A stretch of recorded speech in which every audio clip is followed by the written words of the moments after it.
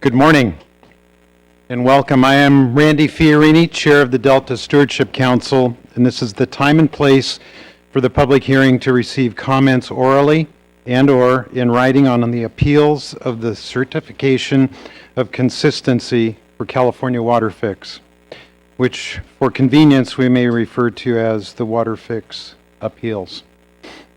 Let the record reflect that it is 9 o'clock on Wednesday, October 24th, and we are here today at the Ramada Inn West Sacramento Conference Center at 1250 Hollyard Drive, West Sacramento, California. Council members Mike Gatto, Frank Damrell, and Skip Thompson are present for this hearing. Before we begin, I have a few general announcements. Please first look around now and identify the exits closest to you. Should an alarm sound, we will all be required to evacuate this room immediately. In that event, please take your valuables with you. Second, and important, maybe more important, the bathrooms are located down the hall, just beyond the reach of this room that we're in. Third, there is a public parking lot across the street from this hotel. If those of you who have not arrived yet are looking for parking, for those of you who may have chosen to park in the hotel area, you will be asked to leave at a convenient time and move your cars to a location across the street. And finally, please silence your cell phones or other devices now. Now turning to the subject of today's hearing. The 2009 Delta Reform Act granted the Council specific regulatory and appellate authority over certain actions that take place in whole or in part in the Sacramento, San Joaquin Delta, and Suisun Marsh, which are referred to in the Act as covered actions. In short, in order to be a covered action, a plan or project must meet a five-way test, be a CEQA project as defined by law, take place in whole or in part in the Delta, be a public project or be funded or approved by a public agency, be covered by one or more regulations in the Delta Plan, and have a significant impact on the achievement of one or both of the co-equal goals or a government-sponsored flood control project. State and local agencies are required to demonstrate consistency with 14 regulatory policies identified in the Delta Plan when carrying out, approving, or funding a covered action prior to initiating the implementation of that action by submitting a written certification of consistency with detailed findings as to whether the covered action is consistent with the Delta Plan. The Council received the certification of consistency for WaterFix as a covered action from the Department of Water Resources on July 27th, 2018. It was marked as filed on the same day. The Delta Reform Act allows any person who claims a covered action is inconsistent with the Delta Plan to file an appeal of a certification of consistency with the Council. The Delta Reform Act also set forth specific guidance for how the Council must conduct appellate hearings. And in 2010, the Council adopted procedures to guide the appellate process. Together, these rules are what guide the Council, specifically Water Code Section 85225.20 requires the Council to conduct a hearing on appeals within 60 days of the date of filing and to make a decision on the appeals within 60 days of that hearing. 9 appeals of the certification of consistency for WaterFix have been filed, and issues raised by the appeals are within the Council's jurisdiction.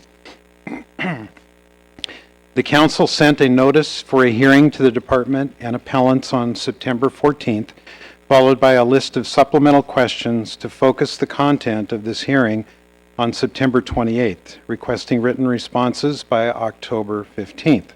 All notices and communications between the Council and the parties are available on our website.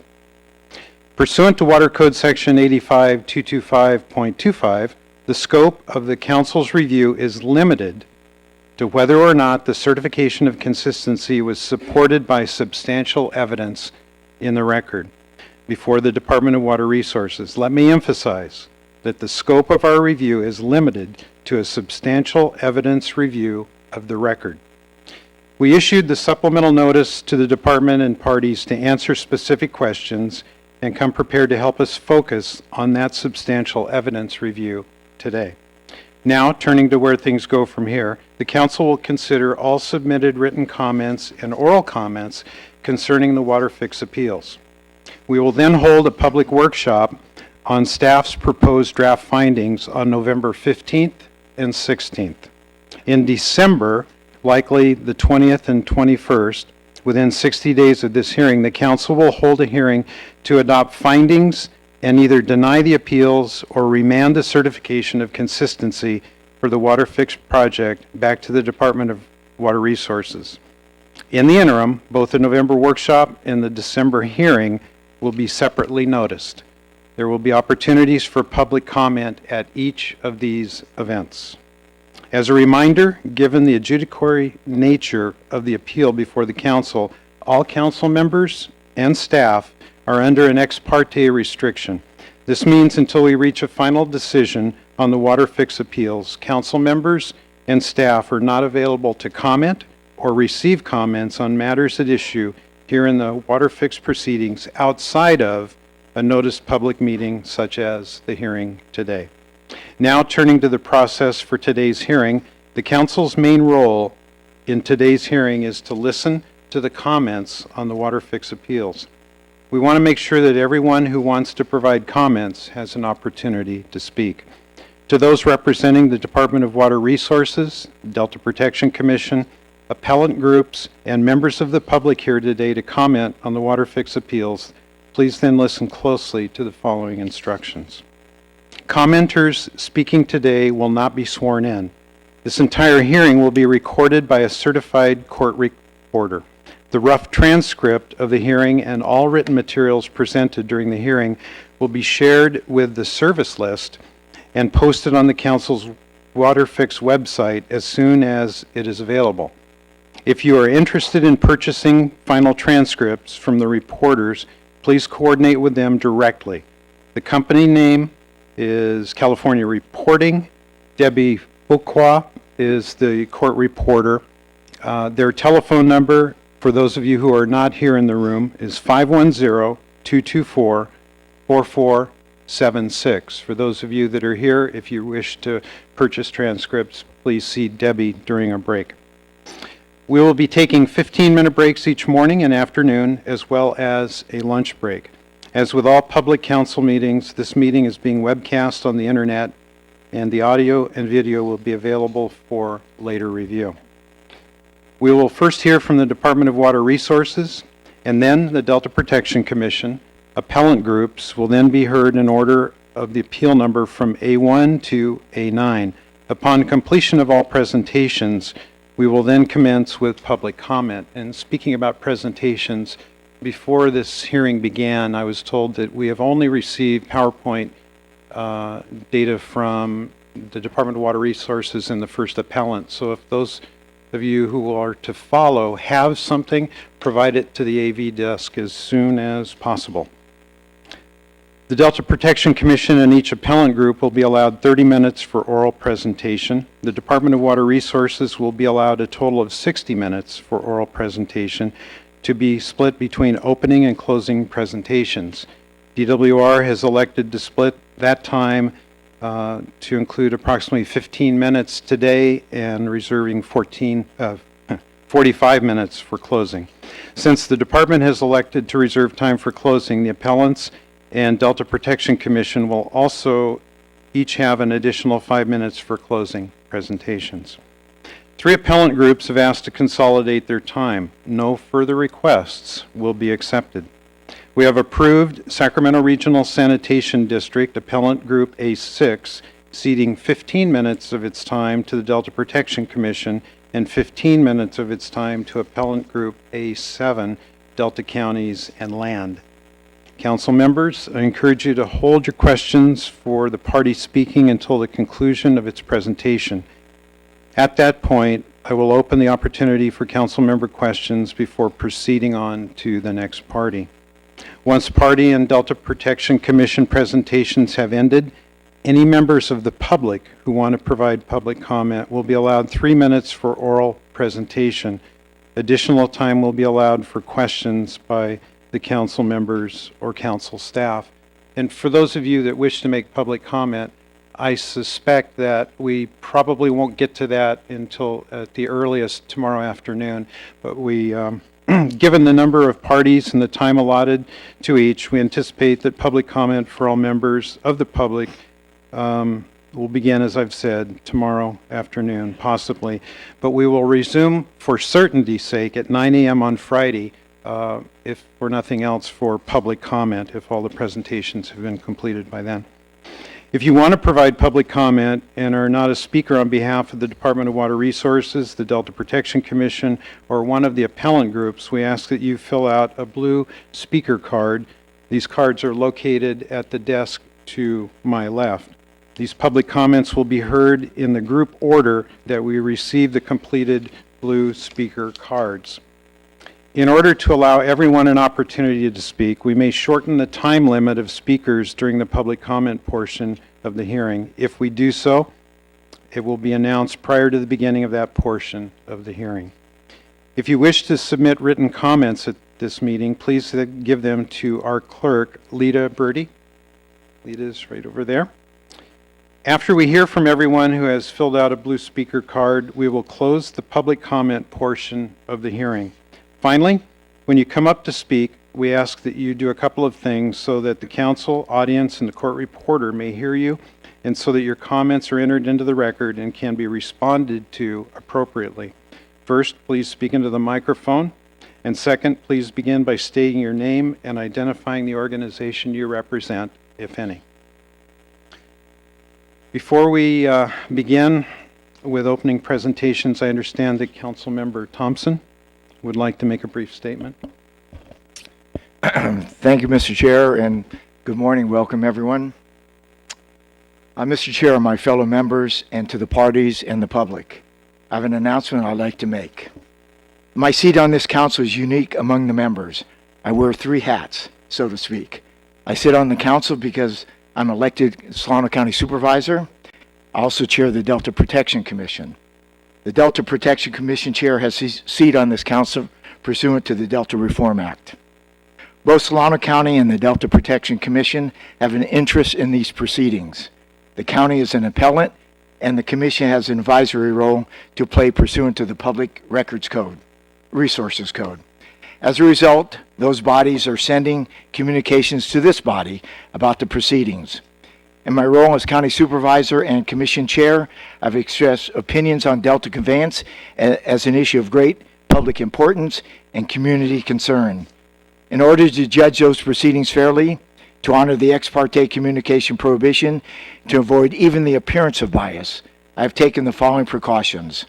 I've created an ethical wall separating me from all Solano County and Delta Protection Commission activities and communications relating to the WaterFix. I did this once we went under ex parte prohibition on July 17th. For example, before those bodies deliberate matters relating to the WaterFix, I recuse myself and leave the room. I take no briefings from staff at either public body or WaterFix matters. Any inadvertent communications I've received about WaterFix, I've disclosed. Those disclosures are posted on the council's WaterFix webpage. 2, I have had no role in drafting, reviewing, or authorizing any of the correspondence to the council, or anyone for that matter, from either Solano County or the Delta Protection Commission on these proceedings. As a result, though it may not be clear from their letterhead on the communications to this body, I am not a signatory to any document from either entity and have not been since we went under ex parte communication restrictions on July 17th. I take my participation as impartial adjudicator of this matter very seriously and feel that it is important to state this for the record, not only for the proceedings, but for all future proceedings we will have on this matter. And I want to be clear, I will not be recusing myself from these proceedings. I indeed look forward to a fair, impartial process for all parties and participants. Thank you. Thank you, Councilmember Thompson. We will now begin with opening presentations, leading off Director Carla Namath, Gary Lipner, and Ken Bogdan, representing the Department of Water Resources.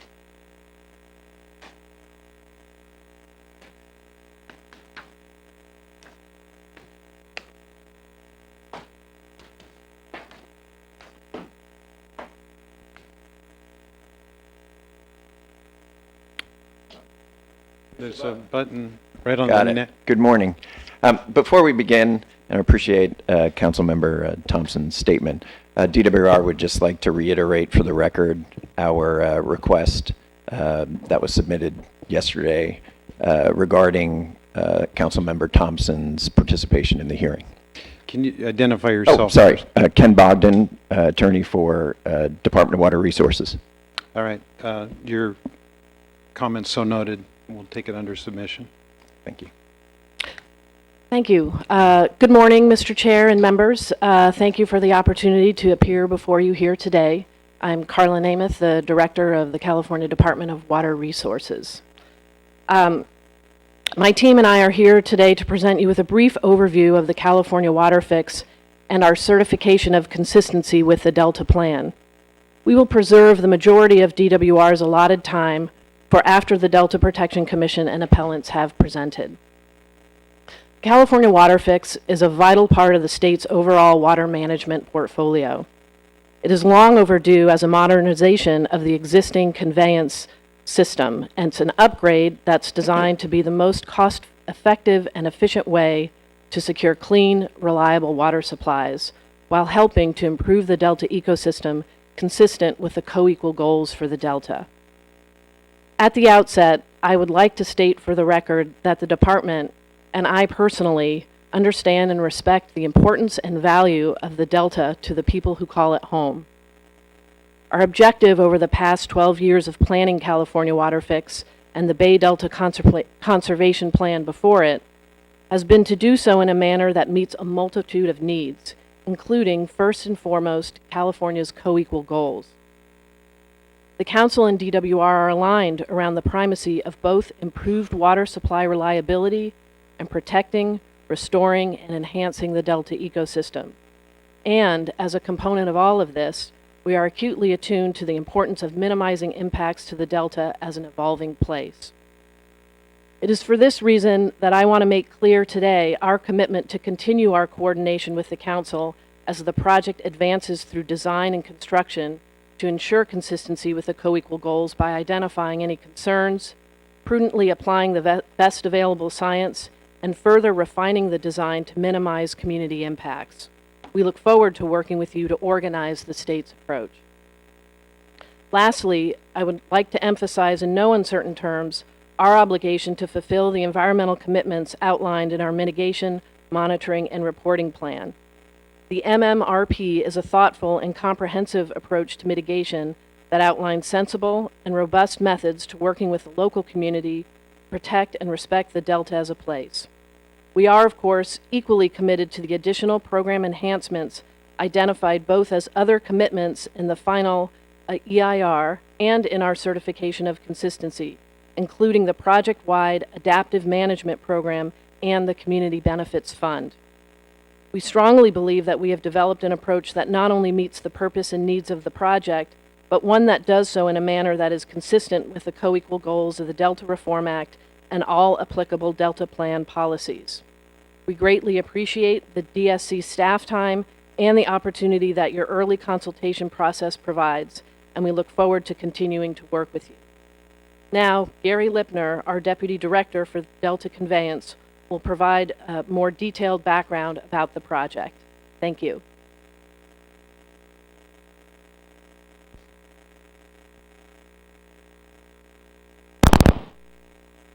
Mr. Chairman and members, thank you for the opportunity to describe the California WaterFix project.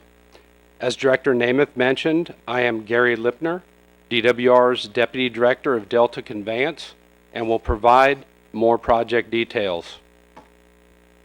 The fundamental purpose of the California WaterFix is to make physical and operational improvements to the State Water Project water conveyance system in the Delta necessary to restore and protect ecosystem health, water supplies of the State Water Project and Central Valley Project south of Delta, and water quality within a stable regulatory framework consistent with statutory and contractual obligations.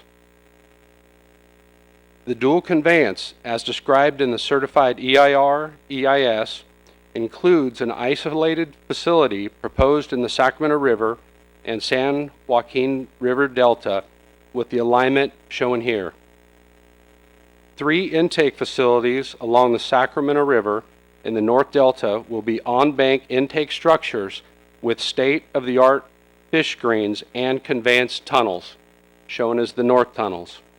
An intermediate forebay to receive flow from each intake facility and provide for gravity flow delivery through dual main tunnels to the North Clifton Court forebay.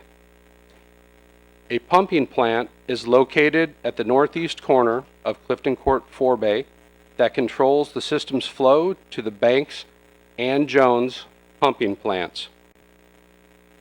Operable gates will be constructed on the head of Old River in conjunction with the WaterFix project to reduce migration of San Joaquin River salmon into the South Delta through Old River. The project includes intake locations that provide more flexibility in securing a reliable water supply. 3 intakes of 3,000 CFS each for a total of 9,000 CFS. The new intake locations in the North Delta are located away from South Delta critical habitat for fish species. The project uses 2 tunnels up to 150 feet below surface. This subsurface location will provide greater resiliency to sea level rise, earthquakes, floods, and levee failures. Additionally, the use of tunnels instead of canals substantially lessens impacts to agriculture and delta communities. This slide illustrates the project's objective to improve delta ecosystem. The natural delta river flow is primarily east to west. By minimizing harmful reverse flows caused by powerful pumps, we can return to the more natural delta flow. For native fisheries, this improvement will restore natural flow patterns. Dual conveyance means using the north and south diversions as circumstances vary to lessen the impacts on fish while continuing to meet water quality regulatory requirements that protect beneficial uses in the delta. In summary, WaterFix is part of the state's overall water management portfolio. WaterFix secures improved water supply reliability for more than 25 million Californians and more than 3 million acres of farmland. As Director Nemeth said, WaterFix is a modernization to our existing conveyance system. WaterFix will protect, restore, and enhance the delta ecosystem through fish protection and through more natural east to west flows. WaterFix will provide an enhanced ability to address future uncertainties with natural risks and climate change, including levee failures, rising sea levels, and earthquakes. This project is the product of many years of work and transparent process with over 600 briefings, public meetings, and workshops since 2006. Now, Ken Bogdan from DWR's Office of Chief Counsel will provide more project information. Thank you.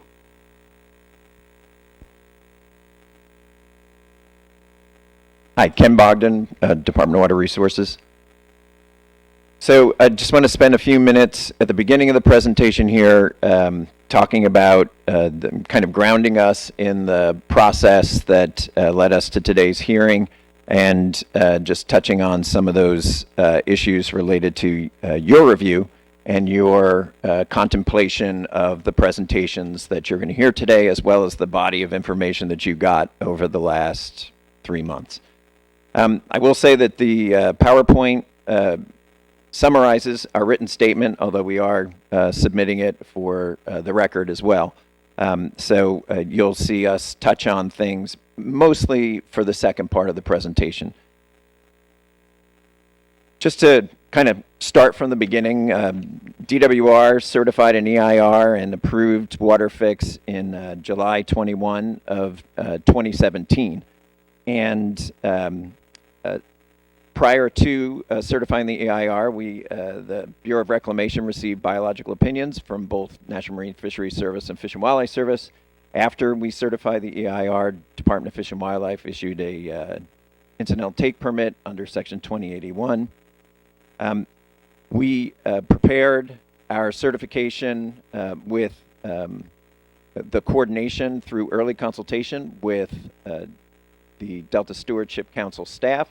That was extensive, and I really appreciated the efforts and the coordination that occurred.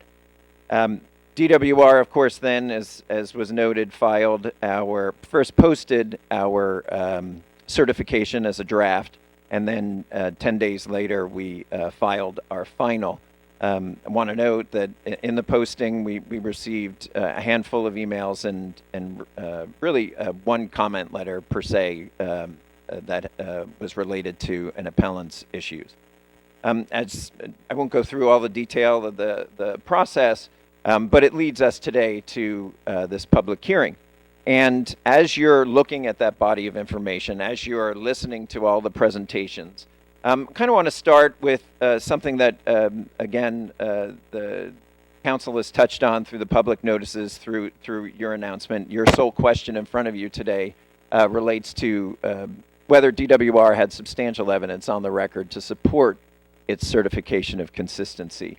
And the challenge here is there's a parallel statewide program going on right now through the State Water Board with their change petition process for California WaterFix. As a part of that hearing, which is evidentiary, there's sworn testimony, there's the ability to cross-exam, there's a separate tribunal where the Water Board is really directed to weigh values of evidence. Your job here is different than that. Your job is not to weigh evidence and decide, well, how might I act if I was in DWR's shoes? Your job, of course, is to just look at our record and say, is that record supportive of the conclusions related to consistency with the Delta Plan policies? So with that, it's incumbent on you as you're looking through that substantial evidence is not to try and reweigh the evidence that we had before us, or to decide that some of the information that we didn't include in our record should have been considered or given more weight. The focus should be on whether DWR had that information and how DWR relied on that information to support the consistency determination. Stated another way, the appeals should be denied if they do not point out information that was on our record, substantial evidence, and did not support the conclusions in our certification.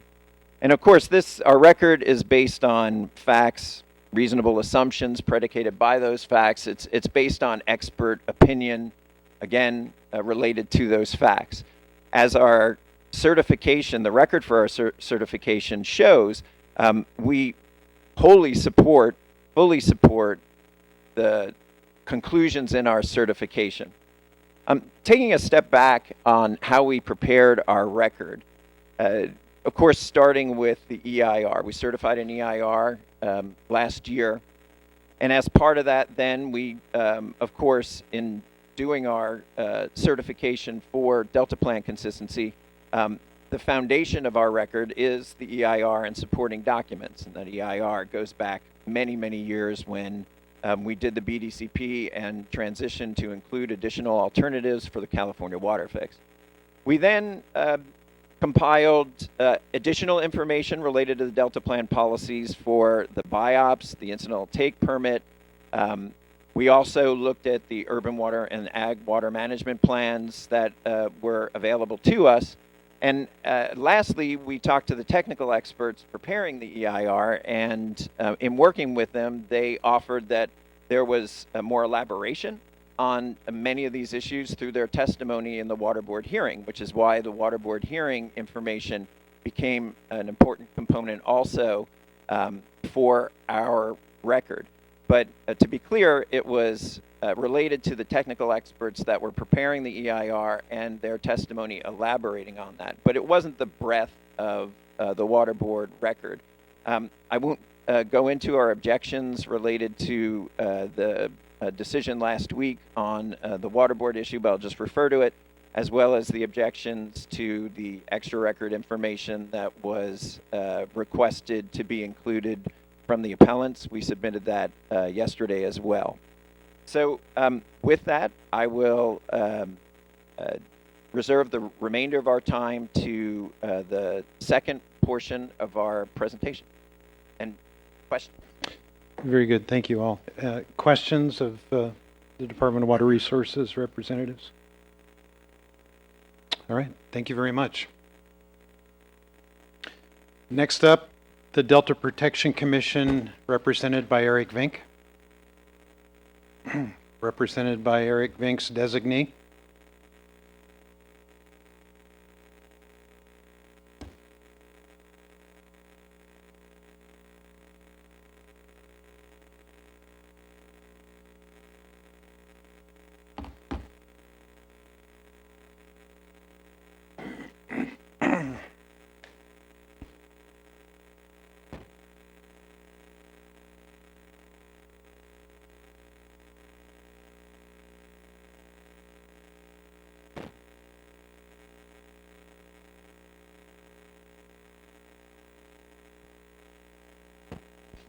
Good morning. You have been seated 15 extra minutes, so you have 45 minutes. Please introduce all the members of your team, and look forward to hearing your presentation.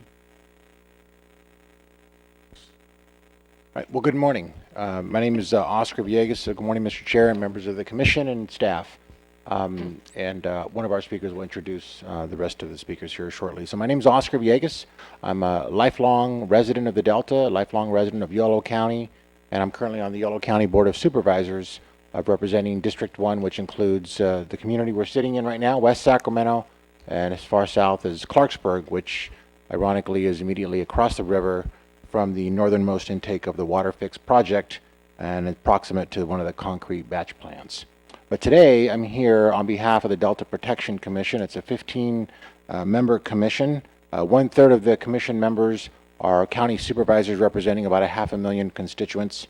And then 11 of the 15 commission members are local representatives who also represent a range of constituencies that will be directly affected by the decision that will be made by this body as the question of consistency surfaces. So, and it's fair to say also that, 4 of the 5 commission members are state representatives, and so my testimony today does not represent their position in any way. So the panel that you're going to hear from shortly includes multi-generational Delta farmers who truly represent the face and the voice of the Delta, so you'll hear from them shortly. I'd like to begin by briefly explaining the role the Delta Protection Commission plays in the rollout of the consistency proceedings.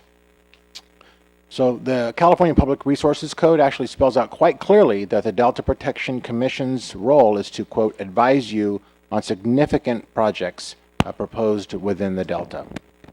And that if within the discretion that you find yourself in, the recommendations are, quote, consistent with the Delta Plan policies and regulations, that you shall adopt our recommendations. So just as a starting point, we wanted to make sure that everybody understands the role the Delta Protection Commission plays in these proceedings. So we believe today's, in part at least, is a bit of a checkpoint, if you will, along the lengthy path being taken by the very significant project that's proposed before you, the WaterFix. Notwithstanding the path, the code itself is actually quite clear in that the Delta Protection Commission does have a formal role in these proceedings. So while we recognize that it's easy to overlook enforcing the codes and to simply focus more of your time on the project itself and the outcome, today's quasi-judicial responsibility that you all have today with the proceedings changes that. The role was purposely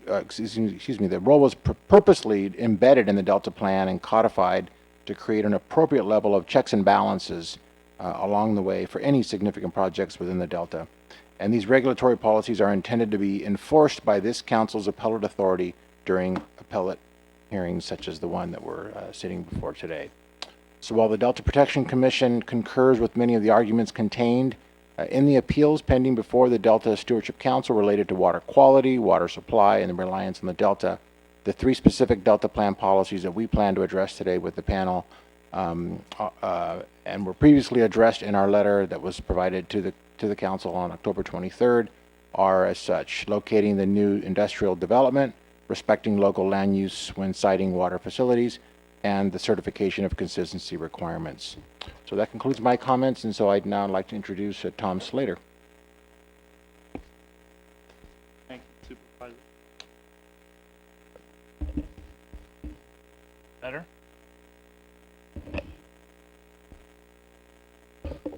There we go.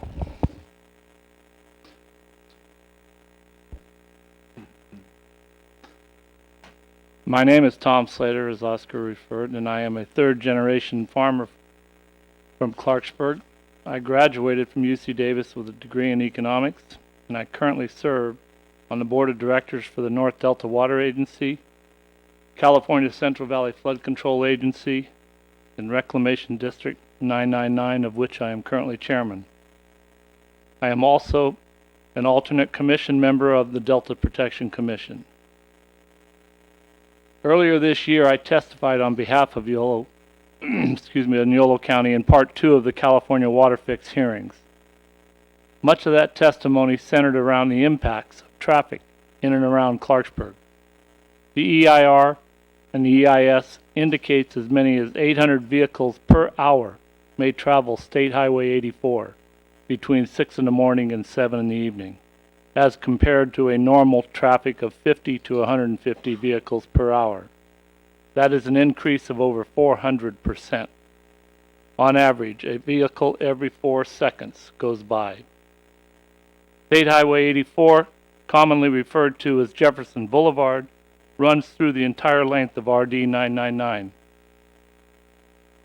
The projected traffic conditions will greatly impact Reclamation District 999 employees from moving excavators, backhoes, bulldozers, and not to mention the importance of the highway for emergency operations and keeping landowners safe from potential flood events. I'm quite sure you can all imagine the difficulty in moving equipment and delivering farm commodities under these conditions. Not to mention trying to go to the grocery store, take your children to school, or make a doctor's appointment. This not only restricts our ability to work in the Delta, but it will impact our ability to exist in the Delta, and it is contrary to the goals of how best to protect and enhance the unique Delta values. The Delta has become a very high-quality region for the production of wine grapes. Some of the finest grapes in the state are produced here in the Delta.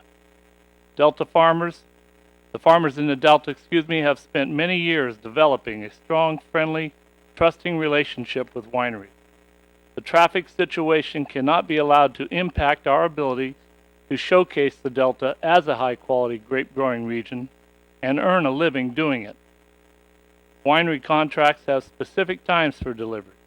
Many grape varieties in the Delta are purchased with the intent on processing within a certain amount of time from the picking time. These specific instructions are addressed in the grower contracts. The quality of the grape diminishes the longer it sits in a truck. Prices are negotiated with delivery times considered. It is therefore reasonable to conclude that this increase in traffic will have a major economic impact to the Delta as a place. The Delta Protection Commission is living up to our charge of representing Delta interests and advising the Delta Stewardship Council on how to protect and enhance the unique cultural, recreational, natural resource, and agricultural values of the Delta as an evolving place. Now it is your charge to make sure that happens. Now I would like to introduce to you the next generation of people who will continue to contribute to the Delta as an evolving place. They are both graduates of the Delta Protection Commission's Delta Leadership Program.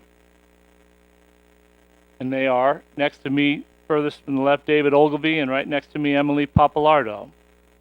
Both Dave and Emily are great examples of the next generation. They are here with enthusiasm and new ideas to add to old traditional values and continue what previous generations have started. Many of these businesses are well over 100 years old. Dave and Emily are at a point in their young lives where they are trying to invest in their communities as well as their family businesses. They will do what my generation did and previous generations did in the Delta. They will increase property values. They will attract new markets for their produce. They will invest in new community projects with their own money and resources, but they will need the opportunity to do those things. They will need the opportunity to continue with keeping Delta as a place and to protect and enhance the unique Delta values. So without further ado, please welcome Dave Ogilvy first. Hello there. As Tom said, my name is David Ogilvy. I'm a fourth generation farmer in Clarksburg of the Wilson family, Wilson Farms. I've also started another extension of that, being Muddy Boot Wine and now Silt Wine Company with a tasting room in Clarksburg. I'm also a trustee of RD 150 and the current chair of the Clarksburg General Plan Advisory Committee. I grew up in Clarksburg and developed in the community through school, church, sports, and a love of farming and the culture that it brings. I didn't know the special place that Clarksburg was until I came back after being gone for 15 years. I went to UC Davis first and then traveled the world working and found myself on the East Coast. We then my wife and I had our first child, Molly. She was born on the East Coast, and we decided that we wanted to raise her closer to home and with the same values and culture that I grew up with. At the same time, fortunately, my family farm called me back, and they said, we're ready for you to come back and take over the reins. So I wanted to bring out the person who started it all is my grandfather, Dave Wilson. He's the second generation. Just as you guys are, as the council here, are stewards of the Delta, he was the steward of our region. He was a steward of the land that he farmed. He's a steward of Clarksburg soil so that future generations would have the opportunity for successful farming. He grew his farm from a couple parcels owned by my great-grandfather, George David Wilson, into the farming operation of over 2,000 acres, primarily in tomatoes and wine grapes. He turned to wine grapes in 1971 because he saw that this was a good opportunity for future success in the region. My uncle Ken Wilson was also a steward of the land. In the 80s, he was integral in the creation of the Clarksburg American Viticultural Area, or AVA, which covers much of the North Delta, not just the town of Clarksburg, but all the way down to almost Walnut Grove and on both sides of the river. Clarksburg is now an AVA for the wine region, or for the wine industry. An AVA means it has a sense of place. It's different from the rest of California, just as Napa Valley is an AVA and Sonoma Valley. So now I look to the future. I look to new opportunities. How am I going to be a steward of our land? New opportunities that are budding in our region, our AVA. The future of Clarksburg will rely heavily on ag tourism. More wineries and tasting rooms are joining Bogle and the old sugar mill, mine being one of them, drawing more and more people to visit the North Delta. We have tourists of all kinds enjoying not only wineries, but biking the winding levee roads, pleasure boating, fishing, or just taking a scenic weekend drive down the Delta. It is as if people in the Sacramento region have finally found out this gem that is the Delta and our home, and we welcome them. The WaterFix tunnel project will crush this new economic emergence of tourism in our region. Bikers will not enjoy a ride on our roadways alongside rumbling loads of material every 4 seconds. The scenic drive is no longer scenic as pleasurable as drivers share the levees and bridges with industrial traffic and concrete batch factories interrupting their farmland views. Tasting rooms will struggle as visitors choose not to enjoy the fruits of our labor because of the constant noise pollution and evening lights. So I ask, what happens to my future? What happens to the next generation of farmers and entrepreneurs who are striving to keep our Delta communities relevant to our local customers?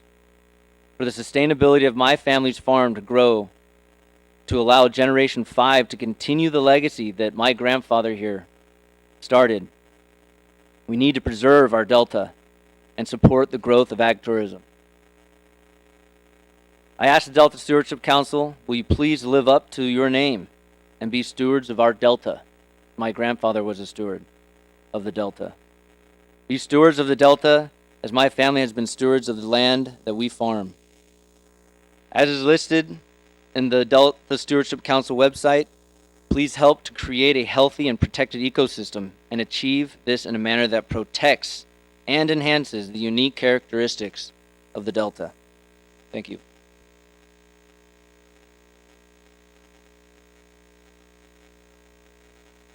Hello, council members. Thank you for hearing our comments today. Can you hear me okay with? My name is Emily Papalardo. I grew up and still spend as much time as possible at my parents' home, private boat club on Steamboat Slough. I'm a member of the Walnut Grove Rotary Club, and I've volunteered for the Portland Fair Fair for the last 9 years. Because I wanted to do something with my career that would benefit my community, I got my master's degree in civil engineering from Davis, and currently work as a civil engineer at MBK Engineers. MBK is an engineer about reclamation of Delta. So I'm wearing a few hats here: resident engineer and wakeboarder. My parents escaped the notion of the Bay Area and bought a private boat resort 28 years ago. They were not boaters, and they had no ties to the Delta. They just thought it was a beautiful place. We've had about the same 15 families coming up to the resort since we moved there. Some have been coming since they were children over 60 years ago. As much as this is home to me, it is home to them. They are my family. A decade of tunnel construction, unlikely any person, even those die-hard skiers and wakeboarders, will endure tunnel construction traffic and noise on their vacation. People come here to experience serenity and beauty the Delta has to offer. WaterFix will make the Delta a construction zone. Based on daily barge trips, it appears we will experience a high volume of barge traffic, about one barge every 1 to 3 hours. It will make recreation on the Sacramento River dangerous, limiting the amount of visibility and room boats have to move around barges. Barges also generate large swells that make the Palm River feel like bay. I'm gonna let you in on a secret. Sacramento River is the best place in the world to ski and wakeboard. The way that the levees are block the wind, making perfect glass almost all the time. Really spoiled me. So, with WaterFix, recreation conditions will be so poor, Delta will be so hard to access. People will stop coming to spend their weekends and vacations in Delta. Delta businesses, our marinas, markets, restaurants work on such low margins due to the small town nature of the Delta. Businesses survive off that added tourism and agriculture. We are lucky if we break even at the resort. Increased environmental regulations make it harder than ever to run a marina. Flat out, Delta businesses barely survive low visitor numbers. One season won't survive 10 seasons of project construction. As a result of this project, they will likely close, and the opportunities for people to come enjoy the Delta lost. Hats talk about the levees. Levees are the backbone of the Delta as a place. They support recreation, agriculture, water supply, ecosystem functions, and most importantly, protect the Delta legacy community. The levees are left to fail. Delta's place, no more. WaterFix tunnel construction has a potential to negatively impact the levee system. Lack of access to high traffic volume, as Tom stated, will limit reclamation district ability to perform routine maintenance operations and repairs on the levee. Necessary levee repairs can also disrupt WaterFix project. Based on the EIR, levee roads will not be improved to handle increased heavy equipment traffic. Levee roads and the levees themselves degrade over time, making them impassable for locals and construction vehicles. Who is responsible for maintaining and repairing the levees from these damages? The construction authority? The locals? Where's the line drawn? Construction will also tie up contractors and construction materials, increasing costs to the local RDs and limiting their ability to do work.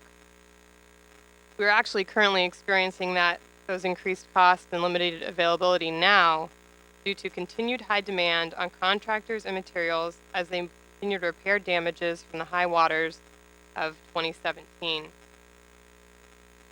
Deferred maintenance from increased cost and limited access, as well as levee encroachments from WaterFix, will impede Reclamation District's abilities to qualify for federal funding through the Corps of Engineers.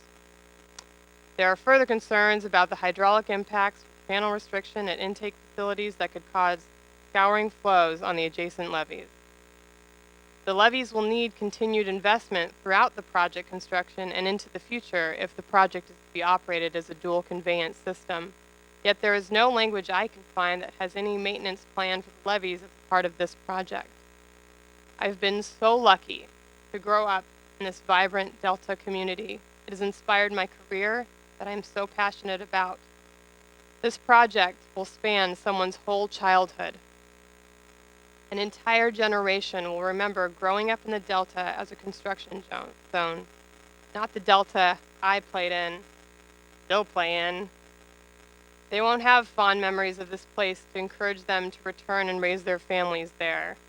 We will lose our next generation. I ask you, please honor charge as a Delta Stewardship Council and find the WaterFix to be inconsistent with the Delta plan. There's been little to no effort in project planning to work with the community. We've suggested alternate projects to reduce impacts on the Delta as place.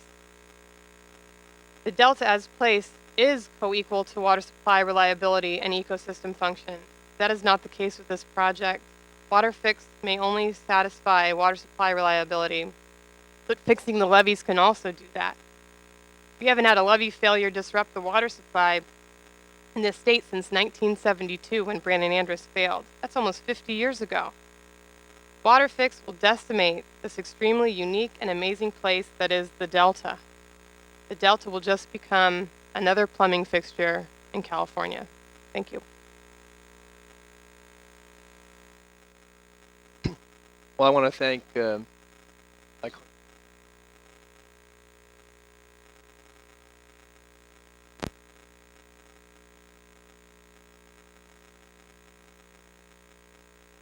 Okay, after we get past the technical difficulties, I'll start again.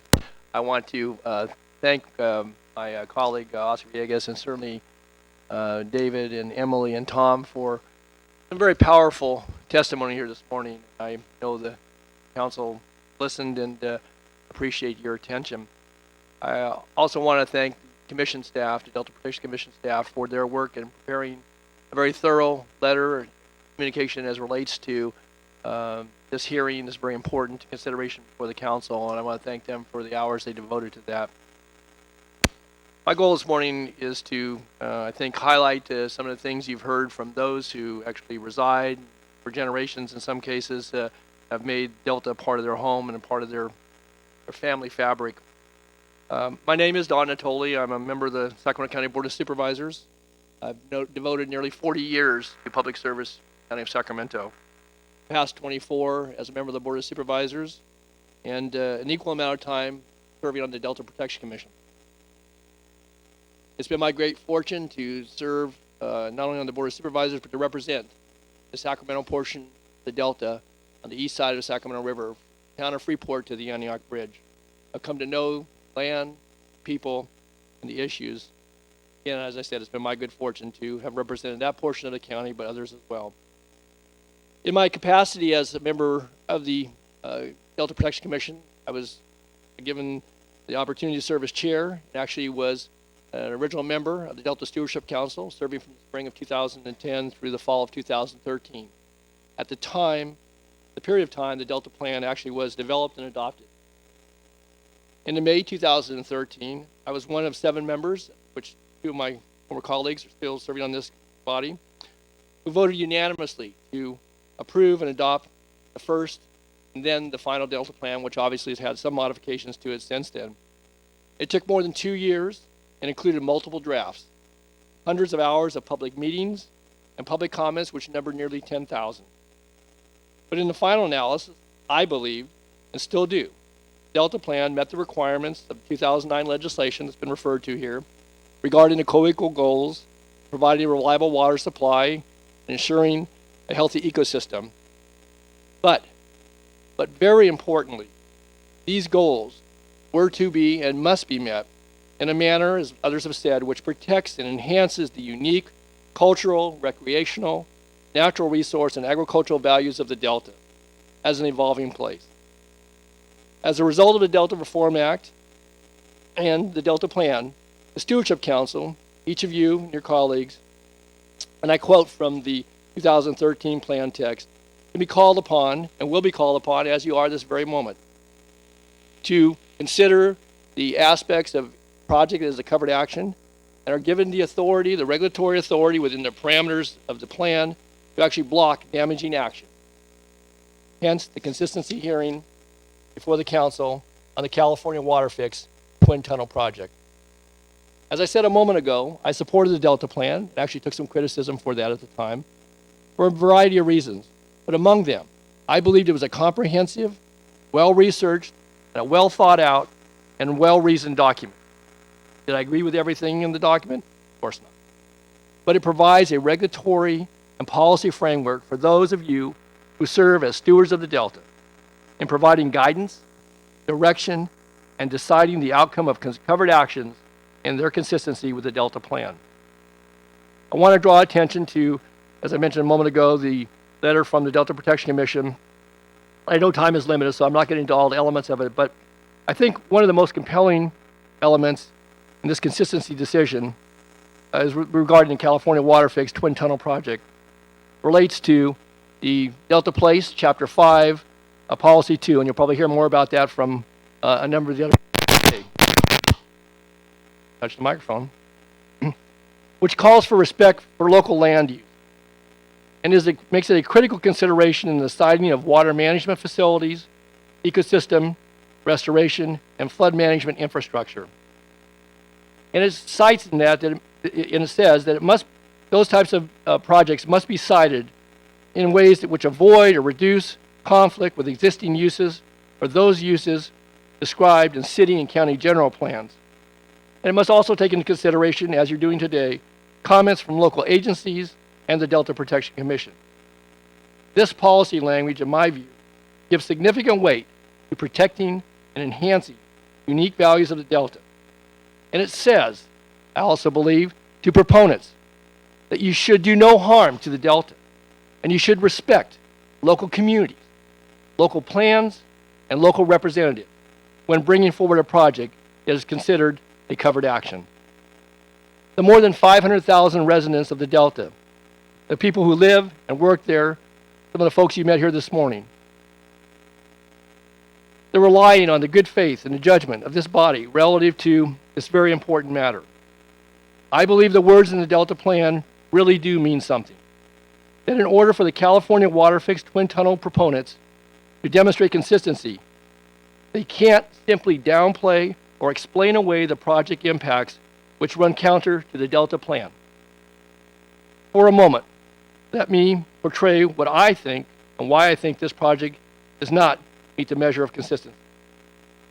In tens of thousands of pages of environmental documentation prepared for the project, we are told that WaterFix will not only improve water supply reliability, but through adaptive management and related activities, will likely help protect and restore and enhance a collapsing Delta ecosystem. But what about protecting and enhancing unique Delta values? Well, that's a far different story. The proponents bring forward a proposal filled with uncertainty, unanswered questions, lack of enforceable protections, and a lengthy list of irreversible, and often unmitigatable impacts. As others have said, the traffic impacts will be horrendous. Again, imagine hundreds upon hundreds of additional truck trips per day on rural roads throughout the river delta, snarling traffic crawling through delta towns dotted with modest homes, small businesses, schools, parks, libraries, churches, and other important assets and amenities where people live and work. And imagine the roar and rumble of big rigs and other transports laden with materials of every shape and size. But this is not a temporal occurrence for only a short period of time. No, it may last for 1, 2, 3, 4, 5, 10 or more years. And then add to the scenario the daily movement of thousands of other vehicles squeezing onto tree-lined, curving, rural two-lane levee roads and narrow delta bridges, and the ensuing continuous disruption of daily life and commerce, as well as interference with annual planting and harvest seasons for a decade or two or more. These quiet rural farming areas will be transformed into gigantic construction zones, more akin to an industrial complex and tranquil country settings. Impacts of these prolonged and intense activities, sometimes 7 days a week, 24 hours a day for years, will undoubtedly affect the quality of life and daily activities of these rural farming towns.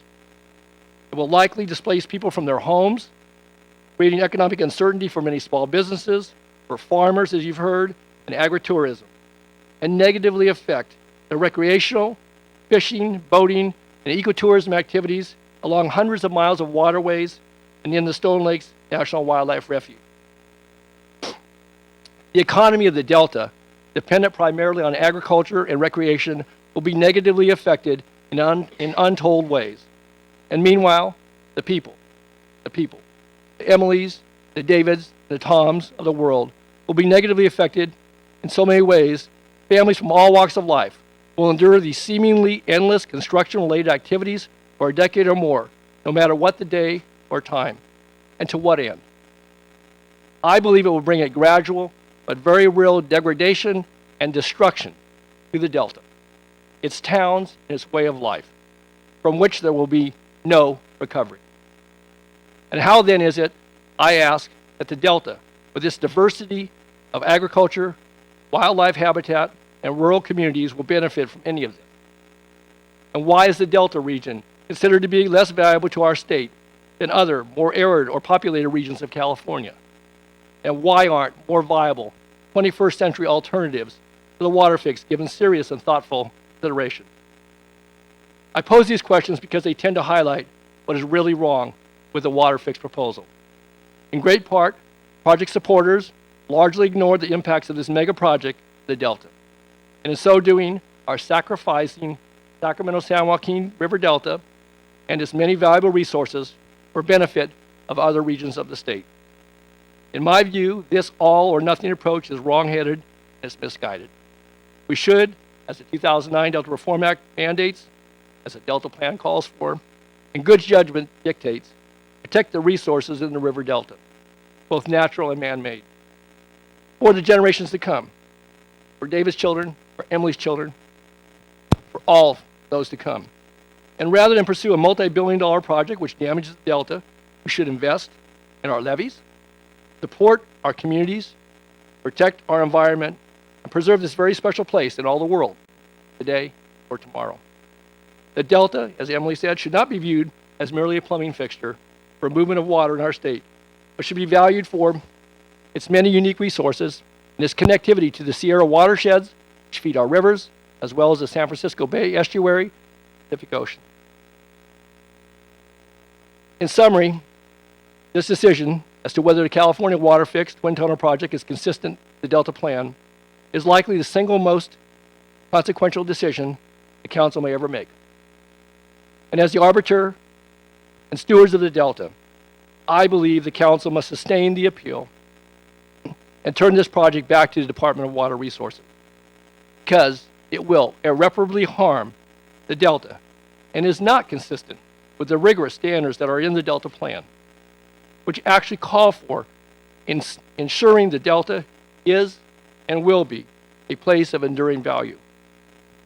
In essence, your decision is one for the ages. The Commission, the people of the Delta of California are looking to your leadership, your resolve, and your good judgment in this matter. So as I close, I would implore this council carefully weigh, I know you will, the matter before you, to pay close attention to the spirit and the intent of the Delta Plan. And at the end of the day, define the project consistent Delta Plan. The future of the Delta is squarely within your grasp.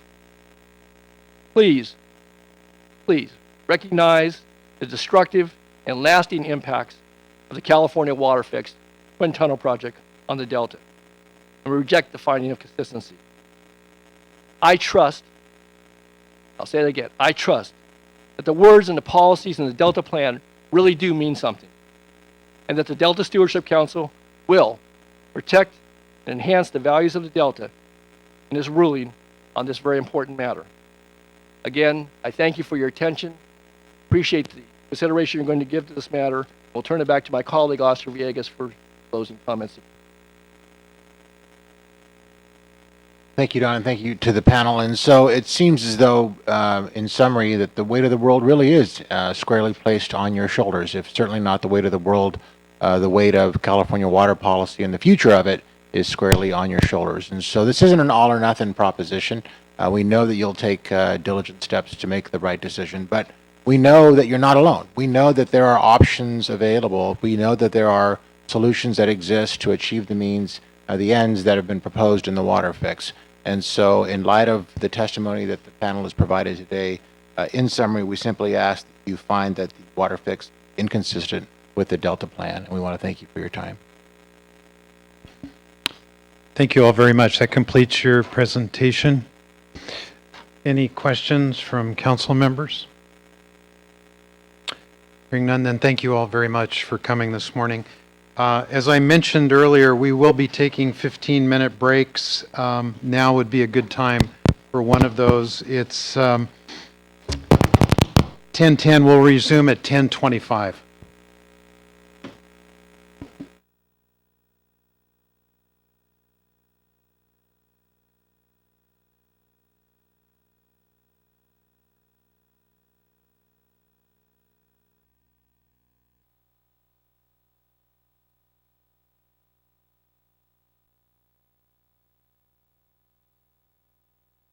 Next up is Appellant Group A1, North Coast Rivers Alliance, and I show Stephen Volker as the representative. You are. Turn the microphone on, it's at the base of, there you go. I'm Alexis Krieg, Steve Volker's office, representing the North Coast Rivers Alliance Appellants. Welcome. Thank you. Move the microphone as close to you as you can, and I was told not to touch the base. please. So.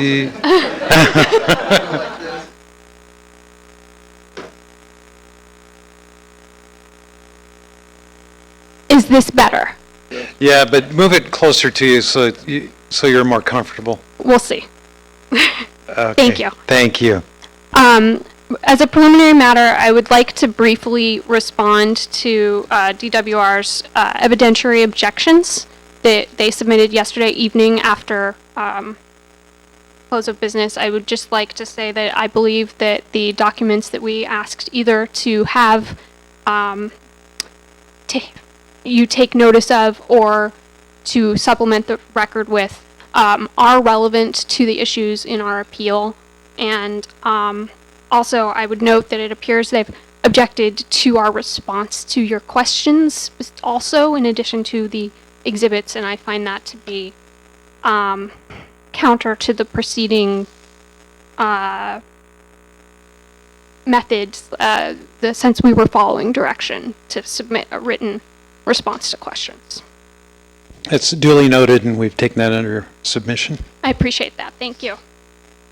Now I will begin the presentation. North Coast Rivers Alliance Appellants believe that the WaterFix is inconsistent with the co-equal goals, and therefore you must remand back to the Department of Water Resources. Let's see. And I would remind you that the co-equal goals means the two goals of providing a more reliable water supply for California and protecting, restoring, and enhancing the Delta ecosystem. The co-equal goals shall be achieved in a manner that protects and enhances the unique cultural, recreational, natural resource, and agricultural values of the Delta as an evolving place. The NCRA appellants believe that the Delta plan is invalid. We've stated the reasons in our appeal. I don't feel like taking time to explain that at this time. We believe that this, the timing of DWR's consistency certification is premature because the WaterFix is not set in stone at this point at all. There's an ongoing CEQA review and an ongoing NEPA review at this moment of a supplemental draft EIR-EIS. The Bureau of Reclamation is still accepting public comments on that draft as we speak, and thus the project is going to be modified if the supplemental EIR-EIS is approved, and it could be modified in response to the comments they are receiving at this time. We also believe that it is premature because of the ongoing water rights proceeding. As DWR mentioned earlier, the State Water Resources Control Board is currently hearing the water rights change petition, and if they were to approve that, they will be conditioning the approval, which can modify what the WaterFix is. At this point, these details are not set in stone. Also, the Department of Water Resources and the Bureau of Reclamation are renegotiating the COA, and that also can impact how deliveries and diversions occur. So, as I said, all of these pending proceedings and processes are likely to alter what the WaterFix is, and therefore it's impossible to make a consistency determination because the project is not final. We can't say the extent to which the WaterFix hinders the co-equal goals of the Delta Reform Act.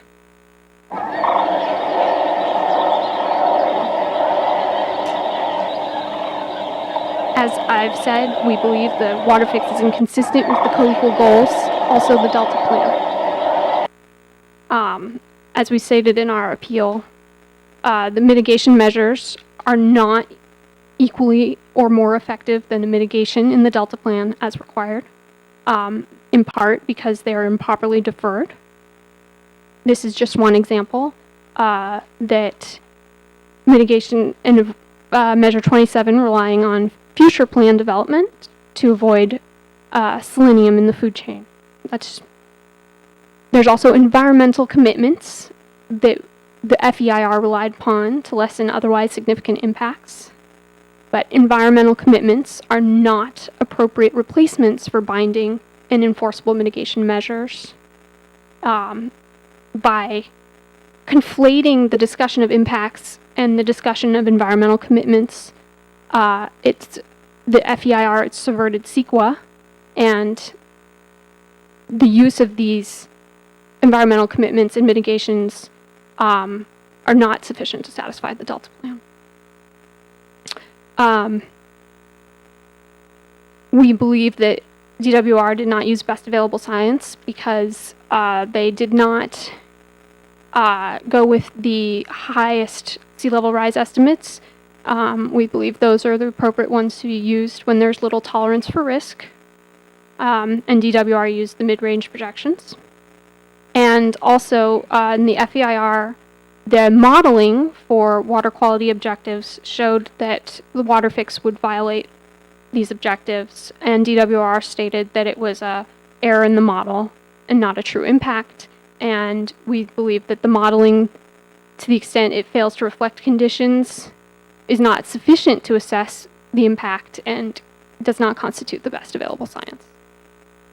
As for adaptive management, specifically, we are concerned that the changing federal priorities and the federal agency's resource capacity makes adaptive management difficult to implement and not sufficient to guarantee a lack of harm. Reclamation and DWR are renegotiating the coordinated operation agreement, as I said. Also, on October 19, there was that presidential memorandum ordering NIMFS and the Fish and Wildlife Service to propose a plan to suspend, revise, rescind regulations or procedures that unduly burden the project beyond the degree necessary to protect the public interest or otherwise comply with the law. And I'll note that was included in a RJN submitted by a different appellant group. And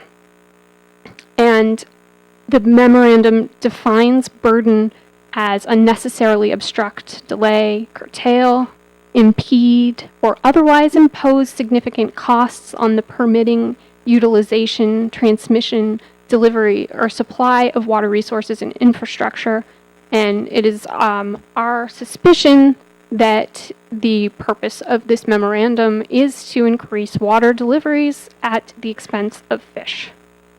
I note also that Jeff McLean from NIMFS has raised concerns in other proceedings regarding the resources required for adaptive management, and Donnie Ratcliffe from U.S. Fish and Wildlife Service has also raised concerns that adaptive management often takes more resources and more time than anticipated.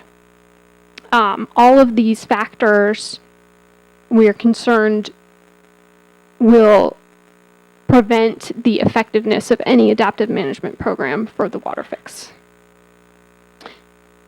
We also note that DWR argues that it does not need to comply with the reduced reliance on the Delta mandate because of an interpretation of the Delta Reform Act that we believe is incorrect. The WaterFix must be required to show reduced reliance on the Delta. We believe the existing conditions that have caused the regulatory restrictions are these dire conditions for fish, and that the appropriate response would be to have made more proactive efforts to restore fish populations, and that replumbing the delta is not the appropriate solution. We note that urban water contractors are forecasting increases in delta supplies to meet future water demands. This is taken from DWR's own documents that they submitted with their consistency determination.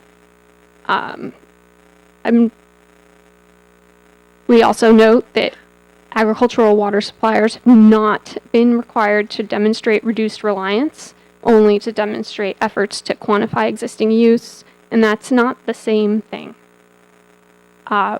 And finally, we'd note that metropolitan water districts vote to fund a significant portion of the project reflects an expectation that Met will receive a benefit for that investment of additional water.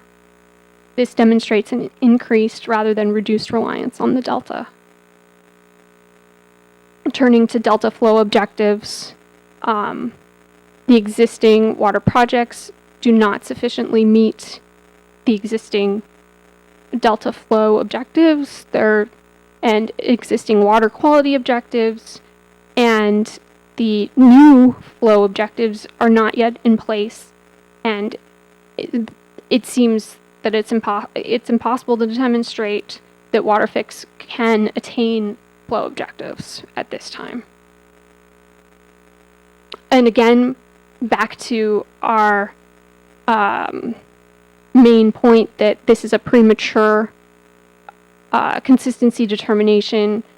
DWR has yet to identify where restoration activities will happen, so it seems premature to determine that habitat restoration would be consistent with the Delta Plan. Again, you can't make a consistency determination for something that's not fleshed out.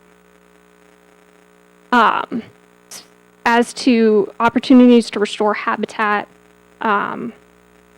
there are temporary and permanent impacts to priority habitat restoration areas.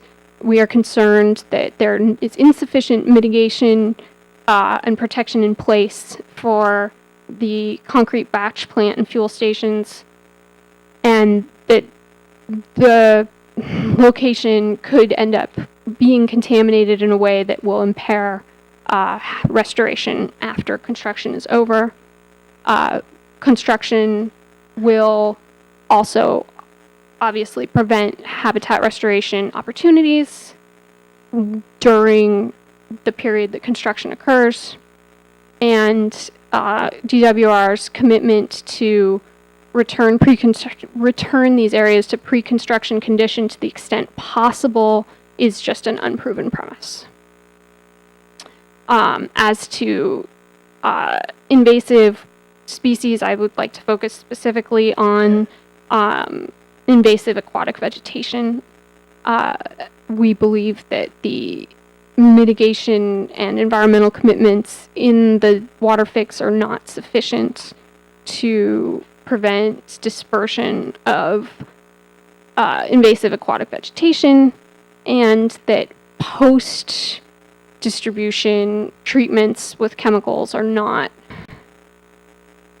effective in comparison to not doing it in the first place. That once aquatic vegetation like water hyacinth is taken place, not root because it floats, but is in a location, it grows really fast and is hard to contain. And so we believe WaterFix conflicts with the goal of avoiding introductions of and creation of habitat for invasive non-native species. And then we get to local land use. The WaterFix EIR states that there are significant and unavoidable impacts, including altering delta community character, conversion of farmland, construction impacts that harm recreation and recreational navigation, visual quality impacts, scenic resource impacts, light and glare impacts, architectural resources, and traffic. All of those are significant and unavoidable impacts of the WaterFix, and none of them can support a determination that WaterFix is consistent with the co-equal goal that should be achieved in a manner that protects and enhances the unique cultural, recreational, natural resource, and agricultural values of the Delta as an evolving place. We believe that diverting the institutional resources for WaterFix from other projects has prevented investment in levees and other risk reduction projects in the state. And for all of these reasons, we believe you must remand the WaterFix to DWR with findings addressing these inconsistencies. Thank you. That completes your presentation? Yeah. Thank you. Any questions of Alexis? All right, thank you very much.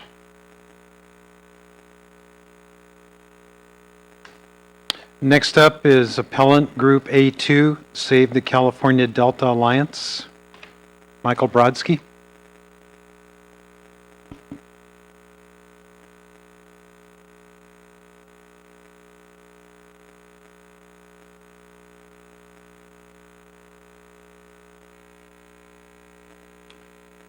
Thank you, Mr. Chairman. Mr. Chairman, members of the council and staff, good morning. It's good to see all of you again. Michael Brodsky on behalf of Save the California Delta Alliance. And before launching into my presentation on the merits, I'd just like to respond briefly to Mr. Bogdan. It's noteworthy he took up most of his opening statement trying to keep documents out of the record. And the Delta Stewardship Council's appeals regulations state that the, quote, record that was before the agency is the record that you decide these appeals on. The record that was before the agency includes all those documents that were in front of the State Water Resources Control Board. DWR looked at those documents that were before the State Water Resources Control Board, and they responded to them by making changes in the project. I've included that in my briefing, and so I think that it's clear that that's something they relied on, and they can't just pick and choose which documents they want to be before you and which they don't based on which are supportive of their position and which are not. It's an objective standard. So I won't detain you with that any further. So if I could start my slideshow.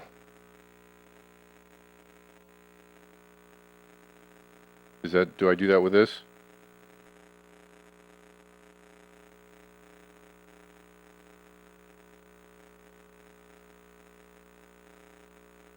Thank you. There we. Which one?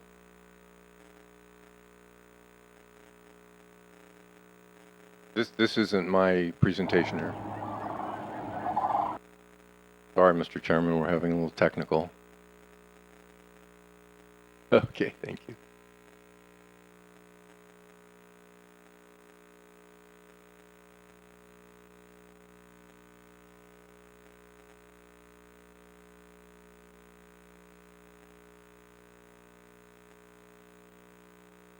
We're A2, Save the California Delta Alliance.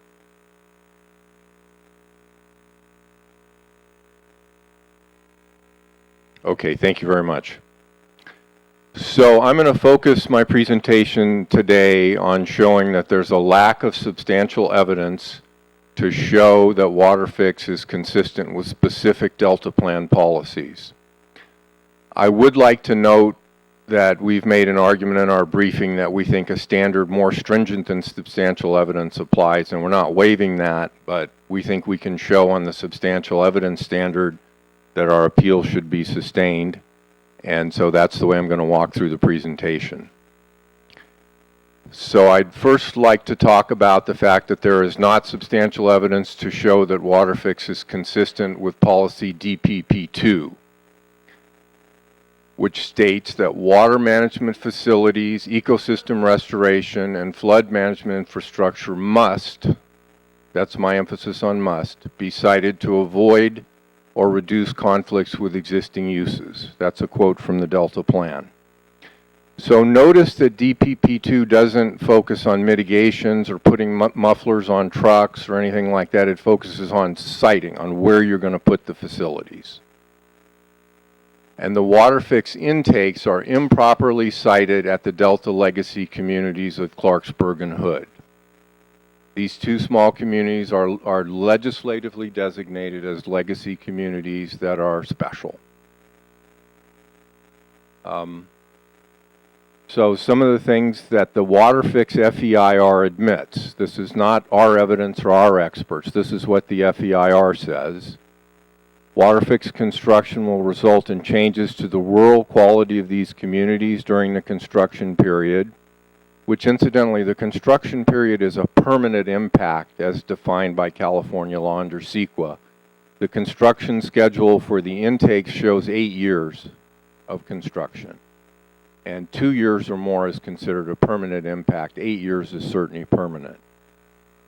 Effects associated with construction activities could also result in changes to community cohesion. Adverse social effects could also arise as a result of declining economic stability in communities closest to the construction effects. These are all quotes from the EIR, and the last one I've bolded Noise-related effects on residential property could lead to localized abandonment of buildings. And we believe that that localized abandonment of buildings that the EIR predicts will lead to wholesale abandonment of Hood and substantial abandonment of Clarksburg. The WaterFix structures, intake structures, are supported by foundation piles that are 48-inch diameter steel piles, 100 feet long, that are driven with impact hammers into the river to support the intake structures. There's a total on the whole project of 23,900 piles and a total of 10,909,704 pile strikes. At the intakes, there'll be 90,000 pile strikes per day when the pile driving is underway. Over an 8-hour shift, that's 3 strikes per second.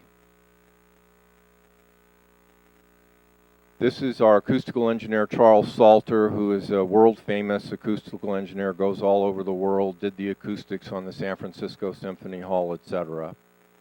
And he performed an acoustical analysis of this pile driving, which is a part of the record before the State Water Resources Control Board.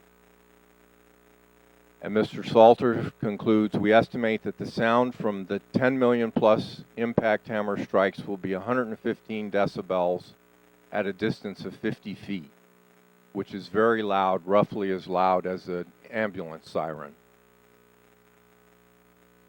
When given the opportunity at the WaterFix hearings, DWR experts declined to dispute any of Mr. Salter's findings as to the noise levels. This is the town of Hood. You can see the 2 intakes there, one just upstream of Hood, one just downstream of Hood. Each of those intakes is about 2 or 3 times as large as the town. There's a large construction yard right next to the town that's about twice as big as the town. And the pile driving activities will be taking place on land and water. And the pile driving noise at the town of Hood will reach 80 decibels, which is equivalent to a freight train 15 meters away. So I'm going to go into more detail, but I think at a glance, an objective observer can see this is a blunder to put those intakes there in that construction yard on top of this little town. They could have and should have been sited somewhere else. This is the intake closest to the town of Clarksburg, and the distances to various features of Clarksburg, the Clarksburg Marina, the Clarksburg Library, and the Clarksburg School campus are given there. And the noise levels are calculated at 75 to 76 decibels at the school and the library. And Mr. Salter concludes, the construction noise will interfere considerably with speech communication in the communities of Hood and Clarksburg, requiring people to raise their voices.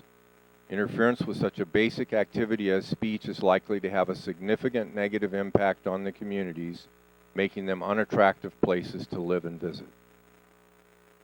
Let me just comment for a moment on DWR's argument that even though the project as described now includes all this impact pile driving, and they admit that it is a significant adverse effect, after the project is approved and after the appeals are denied, they'll consider using some other method for the piles, such as poured piles or capons. But that's not the project that's before you. The project that's before you defines impact pile driving, and it's your duty to find if this project with the impact pile driving is consistent with the Delta plan or not. What DWR represents they might or might not do after you render your decision is irrelevant. This is a representation of the Clarksburg-Hood construction zone, and numerous impacts are shown there. These towns are just surrounded by construction activity. The schedule shows 8 years of construction at the intakes here. And the question we would ask is, would you want to live through 8 years of this? The WaterFix FER conclusion regarding noise impacts is significant and unavoidable.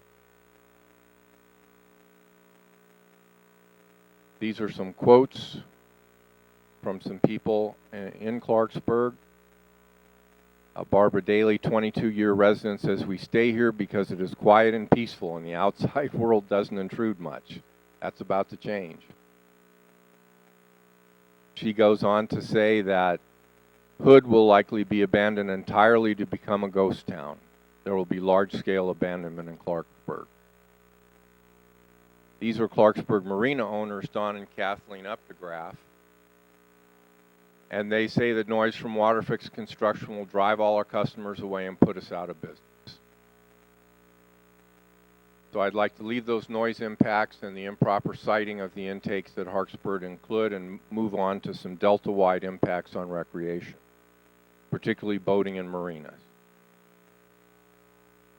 So the co-equal goals we're all very familiar with, and the co-equal goals are to be accomplished in a way that protects and enhances the unique cultural, recreational, natural resource, and agricultural values of the Delta's place. And the Delta plan says these goals the legislature added must, my emphasis on must, be met in a manner that does this, that protects the recreational values of the Delta.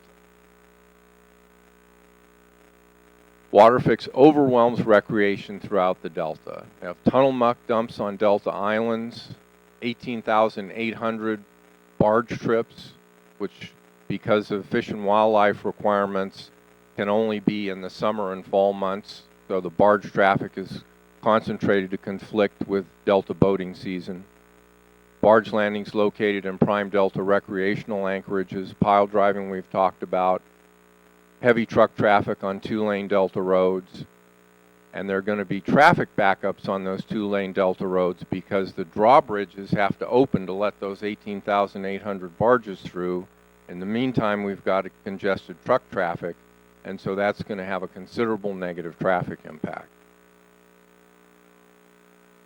And in keeping with what I've just said, this is the CEQA conclusion from the environmental impact report. Construction of alternative 4A intakes and water conveyance facilities would result in permanent and long-term impacts.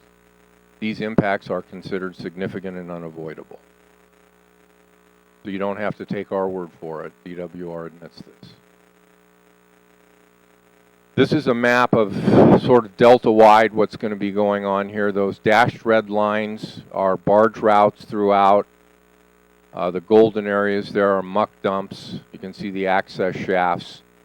And the idea is there that this activity is just all over the Delta. There's hardly a corner of the Delta that isn't impacted by the construction activity, which overall, if the impacts is scheduled for 8 years, overall is scheduled for 11 years.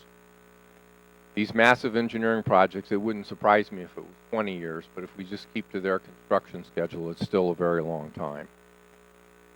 This is one of the marinas, Bullfrog Marina, that's near Discovery Bay, and it is inside the construction impact zone. There's a mid-river geological exploration just upstream that's going to block the channel. Heavy construction across the river there, barges going up and down, trucks on the road behind it. These are some of the impacts, an example of what that marina is going to suffer. And the marina manager, Carl Wensky, comment on the FEIR, which is part of the record here. Our marina will not be able to survive the lengthy construction, and we will have to close our business. And that is exactly what the FEIR said. Recreation-dependent businesses, including many marinas, will not be able to economically weather the effects of multi-year construction activities and may be forced to close as a result. And that indeed will happen. We conducted a survey of boaters at the 2017 Rio Vista Bass Derby, and this was a neutrally worded, professionally drafted survey. And what the 220 people took the survey, they were all Delta recreational boaters. And we read the description of the WaterFix project from the WaterFix EIR to them. I didn't do it personally. We had people who wouldn't be identified as tunnel opponents give the survey. Try to keep it on the up and up. 44% said that they would have a significant reduction in boating activity.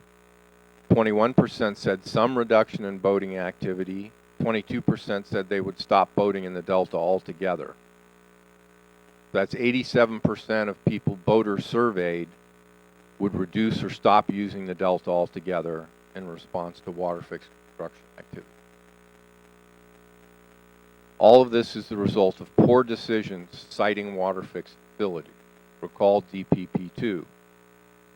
They must be cited to avoid conflicts with existing land uses, and that includes recreation. Some of you are or have been county supervisors, and you know recreational uses is one of the uses in your general plan. And here's the poor siting. We've talked about the poor siting decision for the intakes. Here's the poor siting decision for the route of the tunnels. The red line, the heavy red line, is the route that's before you, BDCP Alternative 4A, otherwise called WaterFix. Why this creates all this problem with these barges, muck dumps, conflict with recreation is because it runs right through the center of the delta. It runs through these islands that can't be accessed by road. That's why we need the barges.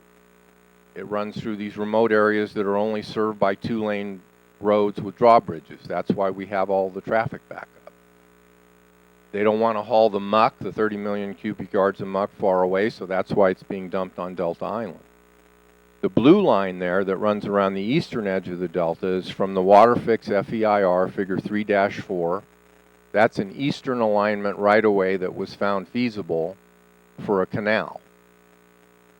What they decided to do was to build the tunnels instead, because the tunnels could be built in a straight line and it was less expensive for construction costs. But the tunnels could also be routed around the eastern edge there, and all these conflicts with Delta recreation would be avoided. So we feel that constitutes a poor siting decision. Sure, they saved some money by running it in a straight line, but there are costs. Those kind of costs economists refer to as negative externalities. That's when you're engaging in an activity and you impose a cost on somebody else who can't get away from it. We're the ones who can't get away from it. One of the justifications that economists give for regulation, even conservative economists, is forcing economic actors to internalize their negative externalities. And those costs should be borne by the water people who get the water from this project. And if this is to be approved, it should be run around the eastern edge there, which would be a reasonable siting decision. Now I'd like to turn to Delta Plan policies ERP1 and WRP1. ERP1 states that the State Water Quality Control Board's Bay Delta Water Quality Control Plan flow objectives shall be used to determine consistency with the Delta Plan. Those flow objectives are all fondly known to all of us as D1641. A key measure in D1641 is the export to inflow ratio. And incidentally, in your more recent performance measures that you've recently upgraded, you use this EI ratio in a lot of your performance measures to measure progress meeting the co-equal goals. And that limits the amount of water that can be withdrawn from the delta for export. The maximum amount that can be withdrawn for export is a percentage of the water that is flowing into the delta at that time. Most of delta inflow comes from the Sacramento River. D1641 specifies that Sacramento River inflow is measured at Freeport. And obviously D1641 also requires that all water exported from the delta is included in the export term of the export to inflow ratio. WaterFix violates D1641 EI ratio. WaterFix does not count any water diverted by the new intakes as an export for D1641. So if at some time of the year those North Delta diversions were exporting 9,000 cubic feet per second, and the existing South Delta pumps at Tracy were shut off, say because melt were around there, that 9,000 feet in this EI ratio would count as zero export. WaterFix also moves the Sacramento River inflow compliance point from Freeport to downstream of the new intake. As I said, the new intakes can divert up to 9,000 cubic feet. For perspective, the flow of the Sacramento River during the summer months is about 16 to 20,000. all exports count as 0 from the new intakes, and the compliance point is moved. So it does not comply with ERP1. It does not. And this is the quotation from the United States Fish and Wildlife Service biological opinion. It says reclamation and DWR propose that the NDD be excluded from the EI ratio. In other words, Sacramento River inflow is defined as flows downstream of the NDD, and only South Delta exports are included for the export component. So you don't have to take my word for it. It's in their documents. Also, all of the modeling that's been submitted to you to show that this complies with D1641 does not show that, because that modeling shows that it complies with D1641 as DWR has unilaterally amended D1641. I fixed this slide 3 times. I don't know why that text is jumping around. I'm sorry about that. So this is a transcript of my cross-examination of DWR's witness. And I say, it's a yes or no question. You're changing the location of where the flow of the Sacramento River is measured to calculate the export ratio. Yes or no? That's correct. So for purposes of CalSIM's modeling that was presented to the board, you took the measurement of Sacramento flow at a point different from Freeport. Isn't that correct? Yes, that's what's being proposed in this criteria, and that's how it was also modeled. Incidentally, DWR wants to keep you being correct. So WaterFix does not comply with policy ERP1, and there is no evidence in the record to show that it does, substantial or otherwise. 0 evidence. Let's move on to WRP1. So this quote, WRP1 quote, is the very core of the Delta Plan, is from your eminent and learned lawyers, Mr. Brown and Mr. Siegel, who are here with us today, in their briefing in our various legal adventures. And I think that's a reasonable characterization. And WRP1, I'm paraphrasing here, it has 3 components. If the water supplier fails all 3 things, not WRP1, in my view, since WRP1 is the core of the Delta Plan, it can't be consistent with the Delta Plan overall. So first, the water supplier has failed to include in their 2015 water management plan the expected outcome for measurable reduction in Delta reliance. That's admitted. DWR's admitted that they haven't done that. Their argument is that they don't have to comply with this, that they can decide to show reduced reliance in some other way. Your Appendix G of the Delta Plan is your explanation of WRP1. And it calls these 3 things here over and over the core compliance requirements for WRP1, and says over and over again that water suppliers must, it uses the word must over and over, comply with these 3 things. So it's admitted that DWR hasn't complied with number 1. Let's skip to number 3. The activity would have a significant adverse environmental impact on the Delta. That's admitted also. The FEIR admits those significant adverse impacts on recreation, on noise, on traffic, on agricultural resources. There are probably others, but that's enough to establish significant adverse environmental impact. So now the only question is, have they failed on number 2, which is that the failure to do number 1 significantly caused the need for WaterFix.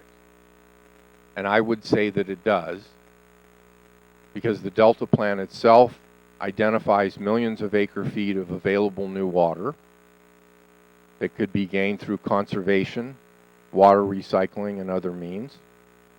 And I would say that it does as a second reason because there's no substantial evidence in the record that they can put forward to counter that, because they've failed to include this information in the water management plans, which is where it has to be by your regulation. So there's no evidence that WaterFix isn't caused by a lack of conservation and other measures that they could have taken.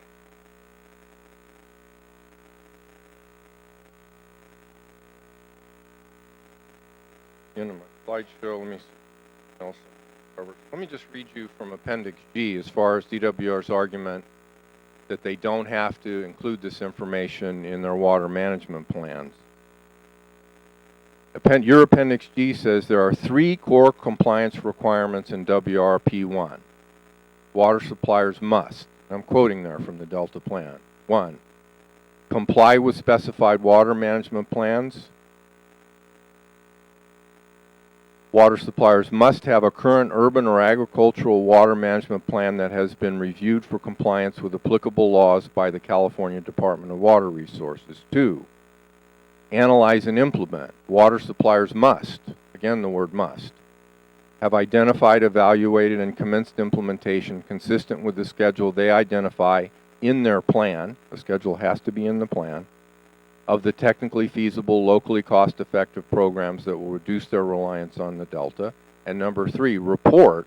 Water suppliers must, again the word must, report on the expected outcome for measurable reductions in the amount of water used or in the percentage of water used from the Delta watershed starting in 2015, end quote.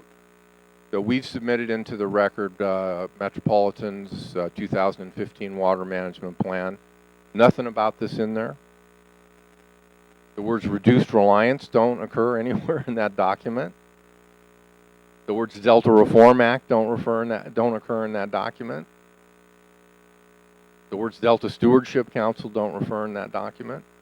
We also submitted into the record DWR, who's a member of your team of agents that's supposed to help implement the Delta Plan, produced a guidance document for all water suppliers to help them produce their 2015 water management plans. And that guidance document has a lot of information in there about complying with state law, and you have to do this and you have to do that element. It says nothing about the Delta reduced reliance requirement. The words Delta Stewardship Council don't occur in there. The words Delta Plan don't occur. The words reduced reliance don't occur. The words Delta Reform Act don't occur. So this failure of the water suppliers to comply with WRP1 in some measure falls at the feet of DWR. Also, DWR's argument that this doesn't have to be in the water management plans, they participated and commented in the drafting of the Delta Plan. In their comments on the Delta Plan, there was nothing in there that compliance with WRP1 was infeasible. If they wanted to say it was infeasible, they had the opportunity to weigh in and get a response on that, and they didn't do it.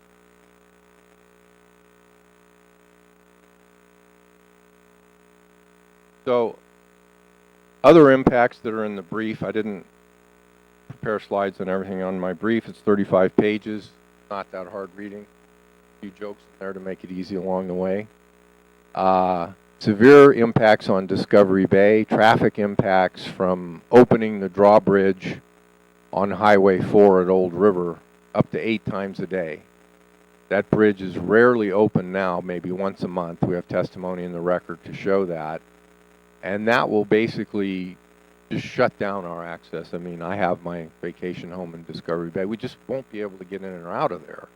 Highway 4 is already severely impacted. And so again, that's a mistake in siting that major distribution facility downstream of that bridge where it has to be accessed by barges. So I think I'll wrap up there unless there are any questions, or if there are any questions. Any questions of Mr. Brodsky? Very good. Thank you for your Thank you presentation. for your attention. We have time to take up one more presentation before lunch. We will now hear from Friends of the River et al., Appellant Group A3, Robert Wright.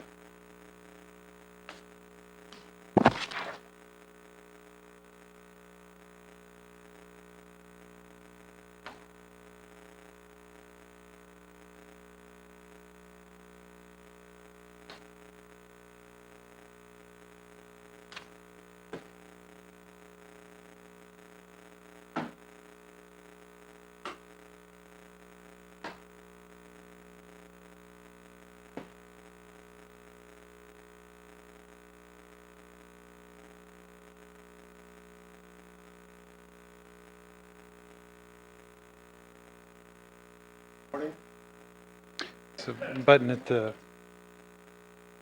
right about, there you go. Yeah, and please introduce your colleagues. Good morning, council members. I'm Bob Wright, lawyer for Friends of the River. Three of us here sent on behalf of Appellant this morning. Right is Barbara Barragan-Faria. She is the executive director of Restore the Delta. And on my left is Chris Schutz. He is a water rights advocate for the California Sport Fishing Protection Alliance. We would like to reserve 5 of our 30 minutes for closing. I'm going to open by just talking a little bit about one important subject. There's a huge elephant that is not here in this room with us. This WaterFix project, the covered action, is a joint project. It's not just the State Department of Water Resources. It's also the United States Bureau of Reclamation. They are not here before you. There is a federal policy to maximize water deliveries from the Delta. We know that from the reclamation's notice on the programmatic EIS on the Central Valley project that they issued on December 29th, 2017. And by the way, any document I mentioned, we have presented to you with our writings, and we have requested that you take official notice of them. We know that from the Secretary of the Department of Interior and his August 17th memorandum about maximizing exports. And we know that from last Friday, when the President of the United States issued a memorandum on Western water policy about creating a mechanism to suspend, revise, or rescind any regulations or procedures that burden a California water project. Now, what is the response of Department of Water Resources to this? From what they filed this week, they're asking you to blind yourself to the reality, to the truth. They're asking you to not take official notice of these critical policies and documents.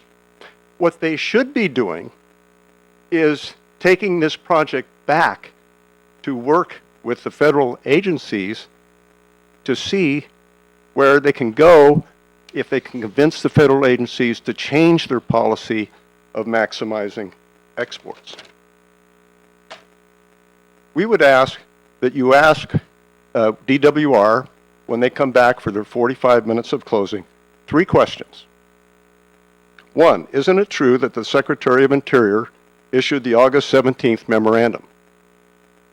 Question 2, isn't it true the President issued the October 19th memorandum?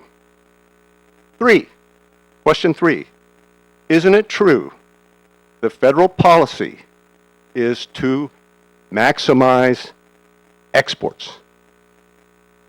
That, council members, that's the practical reality.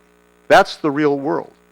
This federal policy to maximize exports makes the Delta Plan policies, the State Water Board flow objectives, the mitigation measures, adaptive management meaningless. What you really must do is remand this covered action to the Department of Water Resources so they can work to see if they can somehow bind the Federal Bureau of Reclamation to all of your policies and your plan, to all of the Water Board's flow objectives, both present and that will be updated, to all of the mitigation measures, and to complying with adaptive management. That is simply what must be done. That's step 1. And then step 2, because the federal government has broad powers under the Commerce Clause of the United States Constitution, and the Sacramento River, the Delta, and the Bay are navigable waters, is to request an opinion from the Attorney General's Office of the State of California if the future efforts after you've remanded to DWR to bind reclamation to comply with everything about this project, if those in fact can be enforceable and upheld given the federal government's powers under the Commerce Clause. In short, the only way you can prevent all these policies from being violated is to remand this covered action back to the Department of Water Resources. Next will be Barbara Barragan-Perea on behalf of our Appellant Group 3. Good morning. Thank you. I'm going to cover 3 areas today. The Delta Stewardship Council should not approve the consistency determination. One, because it does not reduce, WaterFix does not reduce reliance on the Delta for future water needs. The second reason, the process fails to address environmental justice issues as part of California WaterFix or comply with civil rights and policies and laws regarding environmental justice. In particular, the Department of Water Resources failed to identify adequately environmental justice communities in the Delta and do appropriate outreach and examine the impacts on environmental justice communities in the Delta. The last area I will touch on briefly is that California WaterFix is not a reasonable method of diversion of water, which relates to the California Constitution.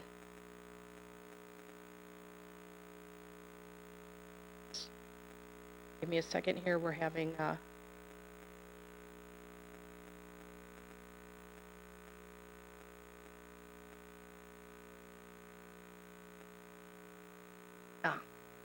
thank you.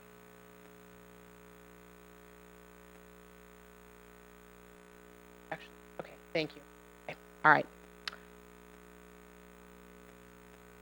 California WaterFix project is not consistent with the Delta plan because policy to reduce reliance on the Delta for California's future water needs. The proposed project is repeatedly described in its environmental impact report and statement and other supportive publicly available documents, including marketing materials, as increasing the capacity for water transfers.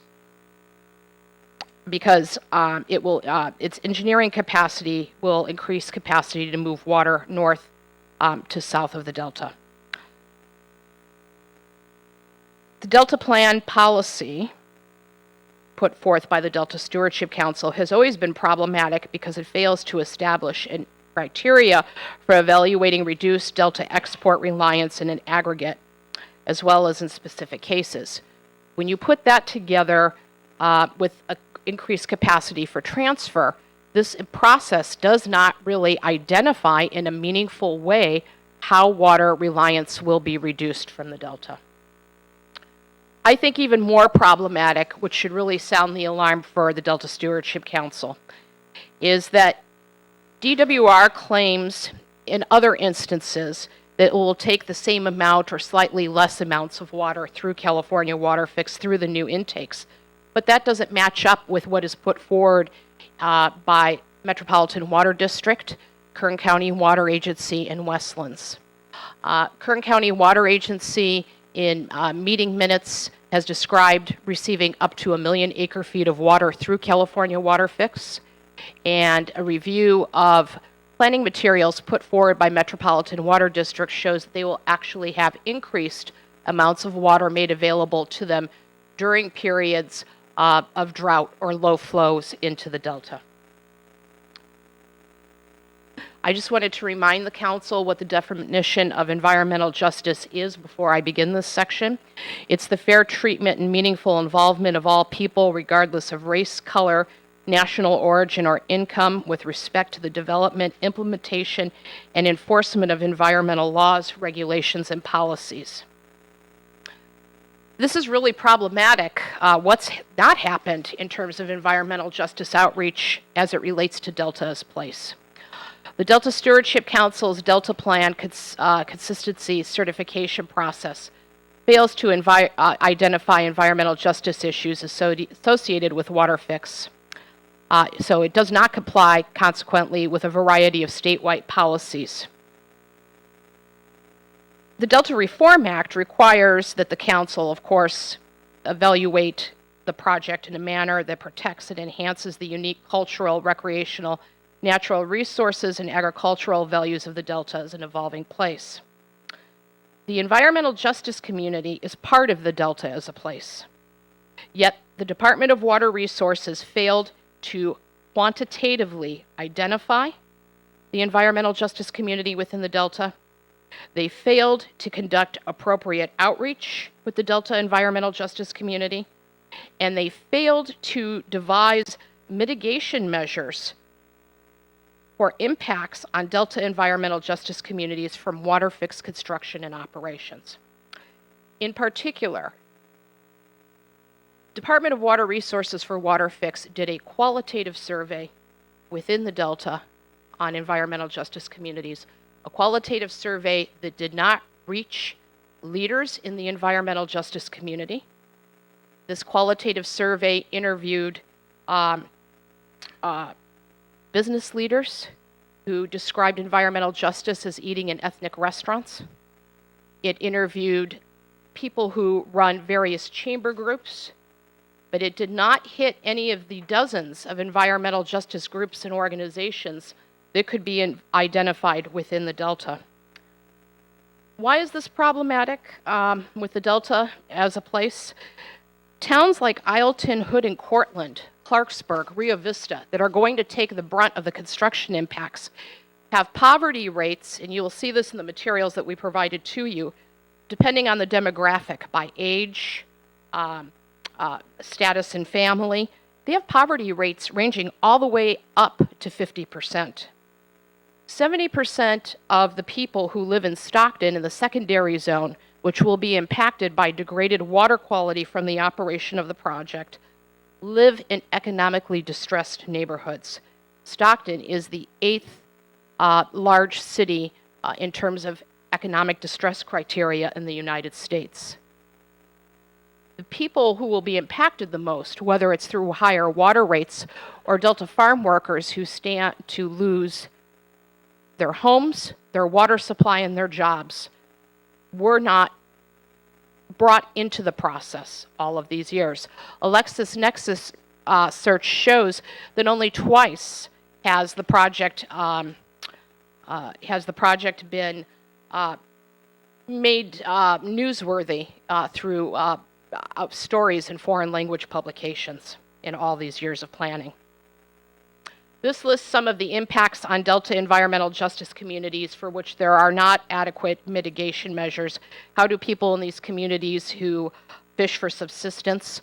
There was no survey done by the state. Our calculations show there's about 40,000 people who fall into this category. How are they going to deal with toxic algal blooms, construction impacts, accumulation of contaminants, fish contamination, and degraded water quality? To wrap up, the process also fails to address the constitutional issues of reasonableness of Delta Plan certifications around whether WaterFix is a reasonable method for diversion of water. It does not, WaterFix is not a reasonable diversion of water because no water availability analysis was done. Proposed screens are experimental and new.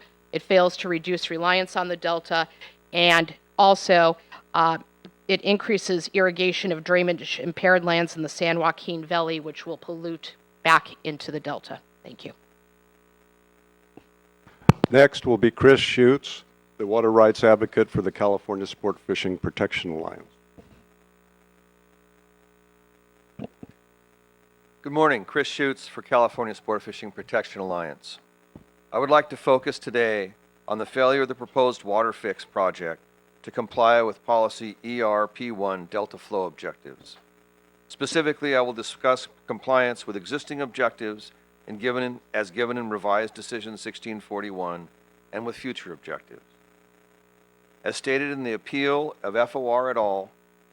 At pages 11 through 12, DWR has redefined the compliance point for the export to inflow ratio in D1641 so that compliance would be measured downstream of the proposed North Delta diversion. DWR wants to have its cake and eat it too. For purposes of water rights, DWR maintains that the proposed North Delta diversions are in the Delta and that adding the North Delta points of diversion would be consistent with DWR's existing water rights that allow in Delta diversions. For purposes of compliance with the export to inflow ratio of D1641 under WaterFix, DWR maintains that the North Delta diversions are upstream of the Delta. The fact that DWR has a legal theory about the underlying purpose of the export to inflow ratio does not change the fact that DWR is proposing to not comply with D1641 as presently implemented, which measures delta inflow at Freeport. DWR's interpretation of D1641's underlying rationale for the export to inflow ratio obscures some of the practical benefits of this ratio, which on some occasions include maintenance of delta outflow, a benefit entirely ignored in DWR's legal theory. DWR's approach to the export to inflow ratio is illustrative of DWR's approach to flow objectives. DWR interprets flow requirements in favor of water supply. DWR's approach to the export to inflow ratio is substantial evidence that DWR will similarly seek to interpret future flow requirements in favor of water supply. In the WaterFix hearings at the State Water Board, CSPA observed that the proposed operating criteria for the State Water Project and the Central Valley Project under WaterFix had to be gleaned by cross-referencing a maze of sometimes conflicting documents. CSPA asked for a single document that described DWR's proposed flow criteria for WaterFix. The result was Exhibit DWR 1143, second revision. FOR et al. Have submitted this document into the hearing record. This is what it looks like. It's spread out here, a series of tables. You may wish to review it. It's not something that stands out among all the other exhibits, unless you're looking for it. The structure of DWR 1143 second revision demonstrates DWR's approach to flow objectives for WaterFix. Rather than affirmatively stating flow objectives that would meet the co-equal goal of protecting, restoring, and enhancing the Delta ecosystem, DWR relies on actions by external entities to constrain DWR's operation for flows. These external entities will define the flow objectives under which DWR and presumably the Bureau of Reclamation must operate the combined State Water Project and Central Valley Project under WaterFix. These external entities include federal agencies, National Marine Fisheries Service, and U.S. Fish and Wildlife Service, as well as the California Department of Fish and Wildlife. Temporally, this reliance on external constraints has assured that the existing flow criteria under D1641 are those by which DWR is asking the Stewardship Council to evaluate the proposed project. DWR has effectively punted on the, quote, appropriate delta flow criteria, end quote, required under the Delta Reform Act Water Code Section 85086C2, giving this council no voice on the issue. Substantively, the reliance on external constraints leaves the operation of the State Water Project and Central Valley Project under WaterFix subject to the future decisions and actions of others. DWR's reliance on these future actions is why this council should rely, in turn, on evidence that FOR et al. Submitted later in time than the record that DWR submitted for this proceeding. On the one hand, the Bureau of Reclamation affirmed in the WaterFix hearings that it would comply with D1641. On the other hand, subsequent to that affirmation were several issuances of major policy direction that placed conflicting requirements on federal actors, including the Bureau of Reclamation. The new policy for the federal entities, as discussed before, requires that they maximize water deliveries. This policy direction came in the form of documents from the Commissioner of the Bureau of Reclamation, from the Secretary of the Interior, and a memorandum from the President himself. there is no substantive reason why this council should preferentially rely on the earlier promises during the WaterFix hearings over the more recent ones that come straight from the top of the federal hierarchy. In addition, each of the major elements of the flow criteria proposed specifically for WaterFix in the biological opinions and incidental take permit for WaterFix is subject to revision under adaptive management or real-time operations or both. These include South Delta operations criteria, how Sacramento River flow at Wilkins Slough will trigger operational actions, Delta outflow, and bypass requirements for the North Delta diversions. These values cannot be dismissed simply as refinements to a clearly defined project. They are major unresolved operational issues whose outcome is speculative. Again, DWR wants to have its cake and eat it too. According to DWR, its promises of compliance under future actions to implement WaterFix, whatever those actions may be, are substantial evidence. However, according to DWR, future flow requirements required by the Delta Reform Act to implement the co-equal goal of protecting, restoring, and enhancing the Delta ecosystem are speculative. And then there is the Coordinated Operations Agreement, or COA, C-O-A. The COA is a basic operating principle of the projects for meeting D1641 and is embedded in every model run presented in the WaterFix hearings before the State Water Board. With the August 17th letter from the Bureau of Reclamation to DWR announcing renegotiations of the terms of the COA, the future of the COA is completely up in the air. Every guarantee that DWR and the Bureau have made in the WaterFix hearings that they will comply with D1641 is founded on modeling that assumes the existing COA. DWR argues that whatever the new COA is, DWR and the Bureau will comply with D1641. How is it not speculative to assume compliance without having modeling that supports it? DWR's record in this proceeding is voluminous, but it is founded on assumptions whose reliability becomes more uncertain by the day. The evidence that DWR and the Bureau of Reclamation will comply with Delta flow objectives, existing or future, is not substantial. Thank you. That would include our presentation, unless, of course, you have any questions for us. Thank you. Any questions? Councilmember Gatto. Thank you. I'll start at the outset by apologizing if my question is focusing on a small part of your presentation. And also I'll apologize if my question is stupid. So the question that I have is, I understand we are confined to the record. I do also have your submissions here in front of me, including a submission you gave to us with the letter you referenced from the Bureau of Reclamation dated February 15, 2017. My question to you is, if your point is that there's a risk that the state of California, including this agency, might be in effect preempted by federal action that reflects a federal policy to increase outflows. So talk to me a little bit about why your position would be that a remand to get more information on this preemption would somehow affect the preemption. I don't understand. Well, I think it's more than a one-step process.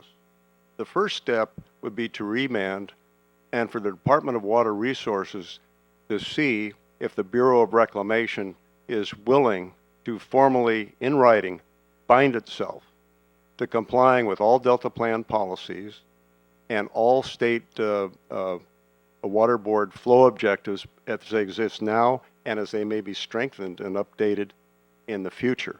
That would be step one. You don't have that now. You have nothing from the Bureau of Reclamation to this Delta Stewardship Council representing that they're going to comply with so much as one word in the Delta Plan. You have nothing, and if I could go on though to finish the answer, the next step, because the federal government, again, does have powers under the Commerce Clause, we are talking about navigable waters, is then DWR could seek an opinion. The California Attorney General's office writes formal opinions at times when they're requested. Is what we have gotten now, once they get it from the Bureau of Reclamation, does this protect us and does this guarantee that our policies and our water board flow objectives will in fact be enforced? Are they real? Are the mitigation measures real? And so forth. So I think it's at least a two-step process, and if they complete both those steps, they would then be in position to seek to come back to you again, because they do have that right to come back to you after they claim they clear up whatever if you remand the covered action to them, they do have the right to claim that, well, now we've fixed that, now we're back again. Okay, so I want to make sure that I understand that. So in the testimony you just presented to us here, I had thought I heard you say that the federal government had expressed a willingness by the October 19th announcement by the president, that was your words, by this 2/15/17 letter by the Bureau of Reclamation, that they do not wish to adhere to the state of California's wishes. But so your viewpoint, which you just said, would be that we would remand to get that so that we would be overridden anyway.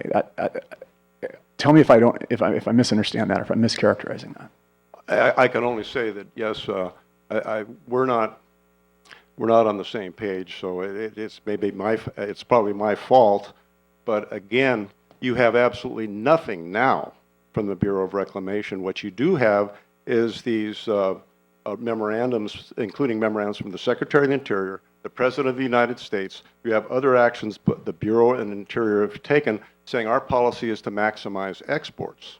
You have DWR came here this morning to tell you, hey, well, we're kind of doing this. We think it will help the environment by, protecting things. You've got two partners, DWR, who is before you, Reclamation, which is not here.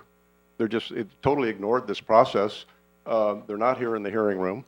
And one of them is saying, we claim we're complying and we'll comply. And the other one is outside announcing policies to maximize exports. And I think in any kind of rational process, when you have a two-partner project, you have to get both partners as a start to commit to comply with everything that you want to comply with, including your policies and your Delta Plan and the State Water Board's flow objectives. Otherwise, you're in a situation where you're really, one way to say it is it's just not the real world. And did I hear that you have 5 minutes, is that tomorrow, to continue this? Yes, Mr. Schutz is going to come back for closing. Okay, it's possible I don't understand what you're saying. And again, I apologize, this is not the meat of your presentation. I realize this is the salt and pepper on it, maybe, or a side dish, but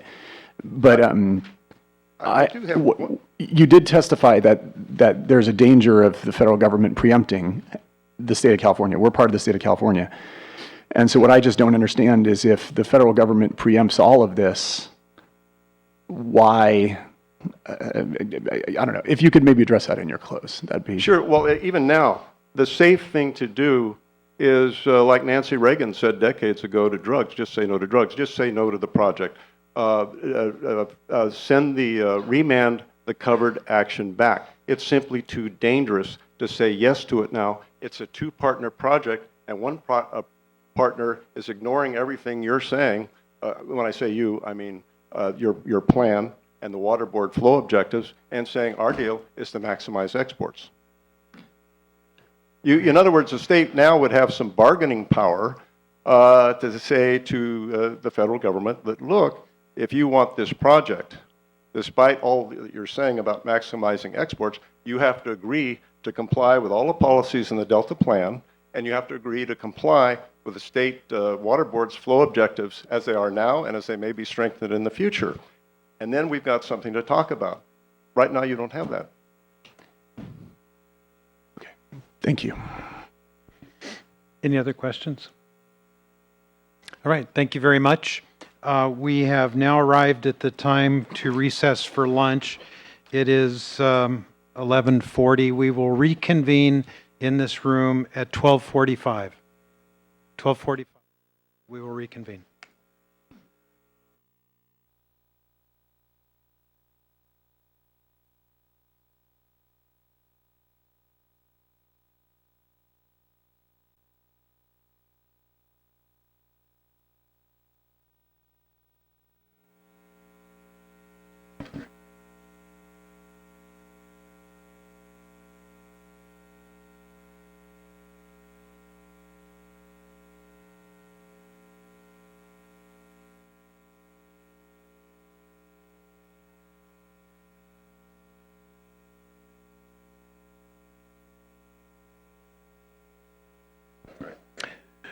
All right, welcome back. We will resume this hearing and proceed with the presentation from North Delta Cares Action Committee. Before you begin, let me advise you all, it appears that we will get through all of the presentations today. And when we recess and reconvene tomorrow morning, we will pick up with the DWR's second round and the rebuttal presentations. So for those of you that are following online and are interested in providing public comment, it looks like that could start as early as around lunchtime tomorrow. That's my best guess. We'll see how it goes, and I'll provide a tighter estimate at the end of today when we know where we've ended. So with that announcement, let's proceed now with Appellant Group A4, North Delta Cares Action Committee. Welcome.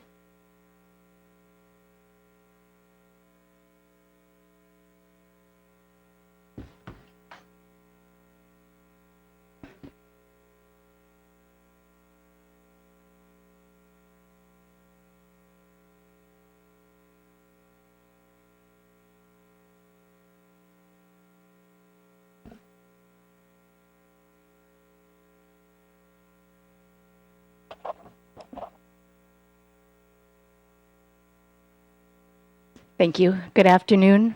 My name is Barbara Daly, and I'm with the North Delta Cares Action Committee. And to my right is my colleague, Deidre Desjardins, who is with the California Water Research. And we will be giving this presentation on the behalf of our two groups today. And I will begin. I am an active member of many groups in the California Delta region. I currently hold the position of Vice President of the Delta Protection Commission Advisory Committee, and I'm the current treasurer of the California Delta Chambers of Commerce and Visitors Bureau. I'm the owner and operator of a business located in the legacy town of Walnut Grove called Delta Heartbeat Tours. I have a 14-passenger bus, and I take people on 6-hour tours of the Delta. And I inform them and educate them about the community, the history, and the nature of this unique California Delta region. I've lived there for 25 years. Today I speak before you to appeal your determination that the California WaterFix is consistent with the Delta Plan as the co-chairperson of the North Delta Cares Action Committee, which is located in the legacy community of Clarksburg. I'm a substitute Yolo County librarian there, and I keep the library open when asked and when I'm scheduled. I've been involved with the Bay Delta Conservation Plan as part of the North Delta Cares process since 2009. And I and my colleagues were at the state capitol when our elected representative, Marika Yamada, was taken off the committee hearing for the bills to create the co-equal goals. The committees were highly stacked then in favor of this project, which has been on the books by Metropolitan Water District since before I was involved.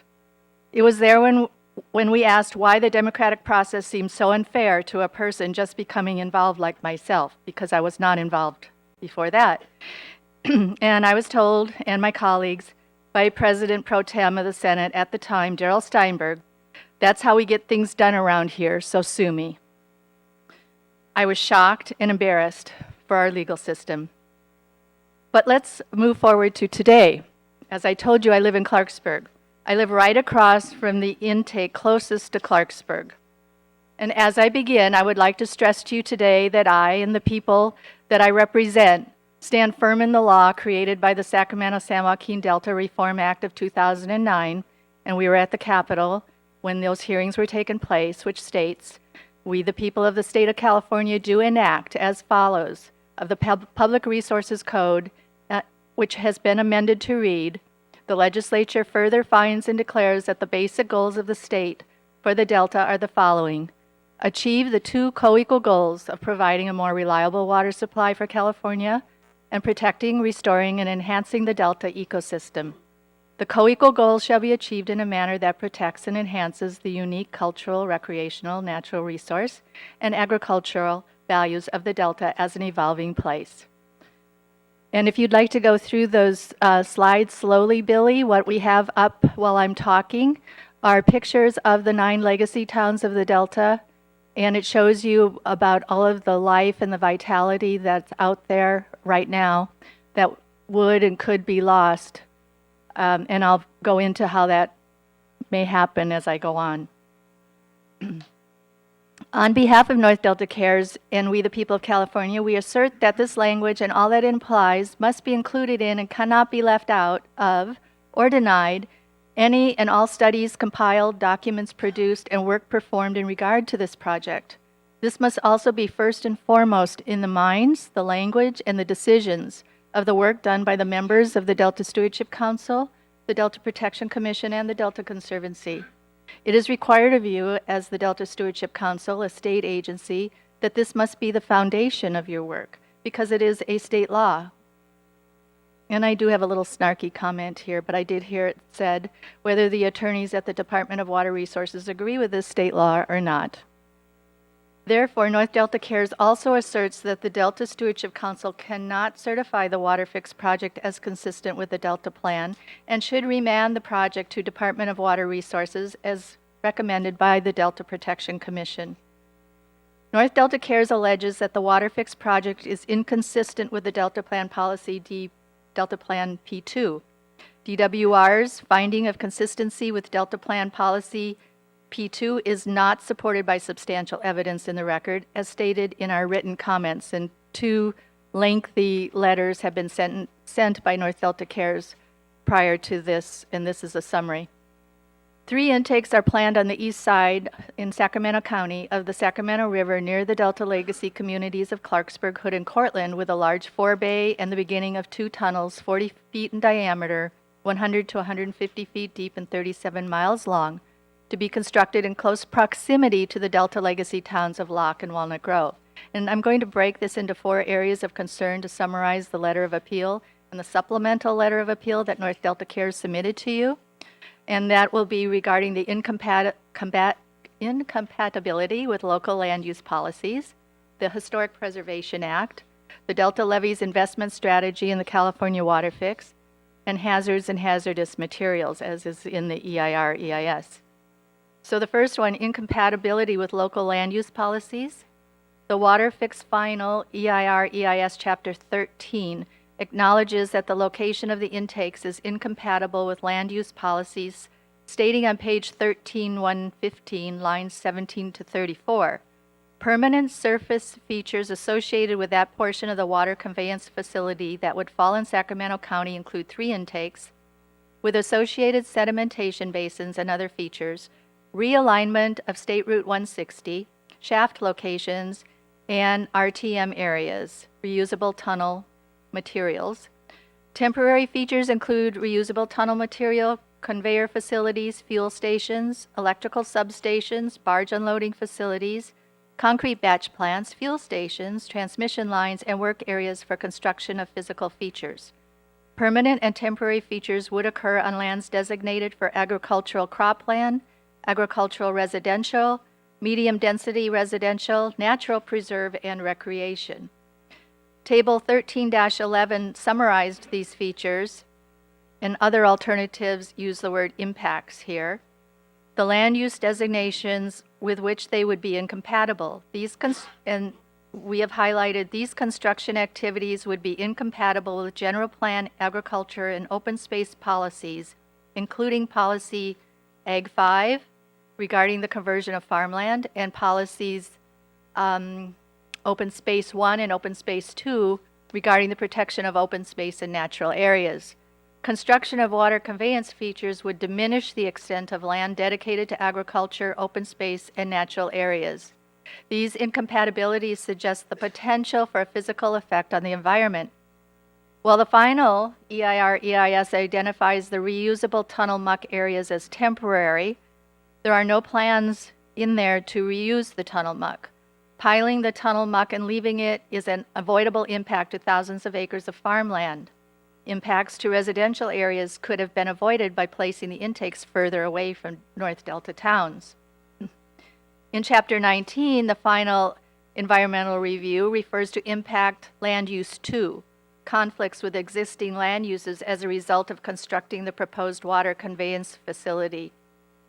During the construction of tunnels between intake 3 and 5 and the intermediate forebay, this is from the CEQA conclusion, page 19, 121, quote, during the construction of the tunnels between intake 3 and 5 and the intermediate forebay, construction activities would occur to the north and south of the community of Hood, and a proposed temporary power line, and they show on page 19, 112, the temporary period is 11-year construction period. Power line would cross through portions of the community. Even though access to and from the community would be maintained over the long term, the nearby construction of the temporary work area would substantially alter the setting of the community in the near term. Similarly, and this is still a quote, similarly, the nearby construction of intakes 3 and 5, although not adjacent to Hood, would create permanent physical structures approximately 1/4 mile north and 1/2 mile south of Hood that would substantially alter the community's surroundings. These structures would therefore result in a significant and unavoidable impact.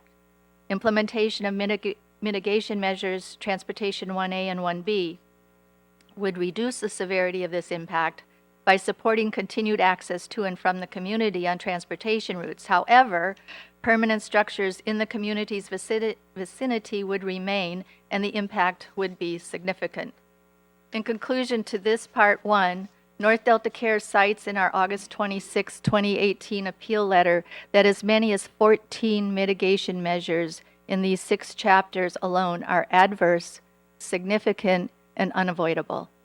North Delta Cares also incorporates the comments, the testimony, and the evidence submitted this morning by the Delta Protection Commission with respect to Delta Plan Policy P2 and the Delta Reform Act in our appeal. Number 2, the Historic Preservation Act. Final EIR-EIS North Delta Cares comments on page 3, item F, which was in 2015. Neither the BDCP nor the partially recirculated draft EIR-S indicates where they have fully complied with the National Historic Preservation Act, an advisory council on historic preservation that administers the requirements of the Act. There is no indication that a thorough and exhaustive list of the historic properties, towns, and places in the Delta eligible for inclusion in the National Register of Historic Places has been either researched, developed, or identified in compliance with the National Historic Preservation Act. There's also not been a full opportunity for public involvement, particularly an expansive involvement of Delta residents in this process as also identified by the Act, particularly per the ACHP's interpretation and instructions regarding Section 106, which required public involvement and discussion regarding these historic places in the early stages of project planning. There have been no notable public meetings or opportunities for public participation or discussion regarding historic towns and properties that either are on or eligible to be on the National Register of Historic Places. This particularly applies to the NEPA compliance with the National Historic Preservation Act, Section 106, of the historical structures in and around the Delta Sea legacy towns and the proximity of preferred alternative 4A and all other alternatives. Neither the state nor federal lead agencies have provided a formal forum or series of opportunities for broad spectrum public input early in the planning process as is required by Section 106. Final EIR-EIS North Delta Cares comments on page 3, item G, quote, "The historic value of the 9 historic legacy towns in the North Delta, especially in relation to their proximity to the preferred alternative 4A, is not adequately recognized or accommodated for either in the figure M15-4 maps, sheets 1 to 8, which I included in the binder that I gave Erica, or in the partially, well, I will be giving Erica, or in the partially recirculated draft EIRS, including Recreation Chapter 15. And lastly, under historic, final EIS North Delta Cares comments on page 3, item H. The historic value of the 12 major museums in the North Delta has not been adequately recognized, nor efforts identified to protect and preserve these historic treasures and mitigate for the significant and adverse impacts that will occur if Alternative 4A is implemented," unquote. North Delta Cares comments on the final EIRS, also shown in its August 26, 2018 appeal letter to the Delta Stewardship Council, shows, this is important, all cultural resources, Chapter 18 construction effects as adverse, significant, and unavoidable even after mitigation. The next point is Delta Levee's investment strategy and the WaterFix. In addition, the Delta Stewardship Council's 2015 Delta Levees investment strategy prioritized the levees that protect Clarksburg, Hood, and Cortland as, quote, other, unquote. The lack of prioritizing state investment in the levees is of particular concern because the WaterFix construction will likely involve major traffic on the winding levee roads in the Delta and could result in compaction and settlement of the levees. North Delta Cares incorporates the comments, testimony, and evidence submitted by the City of Sacramento in our appeal. In combination with the WaterFix construction and long-term impacts on North Delta towns, the prioritization of levee investment as other would destroy this section of the North Delta. And the last, number 4, the hazards and hazardous materials. And this is where, Billy, you might show that one slide, please, that I have. I think it's Delta Water Agency's Exhibit 212. It is North Delta Care's assertion that there is a problem with the Environmental Review Chapter 24, Hazards and Hazardous Materials. DWR Exhibit 212, if you could show that, please. Are you back there? Okay. DWR Exhibit 212. In the WaterFix hearing record known as Gas Wells and Fields in the Delta region, Figure 13.1, shows the large number of gas wells in the tunnel alignment area. Can't find it? The final EIS discusses impact hazard 2, exposed sensitive receptors located within 0.25 mile of a construction site to hazardous materials, substances, or waste during construction of the water conveyance facilities. It was right there where the pictures were, Billy. So there were only 4 of them right there. No, there were 4 that I thought he was copying over. Maybe he didn't copy it over. It is included with the binder. It is North Delta Care's concern that although the final EIS concludes that there are no sensitive receptors exposed to hazardous materials, substances, or waste as a result of construction of the water conveyance facilities under the proposed project, and therefore there would be no impact, the legacy town of Hood and its inhabitants, which is a sensitive receptor at least due to its cultural significance, is 1/4 mile from the construction of Intake 3 and 1/2 mile from construction of Intake 5. These intakes sandwich this legacy town, and the construction impacts create a hazardous situation for the people and the animals who live there. In conclusion, you saw the pictures of the legacy communities and the surrounding countryside in the North Delta, where the intake facilities and twin tunnels are planned. These communities, homes, buildings, roads, bridges, will be devastated by the construction of this project. The history will be gone. The mitigation measures cannot spare the pounding of the pile driving, the unbreathable air, the heavy road traffic that will make it impossible to move from place to place, the abuse to the roads and bridges, the history that will be totally lost never to be considered for a National Heritage Area, as Clarksburg and Walnut Grove were established in the 1850s, the year California became a state, and Locke was established in 1915. They recently celebrated their centennial birthday. The lack of levee prioritization and heavy traffic will compound and endanger these communities for flooding, and exposure to hazardous materials will make it a place that is unsafe and unfit to live. As the environmental review states, people will abandon their homes and businesses. Again, North Delta Cares asserts that the Delta Stewardship Council cannot certify the WaterFix project as consistent with the Delta Plan and should remand the project to the Department of Water Resources as recommended by the Delta Protection Commission, and as Attorney Bob Wright stated, please remand this project back to the Department of Water Resources. I would like to add, based on Attorney Wright's statement, that as of November 2015, after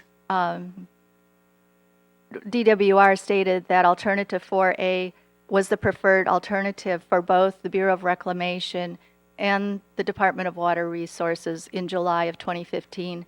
In November of 2015, the Bureau of Reclamation's environmental review came out in their 30-year water policy stating that they chose the no action alternative. So that might be something else you would want to look into while looking into the federal information and President Trump's statement. With that, I would like to ask Deidre if she would please give her part of this presentation. Thank you. Can you put up the second North Delta Cares document, please? My name is Deirdre Desjardins, and I'm a former physicist who did research at NASA Ames and Los Alamos National Laboratory and at the Santa Fe Institute for Complex Systems. I've been following the BDCP WaterFix project development since the 2009 Delta Reform Act, and I've been doing analysis of the State Water Project and Central Valley Project operations and impacts full-time since 2010. I've worked with environmental, fishing, and Delta groups. North Delta Cares asked me to do an analysis of the administrative record on DWR's determination of the intake locations. This is documented in WaterFix EIS Appendix 3F. I looked at a number of the engineering documents cited in this appendix. Although they are cited in the appendix, they are all stamped DWR internal only, and they have not been publicly distributed until they were published by the Delta Stewardship Council as part of DWR's administrative record. And I will tell you, I spent years trying to get copies of these documents. Sorry. Yeah. The engineering documents show that the locations of the intakes, let's move to the next page, please. Next page. Let's scroll out just a little. So this is the from the 2018 conceptual engineering report. This is the most current location of the intakes, and the internal engineering documents that I looked at show that the locations of these intakes were largely determined in an internal engineering process that took place between 2008 and 2010. And contrary to DWR's assertion, this process was not transparent and did not involve input from Delta local government agencies or Delta residents. So I'd like to go to the next page, please.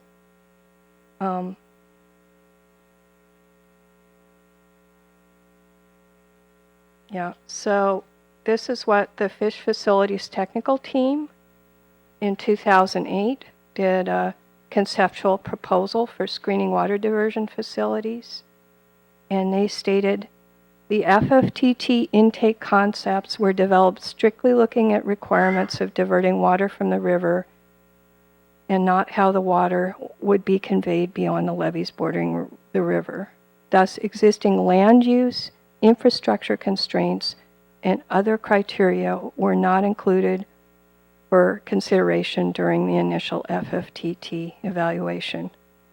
Further, the FFTT was directed by the conveyance work group to focus on a reach of Sacramento River between the city of Sacramento and Walnut Grove for locating fish screen intake facilities.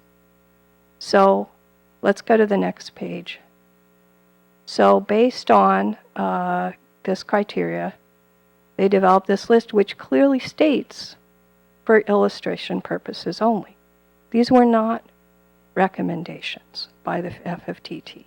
And it very clearly says actual locations would be determined and refined based on additional analysis of relevant constraints, including land use, infrastructure, biological resources, and other factors. Let's go to the next page. The key part here is that there was there's a technical memorandum which documents the DHCCP, EIR, and engineering teams selected 5 potential intake locations in March 2010. It was entirely internal, DWR and DHCCP. There was no input whatsoever from any Delta stakeholders. The 2010 technical memorandum documents that they proposed 4 measures, one of which included construction traffic impacts. They state that construction traffic impacts were eliminated from consideration because the team felt that it represented a short-term impact that was less important than the long-term changes to communities that would result from an intake options. They also felt that loss of current land uses and impacts to other beneficial users could be measured in terms of acreage of land where current uses would be changed. So this was not a complete analysis and not a fairly minimal consideration of community impacts. Let's go to the next page, please. This is a map of the initial intake locations that they developed. Let's go down. There was another little, somewhat more detailed evaluation by DWR's Division of Engineering. Let's go to the next page, please. And they looked at 17 potential sites, all of which were largely constrained between Cortland and Clarksburg. Let's pull up to the next page, please. There were a few that were two that were downstream, but they looked mostly just at intakes that were on this one stretch of river. And they did a GIS mapping, and they just looked at structures that would be impacted. So in reality, this set is very constrained by the determination that we're only going to look at between Cortland and Clarksburg.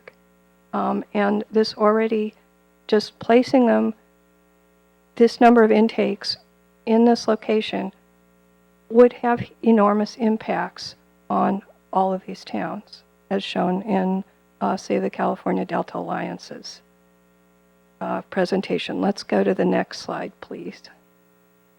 So one of the things which also was not discussed in the EIR but shown in an internally referenced engineering documents, was that the boring showed potentially hazardous levels of chromium at the intakes. And my understanding is that when when it exceeds 10 times the STLC limit, they're supposed to do a wet analysis and see if the chromium will be liberated by being in contact with water. And, you know, given the amount of sediment that's going to be moved at the intake locations in constructing the fish screens, I am appalled that this wasn't disclosed and it wasn't apparently given more consideration in locating the intakes. Finally, let's look at the next page. This is a table from NIMS. NIMS felt the locations upstream of Steamboat and Sutter Slough were bad for salmon. And they listed all these trade-offs. Next page. NIMS wanted to look at potential for higher concentrations of delta smelt at downstream sites, such as those below Sutter and Steamboat Sloughs, and I could find no reference anywhere to this evaluation. Let's go to the next page. Dave Vogel criticized the locations and said that the FFTT was given poor options and made the best from choice they could from the poor options they were given. Let's go to the next page. This is the 2011 Fish Facilities Technical Team memo. And this was the evaluation that they did. This was largely, there were very slight changes. I believe they did change from EIR 5 to Alt 5, which was upstream. But largely, they eliminated the locations below Sutter and Steamboat Slough, and this was largely determined. This was before there was any public process except scoping comments. Finally, I'd like to get to sea level rise and salinity intrusion. I think you're about out of time. Okay, let me go to the other thing. So scroll down 3 more, please. Yeah, pumping plants moved for engineering reasons. Scroll down more pages. John Benarski stated that the pumping stations in the April 25th, 2017 transcript on page 239, line 1 to 18, that the pumping stations were moved because they're to reduce the potential for leaking and to reduce the pumping requirements for the system. It had nothing to do with mitigating the impacts on the communities. It was an engineering optimization. So, in conclusion, my review of the administrative record does not show evidence that alternative locations for the intakes are infeasible, or even that the locations chosen are the best locations for reducing impacts to delta smelt or salmonids. Okay, well, I Thank you. appreciate your presentation. Council members, any questions of these presenters? All right, thank you both very much. Welcome. Next up, Appellant Group A5, City of Stockton, Kelly Tabor, please.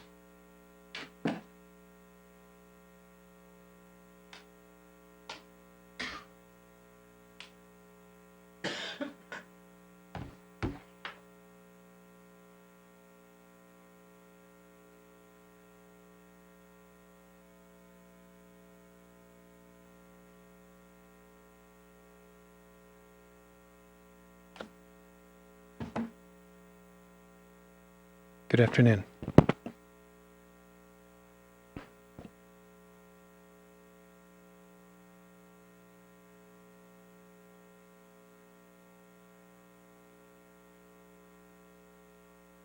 It was red, sorry. Good afternoon, Chair Fiorini and members of the council. I'm Kelly Tabor, counsel to the City of Stockton. I want to thank you for allowing us to come here today and present the issues in our appeal to you. In particular, I'd like to thank your staff and their efforts that they've made to ensure a fair and transparent process for this hearing and to process a huge amount of information and communication in a very challenging timeline. And we appreciate that. The 9 appeals that are before your council and the written submittal by the Delta Protection Commission present a common theme. And that is that in pursuing this project, the Department of Water Resources has shown an astonishing and conscious disregard for the interests of the people who will be most directly affected by this project. They've failed to consult in good faith with the parties who are affected, the local agencies and residents, in developing the project, in evaluating its environmental impacts, or mitigating them to address those concerns. And nowhere is this more true than for the city of Stockton. Stockton's primary concern with the WaterFix project are the significant impacts to the city's water supply. We've provided you with expert evidence demonstrating that the project impact will be severe for Stockton, and thus the project is not consistent with the Delta Plan or the co-equal goals. And we've also demonstrated to you why what DWR is pointing to with respect to the city of Stockton does not constitute substantial evidence, and therefore why you must remand this matter to the department to remedy its deficiencies. All of the evidence and the arguments are in our written materials. We know that you and your staff will consider them. So the focus of the city's presentation today will be on the practical effects of the WaterFix project and its impacts on the city of Stockton and its residents. And for that, I'll turn the presentation over to Dr. Mel Lytle. Thanks, Kelly. Thanks for letting me come up and talk with you folks for a little bit today. It's kind of interesting. I'm Dr. Mel Lytle. I'm wearing a few hats these days in the sense I'm a deputy city manager for the city. I'm also acting water resources deputy. I'm a former utility director for the city. I'm the past water resources coordinator for San Joaquin County, and a former Delta farmer, actually, in another life. So I've been around this discussion for many years, and it's interesting to see how it's progressed. I mean, I remember the Blue Ribbon Panel Task Force that the Schwarzenegger administration brought forward as this began. Back in 2002, I sat down with all the Delta agencies, including south of Delta agencies, to try to work out in a confidential negotiation how additional water supplies could be granted to Southern California. It was facilitated by Steve Bell. I don't know if you remember him.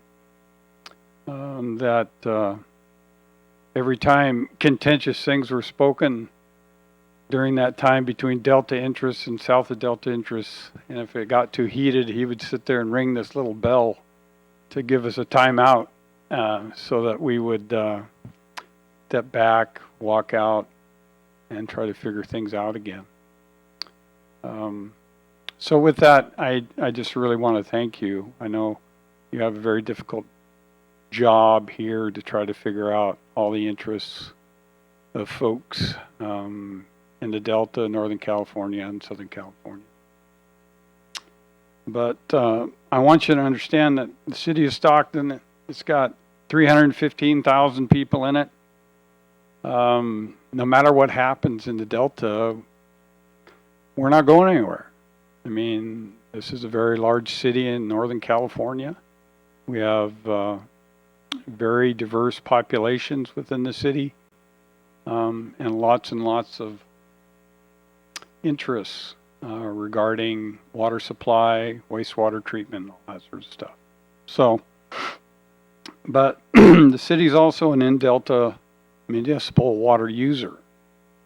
And so I think what I want to talk about for a little while is why that's important, why we think that's important, as well as what the potential impacts of WaterFix will have on that. And so I'll just go through some of the documents that have been provided. Now, part of Stockton's drinking water is diverted from the San Joaquin River on Empire Track. That's right on the Deepwater Ship Channel. It's for beneficial use in the city for municipal industrial uses. It's been provided to us based on a state-approved water right, which is a little bit unique, and I'll try to describe it in the sense that under a 1485 Water Code Section 1485 water right, the amount of water that you discharge into the delta based on our wastewater treatment plant, you can divert into your water treatment plant a like amount. So that's how it's based and established. Now, from that water right, it's greatly expanded our water supply portfolio. In that, in the past, the history of Stockton has been an over-reliance on groundwater pumping for water supply. But under this new right, the city of Stockton went ahead with a $220 million project to develop pumping works, pipelines, and treatment plants to provide delta water to the city and its residents. The plant itself is currently in its first phase. It can provide up to about 30 million gallons per day of highly treated water to the city and residents of the city of Stockton. That's just the first phase. Fundamentally, as history or as the future presents itself going forward, there's capability to move to multiple phases of the project. Ultimately, the build out would be 160 million gallons per day. That's what the ultimate build out would be. We also have invested significantly in our wastewater treatment facilities. Our discharge is in the San Joaquin River, just south of the city. Over the past 10 years, we've invested about $100 million into upgrades of that facility, and it is currently under development of a major upgrade to our wastewater treatment plant in the tone of about $150 million. And that's going on right now. They're at about 50% design on the facility improvement. Now, along with other in-Delta municipal water users, Stockton is acutely aware, and things that we monitor very closely are water quality in the Delta, because it affects our treatment. And it's something we have to be very, very attentive of. Now, DWR certification on consistency does not demonstrate that the project before you is consistent with the Delta Reform Act's co-equal goals, especially with respect to the city. And I'll try to explain.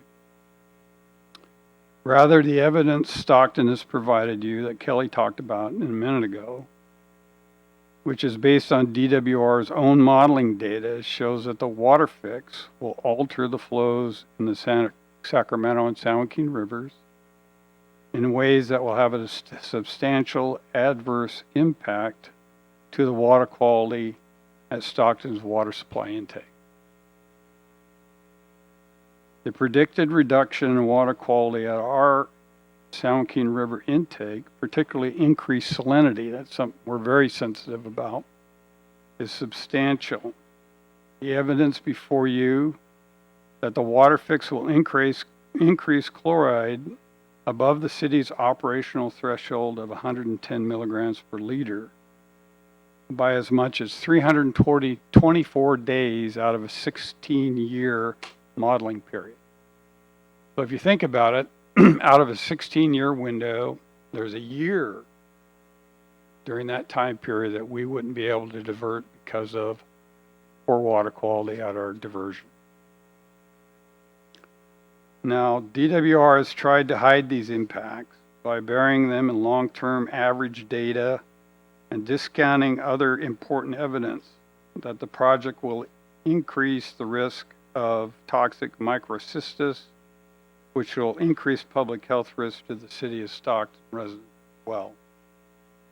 But DWR's reports ignore the way in which the city's wastewater treatment water treatment facilities operate, which is based on daily chloride levels at the intake. Whenever those levels exceed 110 milligram per liter, the city cannot divert. Because DWR's data and conclusions are not based on a timescale relevant to the city's operations, they are fundamentally inaccurate, misleading, and irrelevant, and do not constitute substantial evidence that the WaterFix is consistent with the Delta Plan or the co-equal goals. Mitigating these impacts will require the city to make additional investments into desalination systems or other costly infrastructure to maintain water quality, causing, and this is what I am in particular most sensitive about, causing an unfair financial burden on the city's ratepayers, while thwarting the co-equal goals of providing a more reliable water supply and protecting, restoring, and enhancing the Delta ecosystem. It's interesting, those lines right there have been drilled into everybody's heads for how many years now? And now we're reaching reality. And so it's a little bit sensitive. It is against the Delta Plan policies and not in the public interest to shift any financial or environmental burdens of dealing with the water fix caused by water quality degradation in the Delta to Stockton's ratepayers, for the benefits of south of Delta exporters and Southern California water industry. Stockton has raised these concerns about the WaterFix project in all its various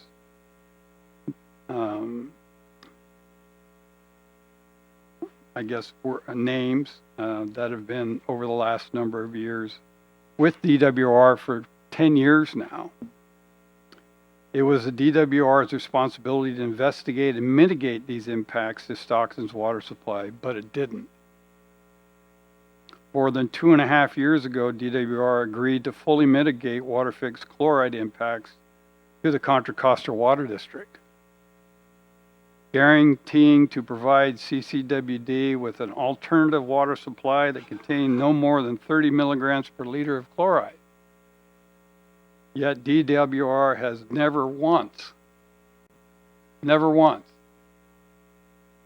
with us.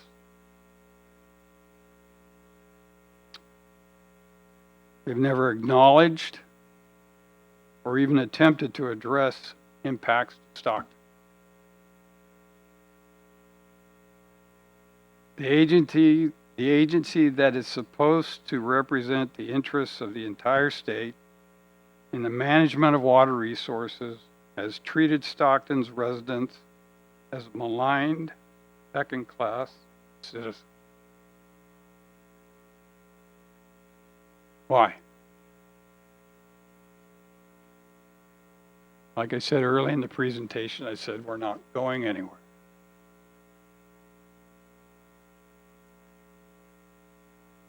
The evidence before you that the water fix will create the need for Stockton to invest significant resources in additional supplemental water supplies and treatment technologies to remediate the water quality degradation from the project will cause. The potential adverse consequences of the project on our drinking water supply investments is of great significance to the city, as it has arisen in recent years from very difficult financial straits, including bankruptcy, to a disciplined approach to ensure our future fiscal sustainability and stability without sacrificing a reliable water supply. The recent historic drought and state mandated conservation measures hit the city's water utilities especially hard, with significant reductions in revenues that delayed needed system maintenance, reduced staffing, and extended planned project delivery, as other agencies have experienced throughout the state. This necessitated the passage of a new water supply rate increase of 38.5% in 2016. The city's water utility ratepayers include economically disadvantaged groups, required to shoulder rate increases due to the city's significant investments in its water supply and wastewater infrastructure necessary to meet specific permit conditions. Also, various drought impacts, and now the potential of unmitigated actions of WaterFix. Where is the environmental justice in burdening the most disadvantaged with the costs of those that benefit in the South? Where do the monies come from? How do I explain to a single mother working part-time, struggling to make ends meet, that her water bill needs to increase because of WaterFix? That she will have to take dollars from where? The rent bill? Fuel bill? Food bill? Electric bill? Daycare? Medical bill? Maybe just her bus pass.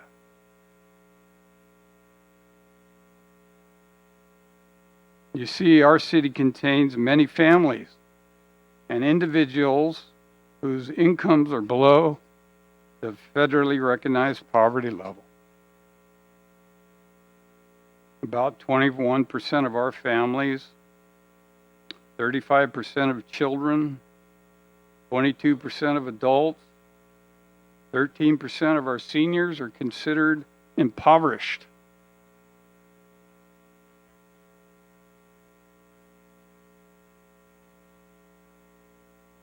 In public meetings, when the city was moving ahead with the latest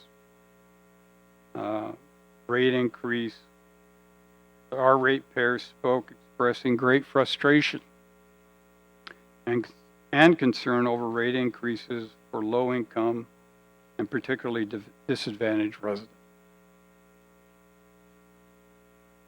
Why should Stockton's residents bear the financial burden for adverse changes in water quality from the WaterFix? To answer my question, they shouldn't. The city has sacrificed and taken great measures to improve its overall financial position. Our ratepayers should not be responsible for mitigating WaterFix impacts, which clearly run counter to the co-equal goals. It is imperative that policies set by this council to protect beneficial uses of water in Delta municipal uses be enforced and not ignored for the benefit of Delta. This should be the case in any location in the state, not just the Delta, where the protection of beneficial uses of water is in question. Our continued and future beneficial use of this resource is just as important as anyone else's. In fact, perhaps even more important, as the city has claimed area of origin rights to the Delta. In summary, these significant concerns must be addressed before the council accepts a certification of consistency for the WaterFix. If WaterFix moves forward with unmitigated impacts, it will be Stockton's most vulnerable citizens that would bear the brunt of this unjust action and will form the basis to challenge any rate increase proposed in the future to cover such impacts. How would we face our citizens again to increase water supply and wastewater rates solely based on covering WaterFix costs? We can't. So I ask this council, when you consider whether to accept or reject this certification of consistency, the determination and determine whether this project, as adopted by DWR, is consistent with the co-equal goals, please remember that Stockton has invested hundreds of millions of dollars in its regional drinking water supply portfolio, wastewater treatment processes to comply with strict regulatory standards that were advocated by the WaterFix project proponents. Placing the project's financial and environmental burdens on the Stockton is unfair, prejudicial, and plainly contrary to the established law and to the Delta Plan's policies, recommendations, and goals. Thank you. Thank you. That concludes our presentation, and we're available if you have any questions. Thank you both. Questions, City of Stockton? All right. Thank you very much for coming. Debbie, you good for one more before we take a break? All right, great. Then the next group, Appellant Group 7, Sacramento Regional County Sanitation District, has ceded their time, as I mentioned earlier. So next up is San Joaquin County et al., Appellant Group 7, and they have 45 minutes designated for their presentation.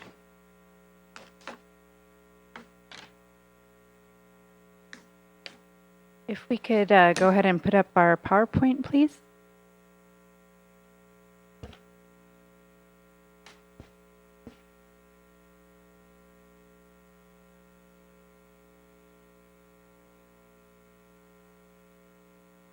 While they're doing that, my name is Tom Keeling, and my colleague is Osha Meserve. We are here today on behalf of Appellants San Joaquin, Yolo, Solano, and Contra Costa counties, Contra Costa Water Agency, and the local agencies of the North Delta. Before I turn it over to Ms. Meserve, I'd like to say a word or two about the standard of review in this case. Can you put that next slide? I'm not sure how to operate this clicker. Okay. There we go. Okay. If you knew nothing about standards of review or the substantial evidence standard of review other than what you saw in DWR's submission, you might come away with the impression that substantial evidence means a rubber stamp. You don't have to show very much at all. Your job is just to make sure there's some evidence in there. DWR neglected to raise a few other points about the substantial evidence standard, and I thought I would cure that deficiency. Substantial evidence under California law is not the same as any evidence, but it is substantial proof of the essentials which the law requires. Substantial evidence under California law must be of ponderable legal significance, reasonable, credible, and of solid value.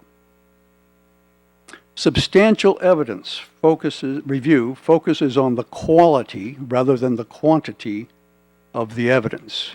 You have heard references to tens of thousands of pages. I think it's more like hundreds of thousands of pages of supporting material that would crush this table. That means nothing.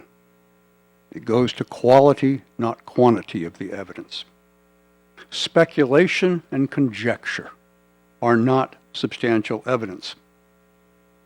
Reassurances such as, don't worry, trust us to deal with this issue later under the adaptive management plan or in terms of real-time operations, you have to ask yourself, is that speculative? Is that conjecture? Is that substantial evidence?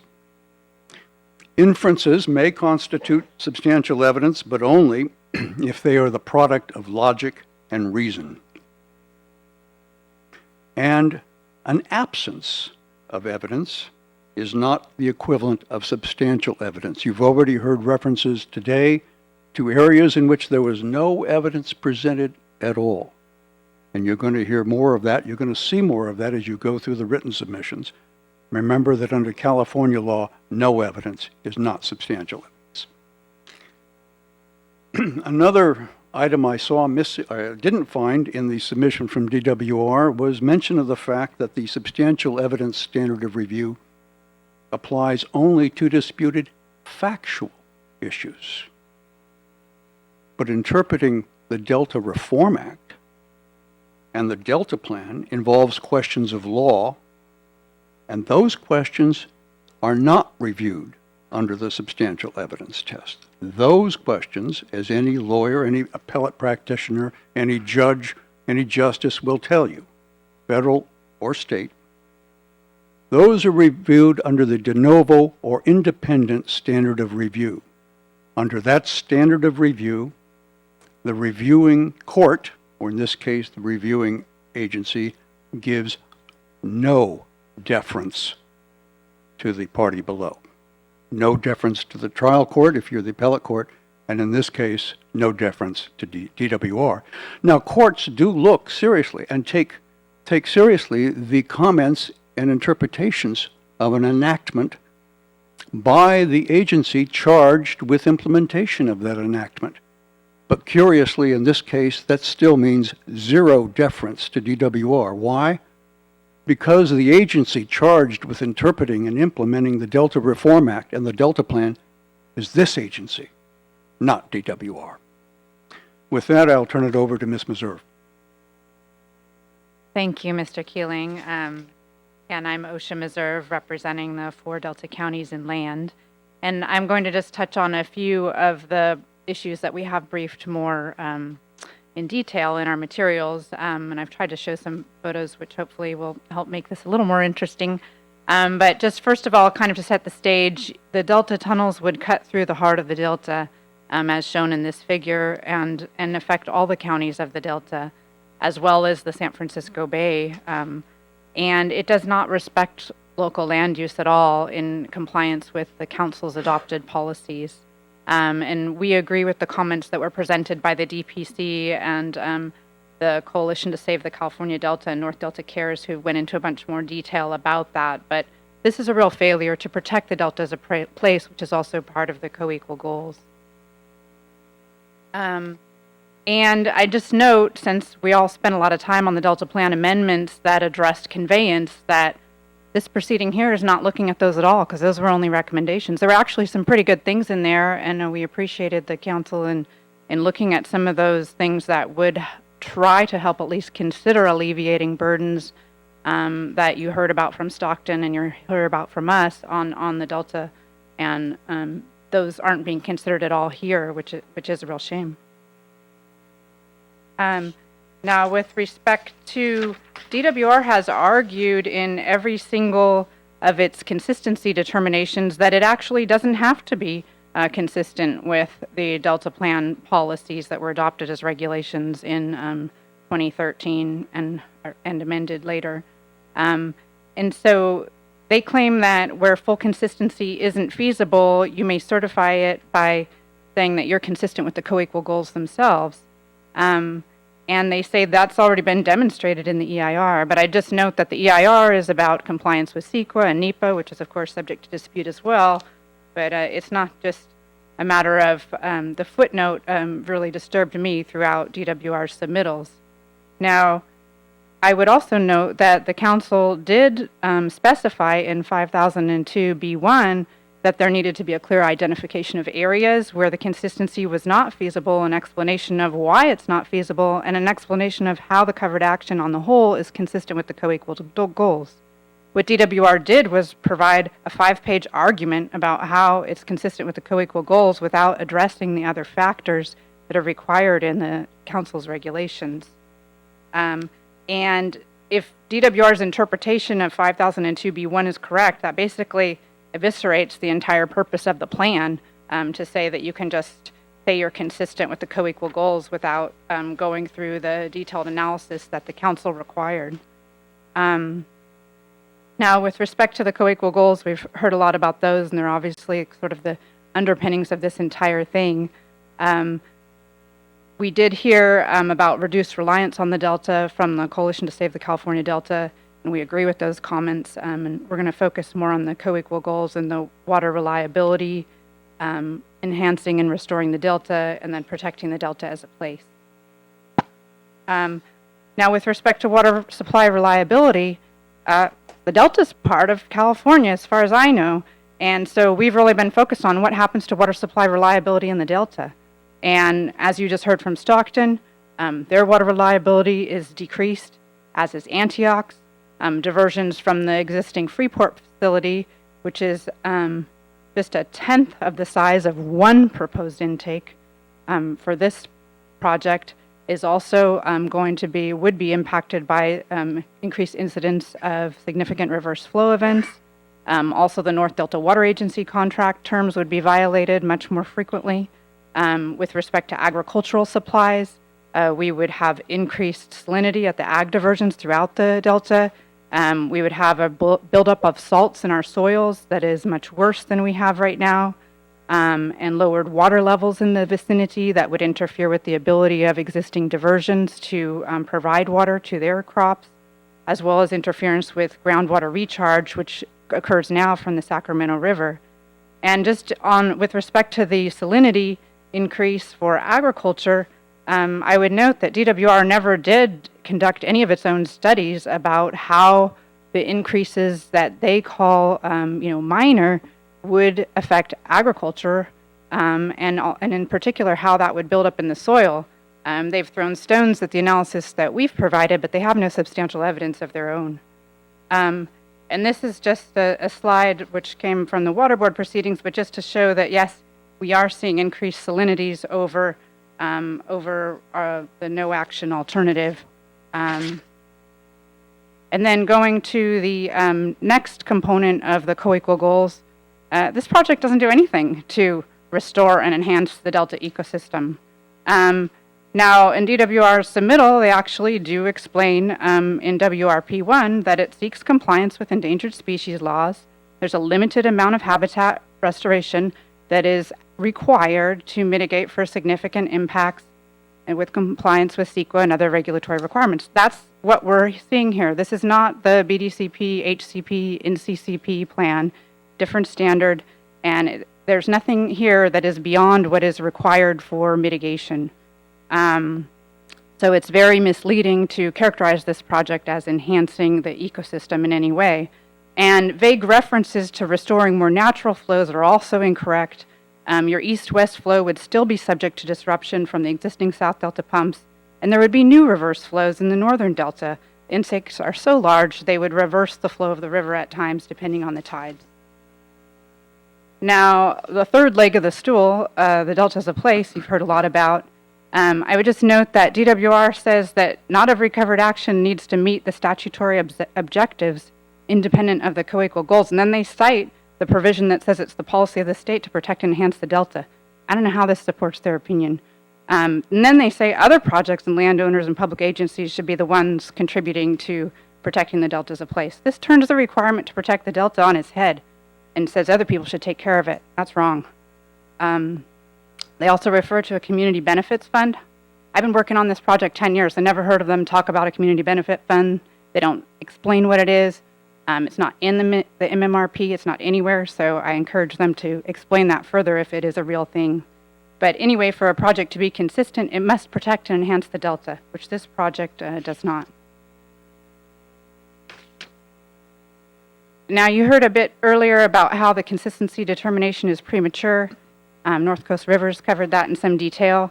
I would just note that the council's own staff said it would be better to wait until you have a full project description.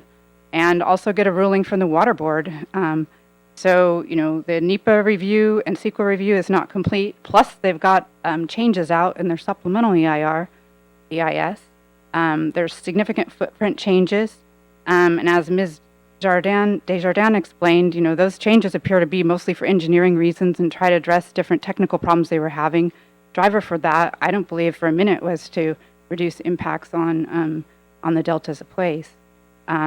And we're very concerned about how the project would be operated, because it really doesn't look like it would be operated the way they've explained it, certainly not in the final EIR certified in 2017, and maybe not even as explained now due to a lot of changes the lack of participation of the CVP contractors in this project, except for Santa Clara. So pressing forward now on this consistency determination really places an unfair burden on both the public and the council to review all this stuff now while the project is still changing. And the idea that it should be okay for DWR to just come back in the future and look at whether there's changes that require yet another consistency determination does not cure that prematurity. So some of the open questions, is the supplemental EIR part of this consistency review or not? On one hand, DWR claims that those refinements reduce the environmental effects. On the other hand, they say it's not part of their consistency review that they've submitted to the council. And we don't know whether the changes in the supplemental EIR will be adopted or not. And so we really can't rely on anything in that. There's a big question about whether the Bureau is participating in this project or not, as I mentioned. And this project right now, as described, really relies on Bureau participation in particular, with using water rights that are assigned to the Bureau up in the North Delta. We don't know. We've never seen the analysis of what would happen if the Bureau couldn't participate and if it would be state water project only diversions. State Water Project only has one big reservoir up in Northern California. Are SWP and CVP contract amendments part of this project or not? We don't know. They have not complied with your requirement to have transparency in water contracting.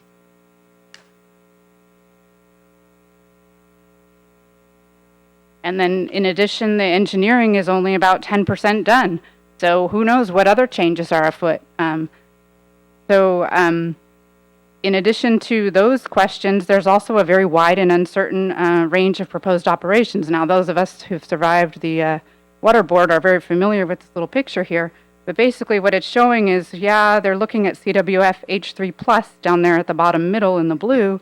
But over time, they want to be able to operate all the way in between Boundary 1 and Boundary 2, which is kind of like Boundary 1 is kind of a more aggressive pumping schedule with more diversions, and then Boundary 2 would have more higher outflows, maybe similar to what the Water Board had suggested in the 2010 flow report.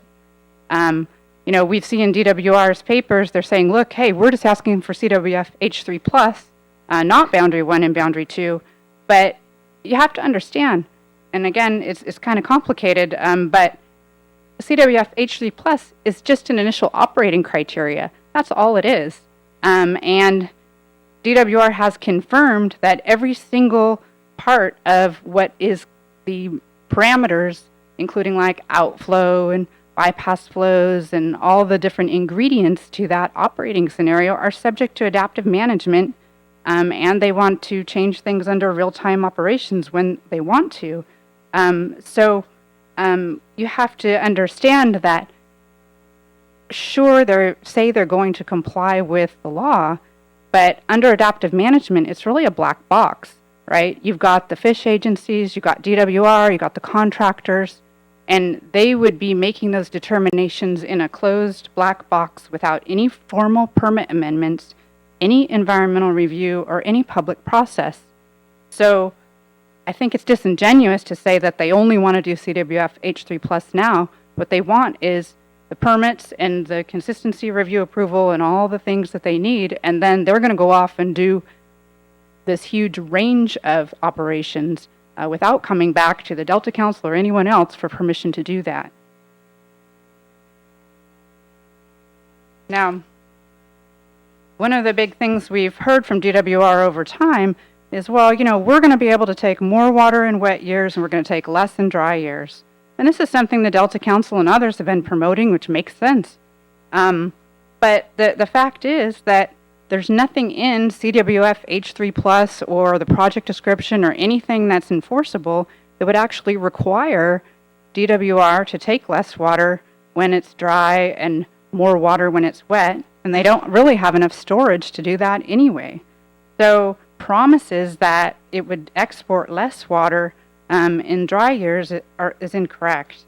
And really overall, just like we've seen in current events, there's a lot of pressure to export as much water as possible from the Delta. And that pressure is coming from state and federal water contractors all the time.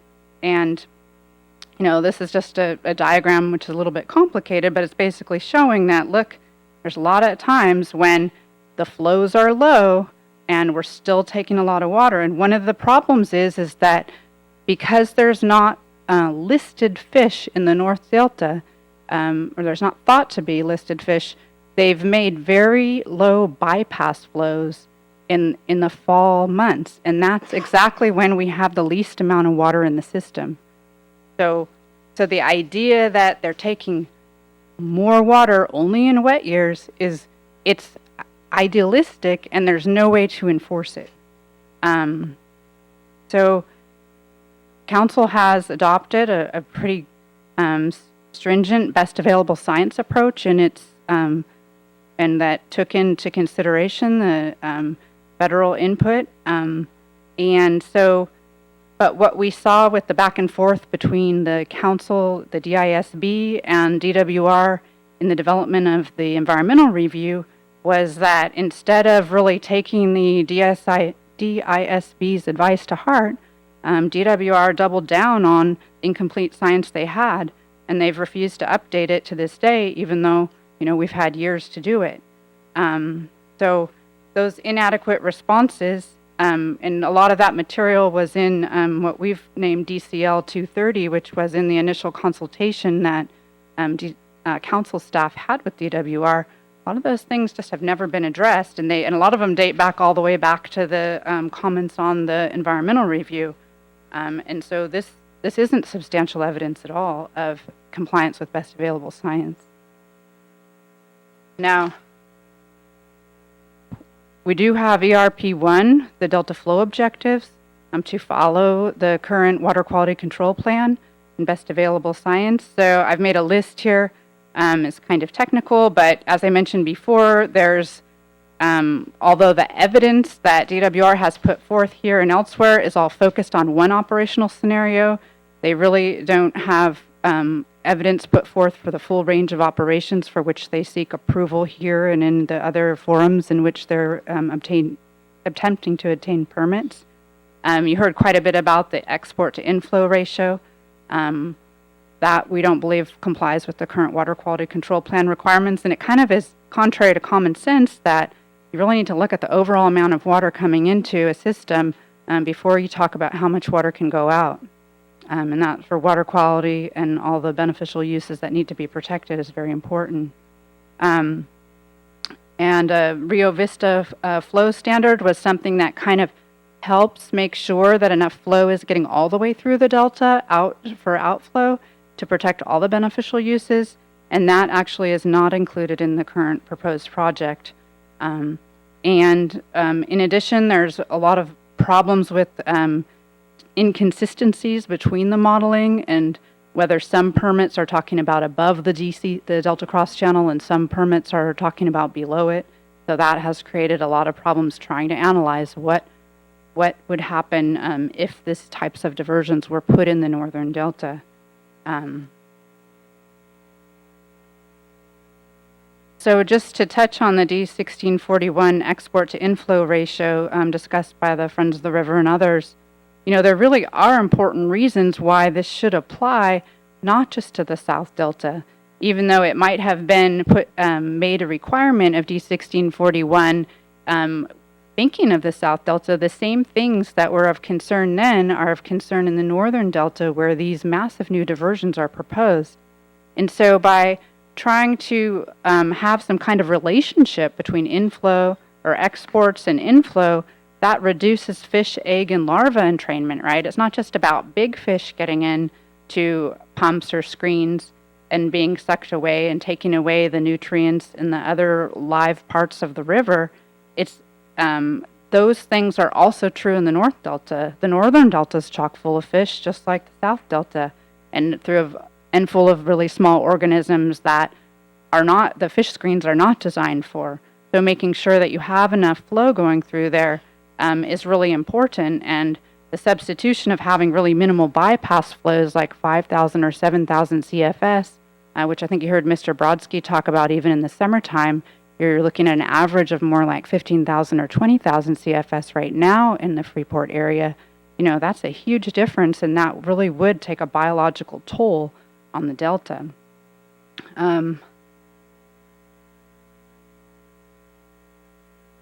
So we think that the DWR's excuses about the inapplicability of the export to inflow ratio should be rejected, since they're not supported by any evidence at all. Now, one of the things that a lot of people are concerned about, because of the reductions, the major reductions in flow that would take place if this project was actually built, is that it would result in low flows, increased temperatures, and other factors that increase the formation of harmful algal blooms. And, you know, we sort of all became more aware of this problem during the more recent drought, but what we're concerned about is if this project went in the northern part of the Delta, right as the main freshwater source is coming into the Delta, that you're basically creating a permanent drought in the Delta. It would be like 2015 every year. So it reduces the flows at Freeport that mirror critical dry years, increase water residence times, and those types of factors are what increases harmful algal blooms. And you can just see there's a picture of what microcystis looks like. And there's a lot of other similar organisms that are also dangerous. And this is actually, the little figure is quite helpful in understanding how HABs form.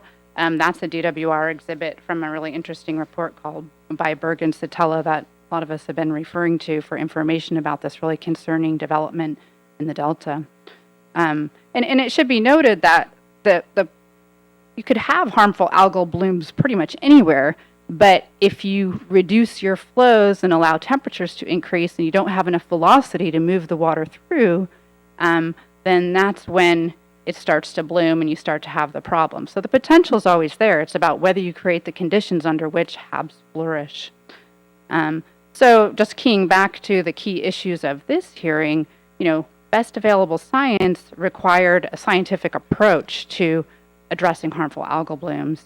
And so you need to have a hypothesis, aggregate and synthesize the available information, use or develop a relevant conceptual model, and then consult and apply external expertise.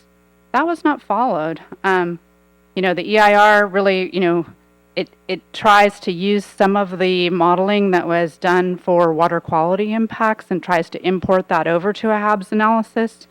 I know that DWR has made a big point that there's not a conceptual model for HABs formation in the Delta, and that somehow they had to sit on their hands and they weren't required to go and do more to try to understand how taking an average of half the flow out of the Sacramento River, you know, would affect the formation of harmful algal blooms. And we think that the best available science policy adopted by the council required a lot more than that. And again, this is really a concern in the summer and summer and fall months. And again, since there's not salmon, at least listed salmon, we're very concerned about fall run salmon, of course, and they're not listed yet. But the salmon in the fall aren't listed yet. And so therefore the bypass flows proposed are only 5,000 CFS. And yes, there may be other requirements that could require DWR to release more water. But again, we kind of have to look at what the minimal requirements are, and we just think that the bypass flows aren't nearly enough to protect against HABs. And I mean, surprisingly, even given, you know, how dangerous HABs are and how much flow would be taken out of the river by this massive project, the EIR and nothing else, there's no proposal to even monitor for HABs under this project, and there's no mitigation. DWR concluded that this impact is less than significant. And if they mention in passing that, you know, through real-time operations, they'll address this. But there's nothing to go back to for the public or anyone else to require them to do anything about it. So this project could cause the delta to fill with HABs, and DWR wouldn't have to do a thing. So yeah, we think under the best available science, the monitoring and the adaptive management for project influenced HABs should have been developed. And I would note that in addition to being a public health threat, this exacerbation of HABs would negatively affect the recreational values of the delta. And I was just coming back from lunch and I saw this great magazine here. It's showing all the wonderful recreational opportunities in the delta, the wine tasting and boating and farm tours and all that stuff. And, you know, what we're talking about, whether it's HABs or any of this other stuff, such an amazing place that we have right here at our back door in Sacramento. And that's really what's at stake. And I'm just glad I picked up that magazine because there's a lot of cool stuff in there. And this is what we're trying to protect. I think all the appellants sitting here today. Now, another issue that doesn't get talked about as much, but that is very important to local people, is that the Sacramento River recharges groundwater in the northern delta. And this is just a diagram that shows the conceptual recharge model that we developed at the Water Board. But basically, it's a losing stream, and it's helping keep the groundwater levels high by having the river there.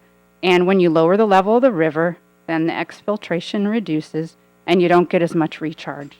And so we think that the Delta Plan, EIR, actually had a mitigation measure to try to make sure, and you were a little bit prescient, because this was before the adoption of SGMA, the Sustainable Groundwater Management Act. There's actually a mention of, you know, projects that have diversions and do things in the Delta should try to make sure that they are addressing sustainable groundwater.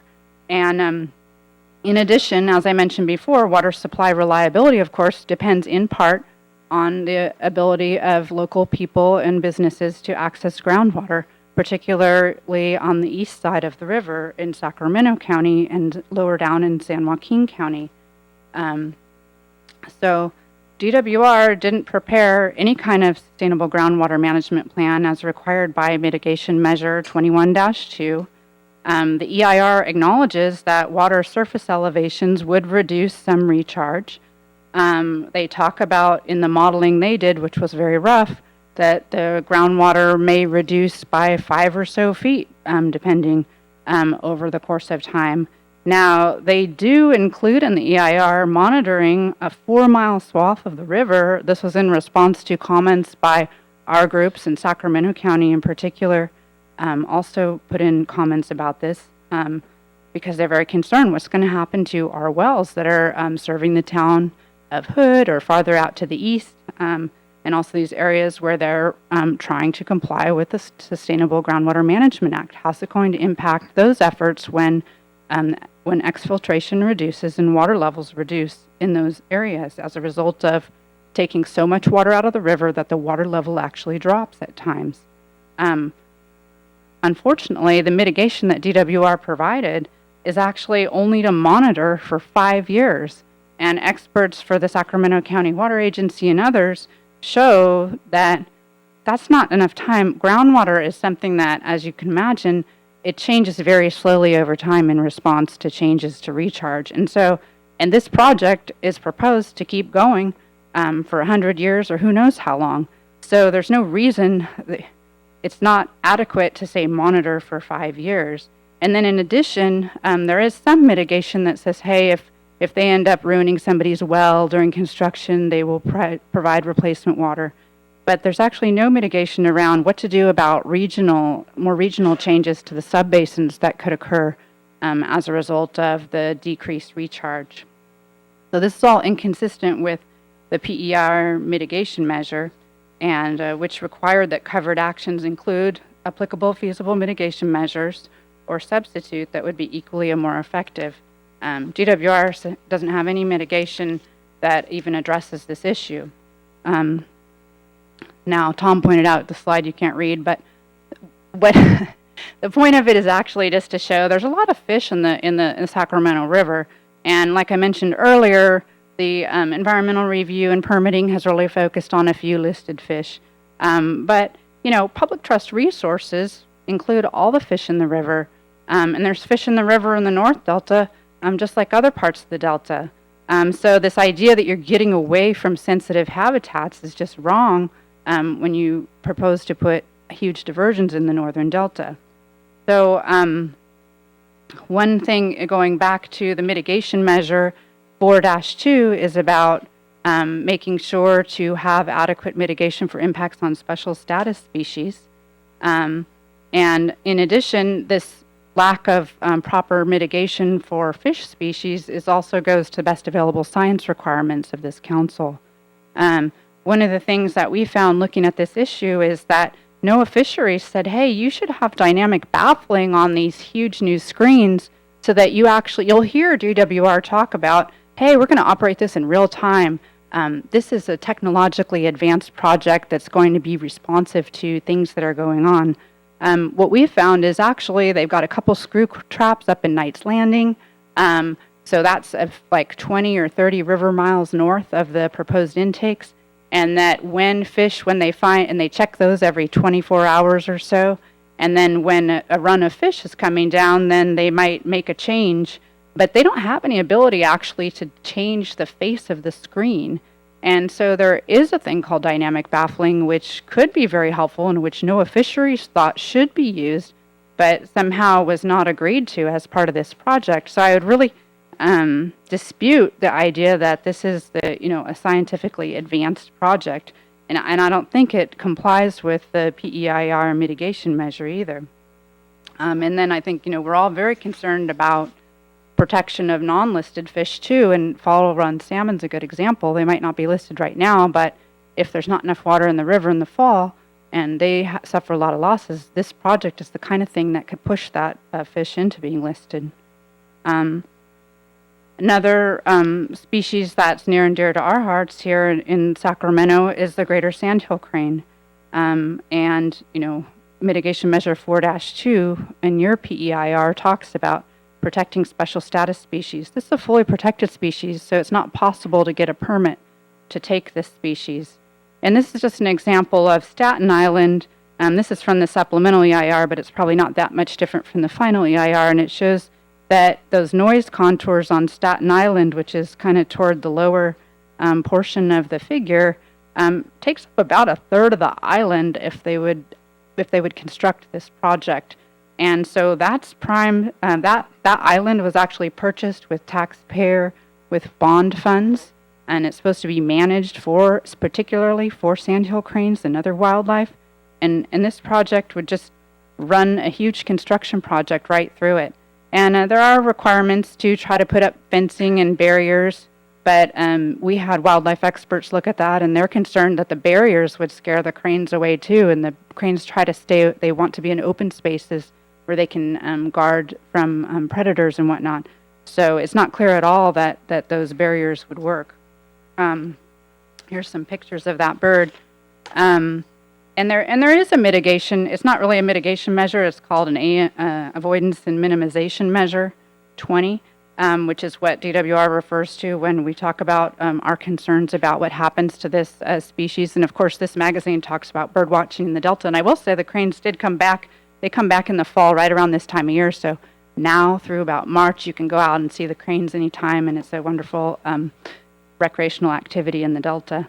And you can go to Staten Island without an appointment, or just drive down there and take a picture and take a look at it. I encourage everyone to do that. It's very easy to do.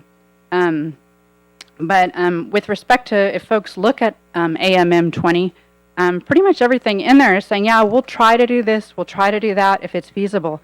But we looked at, for instance, the conceptual construction plan that was included in the conceptual engineering report that DWR created, and they've already got construction planned all through the year, every year. So to the extent that the mitigation is saying try to avoid construction, looks like DWR's already decided that it's not feasible to do so, and they're going to be constructing all through the winter. So those noise contours I showed you on Staten Island, that's actually what would occur, and they'd be trying to put up a bunch of fences. And so right in the middle of crane season in the winter, there would be all this kind of construction occurring.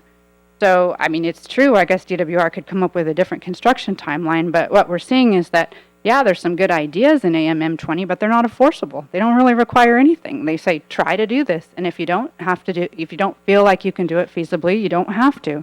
And with a fully protected species, that just doesn't cut it. In addition, we've talked a lot over the years about the impact of power lines and bird strikes. Large birds like cranes are very susceptible to dying on power lines, especially if they get flushed by noises. During construction, during fog, they can't see power lines. At night, they can't see power lines. It's kind of crazy, but new power lines aren't required to be undergrounded by this project. We heard that maybe they will underground them on Staten Island, but there's several miles more of new power lines that wouldn't be undergrounded. And I know they'll probably tell you that, oh, we're going to remove them after we put them in, but with like a 10 or 15-year construction, how many birds will die? You can't kill a single crane, black rail, or a white-tailed kite in this state. And we are very concerned that this project will do just that. Those are all fully protected birds that are in this area. So this keys back to the mitigation measure 4-2 and best available science. So those are just a few examples of some of the things we're concerned about, and I'll turn it back over to Tom. Thank you. This morning you heard Mr. Brodsky refer to negative externalities. That's just a fancy term we used in law school to mean the costs or other adverse impacts of a project that are imposed upon third parties, people not under the umbrella of the project. Much of civil jurisprudence in this country is focused on efforts based on common law and statutory enactments to get projects to internalize their externalities, their negative externalities. That is, for the project proponents to bear responsibility for and those costs and consequences, and to calculate those into the project in the first place. The Delta Tunnels project is truly an example of negative externalities on steroids. As proposed in the Delta Tunnels project, it would take the Delta and its human and natural communities and convert them into a sacrifice zone for the economic benefit of interests in other parts of the state. I know you take seriously your responsibilities as members of this council. We trust that you fully appreciate the legal and ethical implications of the term stewardship. This is not the Metropolitan Water District Service Area Stewardship Council. This is not the Westlands Stewardship Council. This is not the Inland Empire Stewardship Council. This is not Kern County Stewardship Council. This is the Delta Stewardship Council. So we ask that you bear in mind through this decision-making process. Where's our last slide? Could we get the PowerPoint back up again? I can't. Thanks. The Delta is much more than a conduit in a plumbing system. It is truly, as the legislature recognized, an evolving place, home to unique communities, both human and natural. And as the largest estuary on the west coast of the Americas, it is one of our nation's environmental gems. This council, this Delta Stewardship Council, is charged in large part with protecting it. Please deny DWR's request to affirm its consistency determination. Thank you.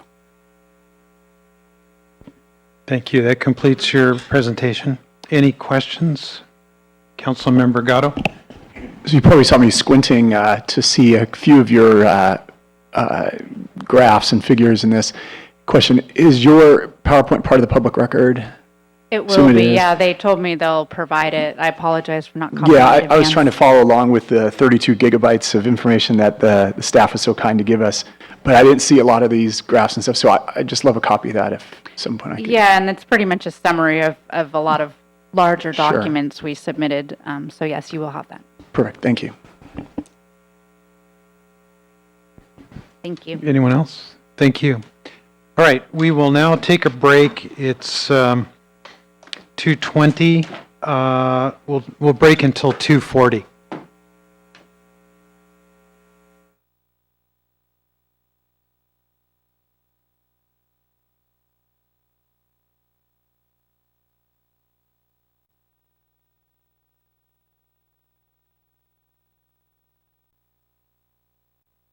Central Delta Water Agency, South Delta Water Agency, represented by Dante Nomalini Jr.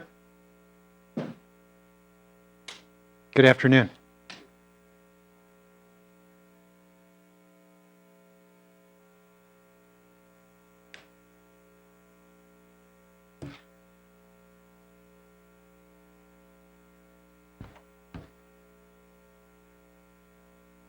Proceed. It's a button on the, right there. Got it. Good afternoon. My name is Dante Nomalini Jr. I'm here on behalf of the Central Delta Water Agency and the South Delta Water Agency. I wanted to show you at the outset our boundaries. See if I can work this. It's pretty tiny, but the pink area, the pink outline is the Central Delta Water Agency boundary. The yellow area in the bottom is the South Delta. And as you can see, we're in ground zero. Comes to the WaterFix. This is serious stuff for us. And for better or for worse, I ended up writing out what I'm going to say, so I'm going to be reading this thing. Probably not the best thing, but you'll be able to follow where I'm going. Real quick, the purposes of the agency are twofold: to protect the water supply of the lands within the agency against intrusion of ocean salinity, and to assure the lands within the agency a dependable supply of water of suitable quality, sufficient to meet present and future needs. That water quality is at direct or indirect threat by this project. The Central and South Delta Water Agencies formally join in the appeal of the counties, San Joaquin et al., and we also agree with basically everything else that others are bringing up. There's a tremendous amount of things to talk about. This project, being of its size and magnitude, it really conflicts, in our view, with almost everything. But today I'm going to talk about 3 topics. I'm going to try and be brief. The first one is DWR's certification of consistency is premature. Second, a WaterFix is not consistent with the reduced reliance on the Delta policy. And third, the WaterFix is not consistent with the Delta flow objectives policy. Now, you heard about this prematurity earlier. I'm just going to blow through it. This really makes no sense to us why this is before you now. For starters, the CEQA and NEPA processes are still pending. DWR has a supplemental EIR, which is making significant changes to the project. Still pending. The USBR just released their supplement. Comments are due on November 5th. The USBR's main EIR process is still pending. No approval yet with regard to the main EIR. And this is a passage out of your plan. It says the certification of consistency should not be submitted to the council until the covered action has been fully described and the impacts associated with the covered action have been identified. This coincides with the completion of the CEQA process. It's a very good policy, and there's no reason to deviate that policy. Literally, there's been no reason. Our understanding is that Jerry Brown ordered DWR to just run this thing through as fast as they can before he's in office. And I think, if everyone's being honest, that's what's going on. We know the WaterFix is not an emergency project. It'll take at least 15 years before it's even brought online. So to get in front of these CEQA processes, to go against your policy, to wait for those processes, makes no sense. The other thing real quick that's going on, of course, there's hearings at the State Water Resources Control Board.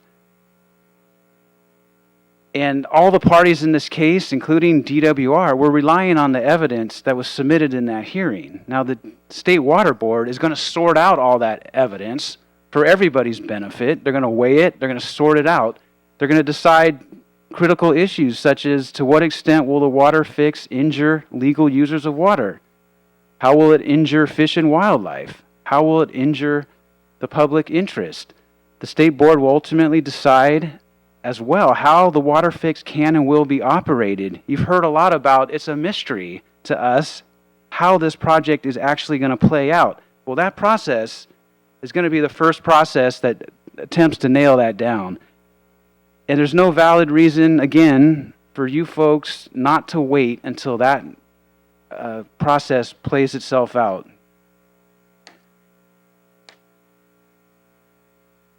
In summary, the CEQA and NEPA processes are still pending. The state water board's change in points of diversion hearings are still ongoing.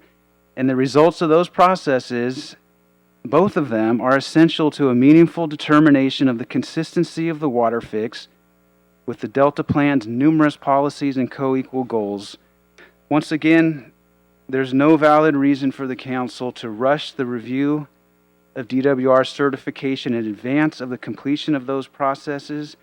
If DWR has provided one, I haven't seen it. Again, I think it's to try and rush the project while the governor's in office. Moving on to the reduced reliance on the Delta. I'm going to go fairly quickly through this, notwithstanding the daunting slide, but I want to read that top part. The policy, this is from the legislature, the policy of the state of California is to reduce reliance on the Delta in meeting California's future water supply needs through a statewide strategy of investing in improved regional supplies, conservation, and water use efficiency. A great policy. As a threshold matter, can't resist not saying, to me, it's nonsensical to think a project of this magnitude and with this exorbitant price tag will in any conceivable manner reduce reliance on the Delta. Common sense would tell you otherwise. And in case there's any doubt that it will not reduce reliance, I will remind you one of the WaterFix's fundamental purposes is to restore and protect the ability of the SWP and CVP to deliver up to full contract amounts. Now that's a feat that has never been done in history, it's my understanding. They've never been able to deliver those full contract amounts. Yet we have a policy requiring reduced reliance, yet one of their fundamental goals is to bump it up to something that it's never been.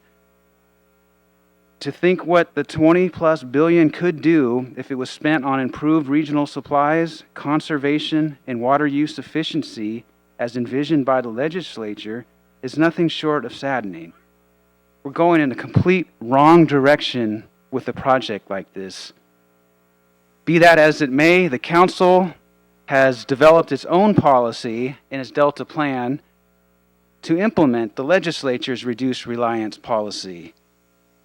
Now, the Delta Plan's policy has some very specific requirements in it, and it's easy to demonstrate that the WaterFix is not consistent with the Delta Plan's own reduced reliance policy.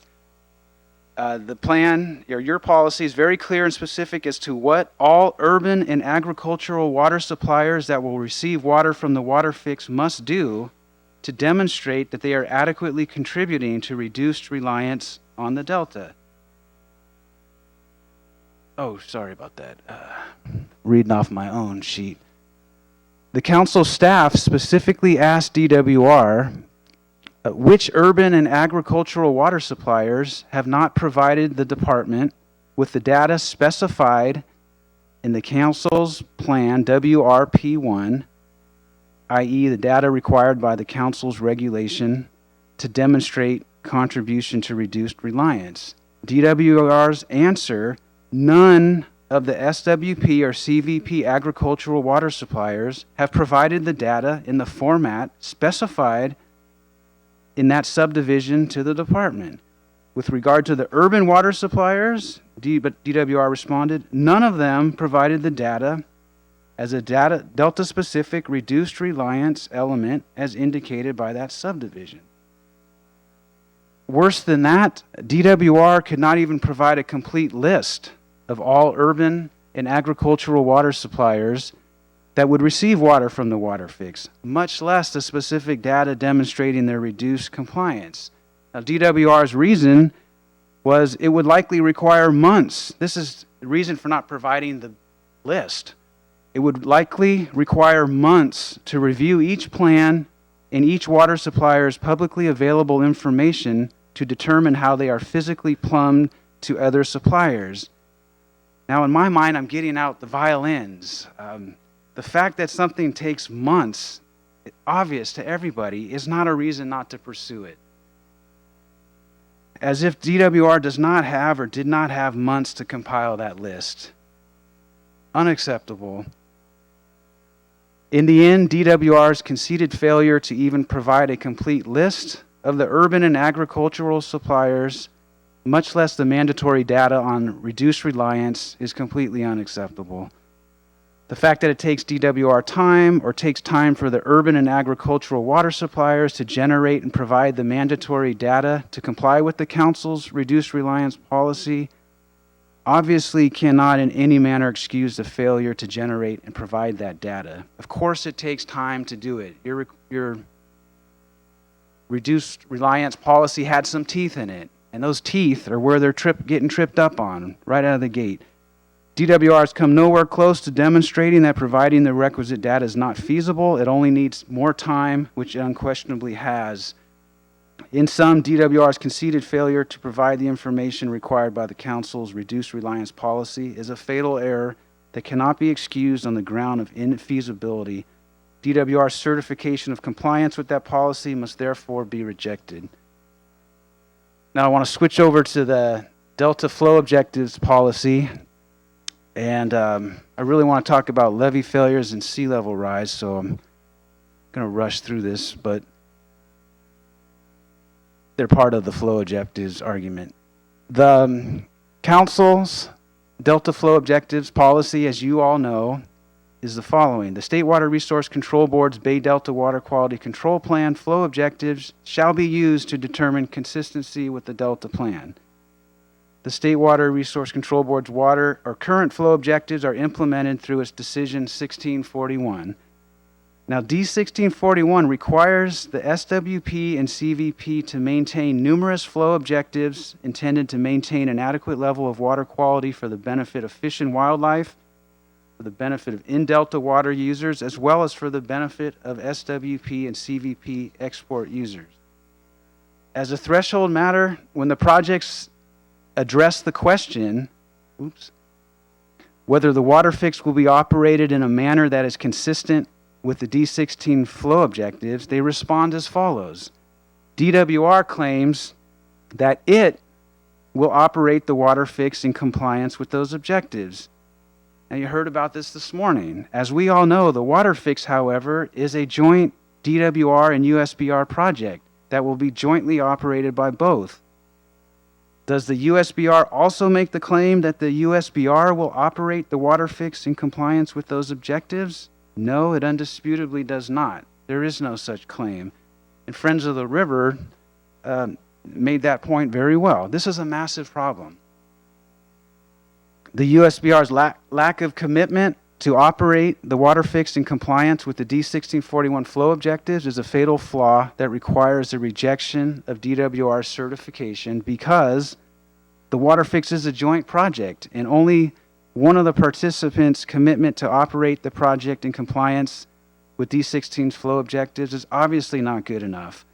Moreover, all of the WaterFix's operational analysis, environmental analysis, consistency analysis in the record make the unwarranted assumption that DWR will jointly operate the WaterFix with the USBR and that they will both operate the WaterFix in compliance with those objectives. We know that is not true. The USBR has not made any such commitment. And so there's literally zero analysis in the record with DWR solely operating the WaterFix. Now, this was discussed below. How does DWR deal with this yet another fatal deficiency? And Mr. Gatto, you were kind of getting to this ballpark here earlier, but DWR's options boil down to the following. Obtaining the USBR's commitment to comply with the flow objectives, then refile a new certification, since any such commitment would be outside DWR's current record. They got to start over. Or they could entirely redo all of the foregoing analysis, CEQA, everything, with the assumption that the project will be solely operated by DWR, then refile a new certification. In either case, the instance certification before you must be rejected on the grounds that it's inconsistent with the Delta Flow Objectives policy. That is a major, major problem to not have the Bureau on board with this project. I'm going to skip this here. This was discussed earlier. This is an easy one for you to kick it back to DWR. They are flat out not complying with D1641's export inflow requirement. End of discussion. I want to talk about levee failures. This is another massive problem for us in the Delta. Finding a method to address anticipated levee failures that cause, finding a method to address anticipated levee failures that cause significant degradation of the water quality at the project's existing Southern Delta export pumps is one of the primary touted benefits of the WaterFix. This is an excerpt from their webpage. I just want you to make the point that this is one of the major things they're trying to fix, and how they're approaching it is completely wrong. They have 4 major problems. Number 1 is our water system is out of date and our primary water supply is at risk. California's largest supply of clean water is dependent on 15-year-old levees. Earthquakes, floods, and rising sea levels could cause these levees to fail, putting our fresh water supply at risk from saltwater contamination. The method the WaterFix came up to address anticipated levee failures is manifestly inconsistent with the Delta Flow Objectives policy. That flow objective policy requires that the WaterFix be operated in compliance with D1641's flow objectives. However, the projects specifically intend to operate the WaterFix in non-compliance with those objectives in the event one or more levee failures cause significant water quality degradation at their Southern Delta export pumps. I just wanted to explain to you why that's the case. So I want to show you real quick, how do the projects intend to operate the WaterFix in non-compliance with the D1641 flow objectives after levee failures? You first must recognize that the problem the projects are trying to address with the WaterFix is when one or more levee failures cause the water quality at their Southern Delta export pumps to become too salty for them to export the water. If the projects were in full compliance with D1641's flow objectives, then the water quality at their Southern Delta export pumps would not be too salty. That is because those objectives are intended to ensure that it won't be too salty. Thus, under the WaterFix, the projects intend to export water through the tunnels precisely when the projects are not in compliance with D1641's flow objectives. Now, there are 2 massive problems with the WaterFix intending to export water through the tunnels when the projects are not in compliance with D1641's flow objectives. First and foremost, D1641 expressly prohibits the projects from exporting any water from the Delta when the projects are not in compliance with D1641's flow objectives. Thus, the projects simply cannot do what they are intending to do without violating those flow objectives. This wonderful fix to address levee failures therefore constitutes a blatant violation of D1641's flow objectives. Now, for purposes of consistency with your plan and your Delta Flow Objectives policy, which requires compliance with those objectives, this fix is manifestly inconsistent with such compliance and cannot be sanctioned. The second major problem with the WaterFix intending to export water through the tunnels when the projects are not in compliance with the flow objectives is that the projects would be making the degraded salinity at their Southern Delta export pumps and in the entire Delta as a whole significantly worse than the water quality would be without the WaterFix.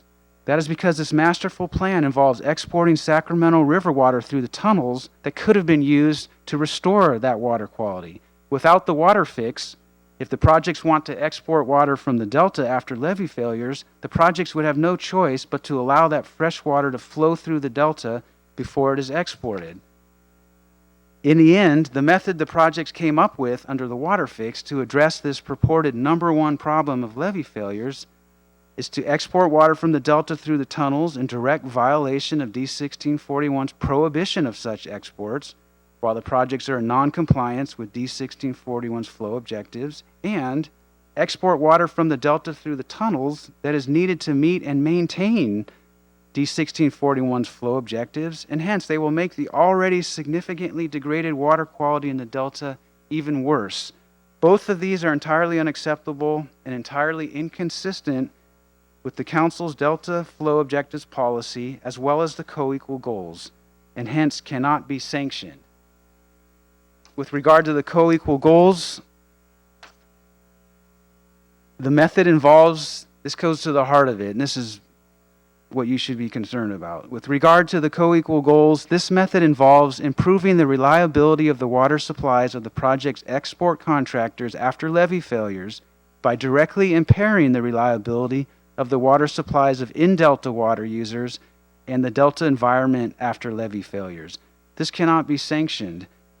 You've heard this a lot today. The co-equal goals make it crystal clear that whatever method is developed to improve the reliability of water users within the state, that method shall, not may, or not if it's convenient, shall be achieved in a manner that protects and enhances the unique cultural, recreational, natural resource, and agricultural values of the Delta as an evolving place. The WaterFix method by design substantially impairs those values in the wake of levee failures. Real quick, examples of how do we do this right? Examples of methods to improve the reliability of the project's exporters after levee failures that are achieved in a manner that protects and enhances the Delta's unique values would include some or all of the following. Substantially strengthen the levees. There's nobody in this room or this entire state that wouldn't be in favor of that. That helps everybody address levee failures, not just the exporters. It helps the Delta. Preparing in advance for the prompt repair of any levee breaches. Again, a no-brainer. That helps everybody. Preparing in advance to blend saltier Delta water with other water sources south of the Delta to temporarily dilute that saltier water to usable levels. They act as if the water becomes poison. It doesn't. It becomes saltier, but it's nowhere near as salty as the ocean. They could also construct treatment plants. And then lastly, they can maintain additional reserves to survive the Delta while it is refreshened. There are numerous feasible methods to address the levee failures that are consistent with the co-equal goals. The WaterFix is simply not one of them. And sorry to be rushing, but this is important, this last one as well. So I think I'm going to make it. This is my last topic. Another one of the WaterFix's fundamental purposes is the following: to make physical improvements to the conveyance system in the anticipation of rising sea levels and other reasonably foreseeable consequences of climate change. If you've been following the WaterFix and the BDCP for the last 10 years or so, you might have been scratching your head as to how exactly will the WaterFix improve the reliability of Delta exporters from sea level rise. I'm guessing DWR did not want you or me to really know the true answer to that question. It still doesn't want us to know. DWR, as we sit here today, is trying to keep information regarding how the projects intend to operate the WaterFix for the benefit of Delta exporters in the wake of sea level rise out of its consistency record. While that information should absolutely be included in that record, if it's not, then DWR will need to file a new certificate of consistency to address it, as far as we're concerned. The new information on how the projects intend to operate the WaterFix to benefit Delta exports in the wake of sea level rise is set forth in DWR's recently released Economic Analysis of the California WaterFix, dated September 20th, 2018, and prepared for DWR by David Sunding. In my view, this economic analysis is nothing short of an earth-shattering confession by the projects. This economic analysis 100% validates the fears of people like myself who truly care about the short and long-term fate of the Delta, that the WaterFix will ultimately be used to abandon the water quality in the Delta. While the abandonment of Delta water quality was once a fear, it is now a certainty. Worse than that, DWR has the audacity to declare in that economic analysis that one of the strongest arguments in favor of investing in the California WaterFix is the abandonment of maintaining Delta water quality in the wake of sea level rise. I probably don't have time to read this, but I'm going to read this just to get you a flavor. I hope you read that economic analysis. It's truly earth-shattering. DWR's modeling indicates that Delta exports are highly sensitive with respect to sea level rise, as a rise in sea level means more salinity intrusion from the ocean via the San Francisco Bay, affecting the water quality of their exports, and requiring more fresh water to be released from upstream reservoirs to meet salinity standards. The DWR study published by Wang et al. Concludes that sea level rise can be expected to reduce delta exports by over 119,000 acre-feet per year by mid-century and by over 520,000 acre-feet annually by 2100. Construction of the WaterFix would prevent these losses by giving water managers the capability to divert water directly from the Sacramento River upstream of the delta. Now, what this is saying is it's crystal clear if you read that economic analysis, which I hope you do, that those losses would be prevented by not having to release fresh water into the delta to meet salinity standards downstream of the WaterFix's intakes. Again, it bears repeating and emphasizing that DWR has come out and publicly declared that the abandonment of maintaining delta water quality downstream of the WaterFix's North Delta intakes in the wake of sea level rise is one of the strongest arguments in favor of investing in the California WaterFix, and alone is worth several billions of dollars. For the council members, the stewards of the Delta, statutorily charged with ensuring the Delta's short and long-term protection, this should be alarming. There is no possible way for the Delta Stewardship Council to, in good faith, make a finding that the WaterFix will be operated consistent with the State Water Resource Control Board's D1641 flow objectives when DWR has candidly and publicly declared its intent to violate those standards in response to sea level rise. Nothing could be more destructive to the Delta's unique cultural, recreational, natural resource, and agricultural values than the complete abandonment of maintaining adequate water quality in the Delta necessary to protect and enhance those values. Once again, the co-equal goals which drive everything the Council does make it crystal clear that whatever method is developed to improve the reliability of water users within the state in the wake of sea level rise, levee failures, or any other circumstance shall, not may, not if it's convenient, shall be achieved in a manner that protects and enhances the unique cultural, recreational, natural resource, and agricultural values of the Delta as an evolving place. How the projects are intending to use the WaterFix to improve the reliability of Delta exporters in the wake of sea level rise simply could not be any more inconsistent with that fundamental requirement to protect and enhance those values. If the Delta Reform Act of 2009 and the creation of the Delta Stewardship Council were intended to do anything, sanctioning a project that is intended to bring about the complete abandonment of maintaining Delta water quality is that thing. I think I worded that wrong.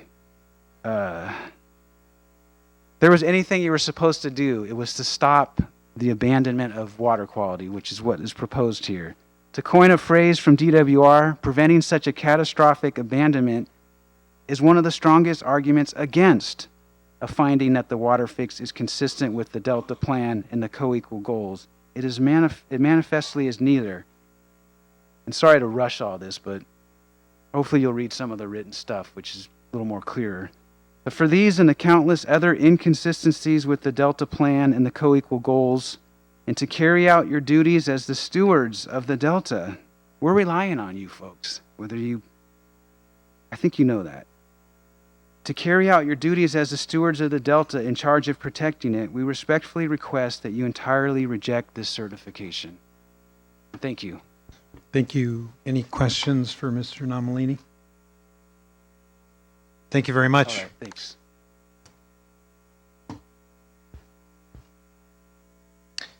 Okay, our final presenter for the day is the County of Sacramento, the Sacramento County Water Agency.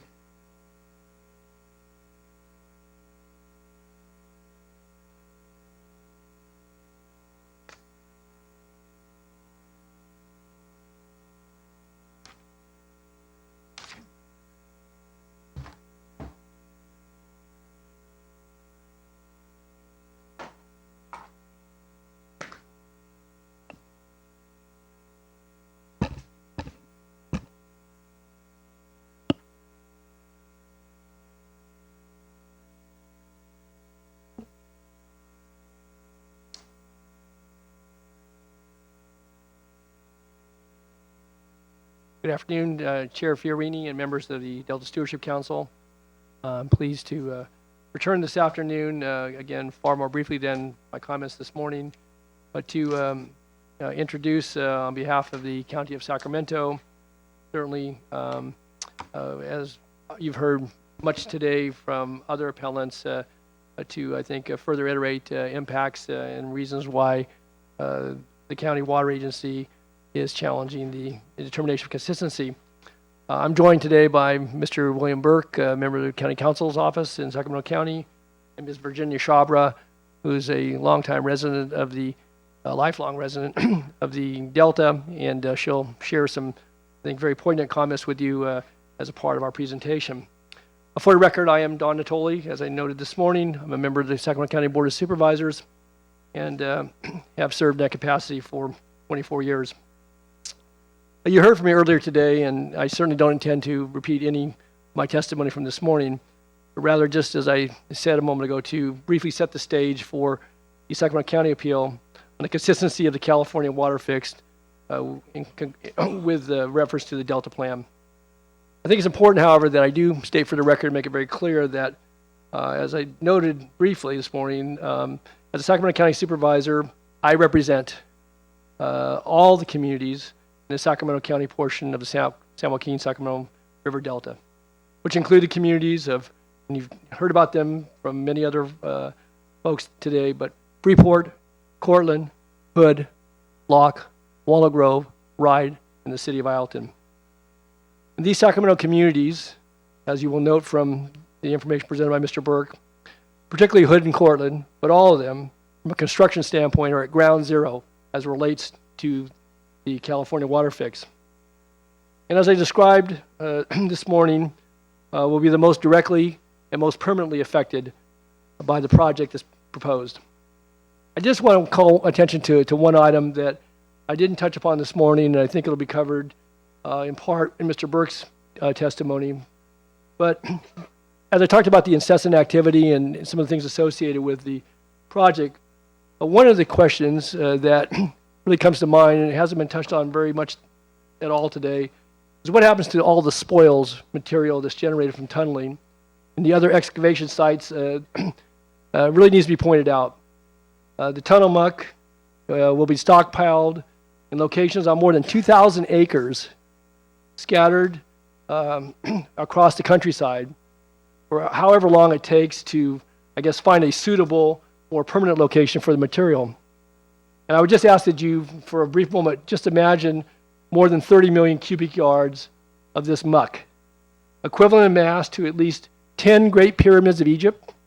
I've never been to Egypt, but I know those are pretty large structures. Stored landside in piles up to 10 to 15 feet in height, scattered throughout the Delta, impacting aesthetics as well as virtually rendering useless sites which were formerly farmed or used for other purposes. I point that out, again, because I think there's a visual that goes with all of that. So with that being said, I would just note, before I introduce Mr. Burke, the activities associated with the California WaterFix Twin Tunnel Project will serve to disrupt, to interrupt, destroy, as I said earlier, forever change daily life in these historic Delta communities and throughout the accompanying environment. And so with that, I want to allocate the additional time to Mr. Burke to lay out the basis for our appeal, and then have closing with Ms. Shabra, who would tell of her family's deep roots in the Delta and share a very personal reflection on what this project will mean to her and her family, her friends, her neighbors. So with that, I'll turn to Mr. Burke. Good afternoon, Chair and council members. Am I on? There we are. Yeah. All right. My name is Bill Burke, and I am a Deputy County Counsel for the County of Sacramento and also for the Sac County Water Agency. Okay. So obviously by now we're familiar with what we're appealing here. We're arguing that the WaterFix is inconsistent with the goals and policies of the Delta Reform Act and the Delta Plan. The WaterFix is not consistent with the co-equal goals because it cannot be constructed, implemented, and operated in a manner that protects and enhances the unique cultural, recreational, natural resource and agricultural values of the Delta as an evolving place. You've heard that several times by now, but obviously very important, and those words, protect and enhance, are critical. I want to point out from a Sacramento County perspective, the project elements, really the above ground project elements that are going to be, that are proposed to be sited within our county boundaries. There's intake 2, intake 3, intake 5, all in Sac County, each one 90 acres, although the final EIR has a little bit of potentially conflicting information. I've seen some numbers that put those acreages at 104. We'll have proposed to have the intermediate forebay, which will take up 204 acres. The reusable tunnel material areas that the supervisor just mentioned, 2 of those at a minimum are located in Sac County. One, adjacent to intake 2, is 54 acres, and another adjacent to the intermediate forebay is 352 acres. I want to show you visually some of the sites where these facilities will or would be sited. This is a current or close to current photograph of the potential site for intake 2. And of course, as you can see right now, it's undeveloped and agricultural in character. That is the approximate site, not all of it, but portion of it where intake 3 would be located along the river. Intake 5 would go within that area. And a little bit farther down the line, this would be the location of the intermediate forebay and that RTM area that I mentioned previously. And that is immediately adjacent to the Cosumnes River Preserve there in the lower right-hand corner. And of course, all this is necessary. It's just important to keep in mind what we're talking about changing here. Now we have the diagrams of where these facilities will be located. This one's showing intakes 2 and 3. Intake 5, get a sense of the size of these up in the upper left-hand corner, and then down the line you can begin to see the intermediate forebay in the lower right-hand corner. That is a better depiction of both the intermediate forebay and that RTM area that will be piled up to 15 feet high, immediately adjacent to Cosumnes Preserve, and also forgot to mention Stone Lakes just north of there. 15 feet high potentially, and of course that terrain is typically characterized by flat land. Here's the intake, or at least as it was depicted 2 or 3 years ago. That is 90 acres, 90 to 100 acres, and then of course times 3. There is a before and after simulation.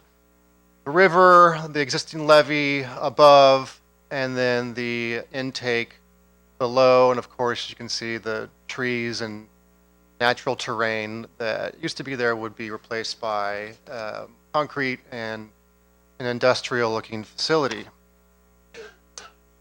This slide doesn't really do it justice, but I wanted to include it just to remind everyone about the capacity and the size of this infrastructure. 100 feet down, more or less, 2 tunnels, each at 40 feet diameter. We're talking about 4-story building, and just think about that and think about the capacity that that provides, and we'll talk a bit more about that when we get to best available science. Okay, getting to the policies. First one, and one that's very important to Sacramento County, the project fails to respect local land use. The rule in the Delta Plan is that water management facilities must respect local land use and be sited to avoid or reduce conflicts with existing uses or those uses described or depicted in city and county general plans. Well, here is part of our Sacramento County General Plan that is showing the site of at least intake 2 and I think also intake 3 You can see it's all in green, and all that green stands for agricultural cropland. That is the land use designation. That's what it's planned for. That gets farther down to location of intake 5. Again, it's all designated agricultural cropland. This goes down towards the intermediate forebay and that 300 or so acre RTM area. Again, in green, planned for agricultural cropland.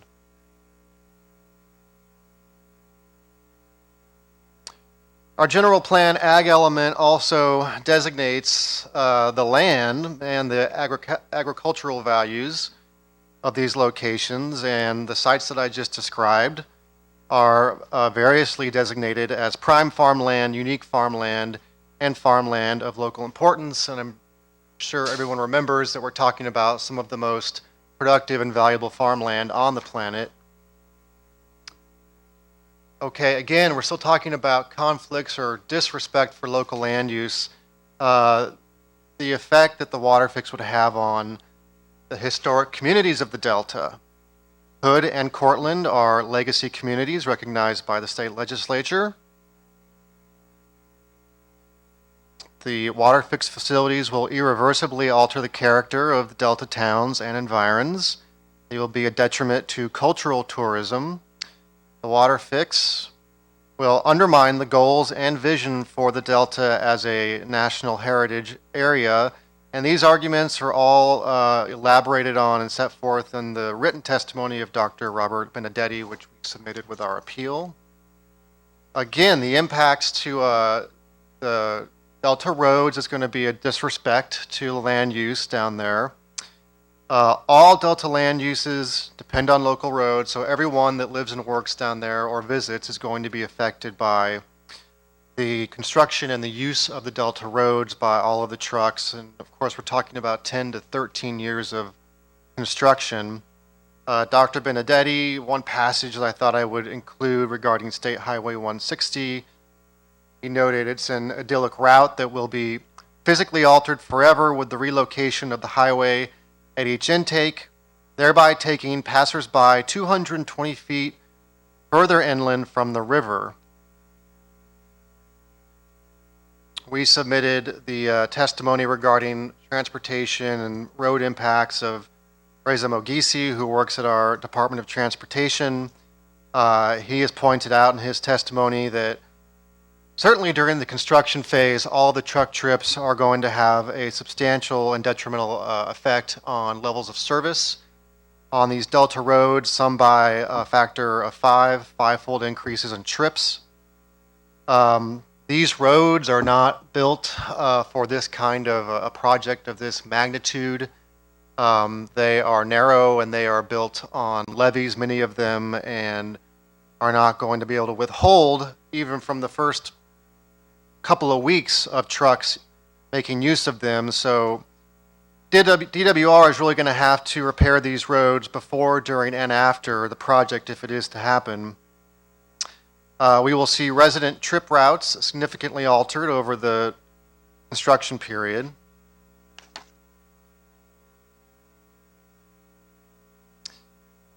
Still talking about conflicts with local land use, the WaterFix is going to affect open space and recreational uses in the Delta.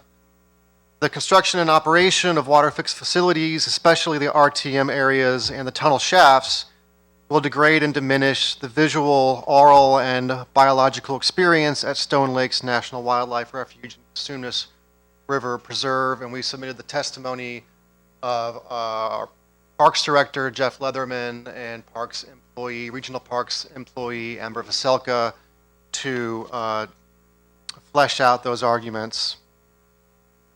Next Delta Plan policy I want to touch on is regarding effects to beneficial uses of water. The Delta water quality must be maintained at a level that supports, enhances, and protects beneficial uses identified in the applicable water quality control plans. One of the concerns that our experts testified about in their written testimony submitted to you previously is the potential for reverse flow events.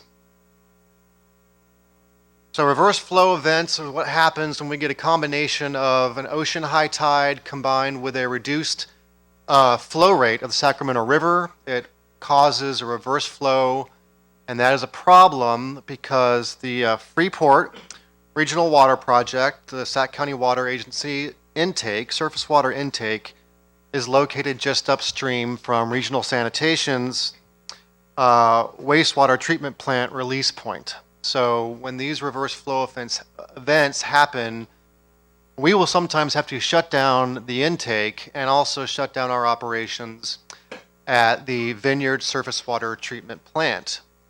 I did make that clear. That's going to be caused, and our experts testify to this, Dr. Bray and Forrest Williams. They see a 16% increase in the significant reverse flow events, partially caused by the reduced flow rates downstream from the new intakes. The consequence of this is that there is a shutdown of our water facilities.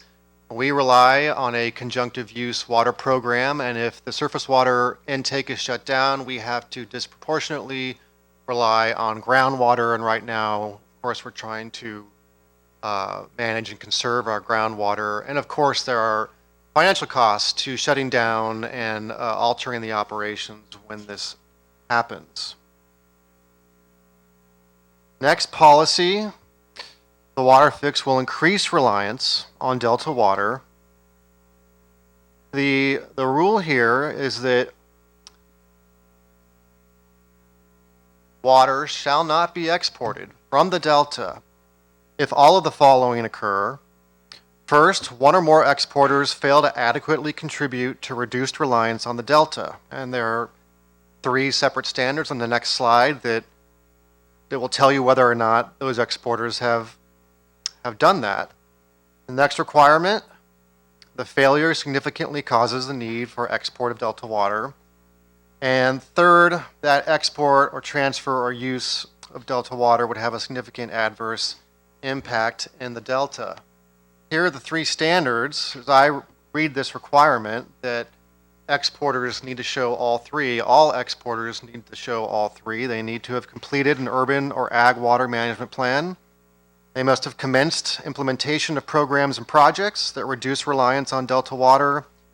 And those plans must include an expected outcome for measurable reduction in Delta reliance. We do not believe that WR has made this showing. And the failure of regional or local self-reliance has been a significant cause of the need for Delta water export. The WaterFix is necessary to make up for that lack of local and regional self-reliance. The WaterFix itself is designed in terms of capacity to make exporters increasingly reliant on Delta water. In its certification, DWR seems to make the argument that this project is not going to increase reliance on Delta water because the project would only export water that is already under contract or is already permitted. Well, we disagree with that outlook. We think that you could look to and should look to CEQA by analogy, and the way CEQA looks at baseline, they look at what is happening right now with the existing environment. Under CEQA, you don't look at the permitted capacity of a facility. You look at what's going on right now, and those are 2 different baselines. And the third prong of the over-reliance is whether or not there's going to be a significant adverse impact. The final EIR acknowledges that there will be significant and unavoidable impacts. There's the list of them. They should be familiar by now, but I am just going to go through them. Groundwater depletion, impacts to water quality in terms of mercury concentrations, loss of topsoil, impacts to land use in terms of new physical structures adjacent to existing communities, permanent conversion of important farmland, and right now, just in case I don't get to it in time, we're talking about 4,305 acres of permanent conversion of important farmland.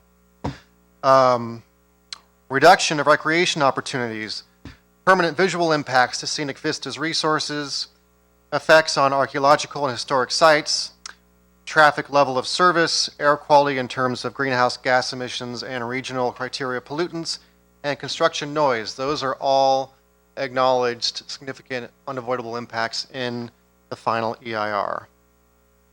Moving on to the next requirement, best available science. DWR needs to use and rely on the best available science in making its certification. County of Sacramento is part of the Sacramento Valley Water Users. That is a coalition of water districts and water users along the Sacramento River upstream from the where the intakes would be. And we have been collaborating with MBK Engineers, which is a long-standing, respected water engineering firm here in Sacramento, experts in hydrology, and that firm's been in existence for 50 years. MBK worked with us to introduce evidence regarding the modeling for the WaterFix in the context of the State Water Board petition, the ongoing petition hearings. Before getting to MBK's findings, one item of evidence that I'm sure we're not the only ones that introduced was the letter from the Delta Independent Science Board from June 16th, 2017. The Science Board found shortcomings in the project final EIR.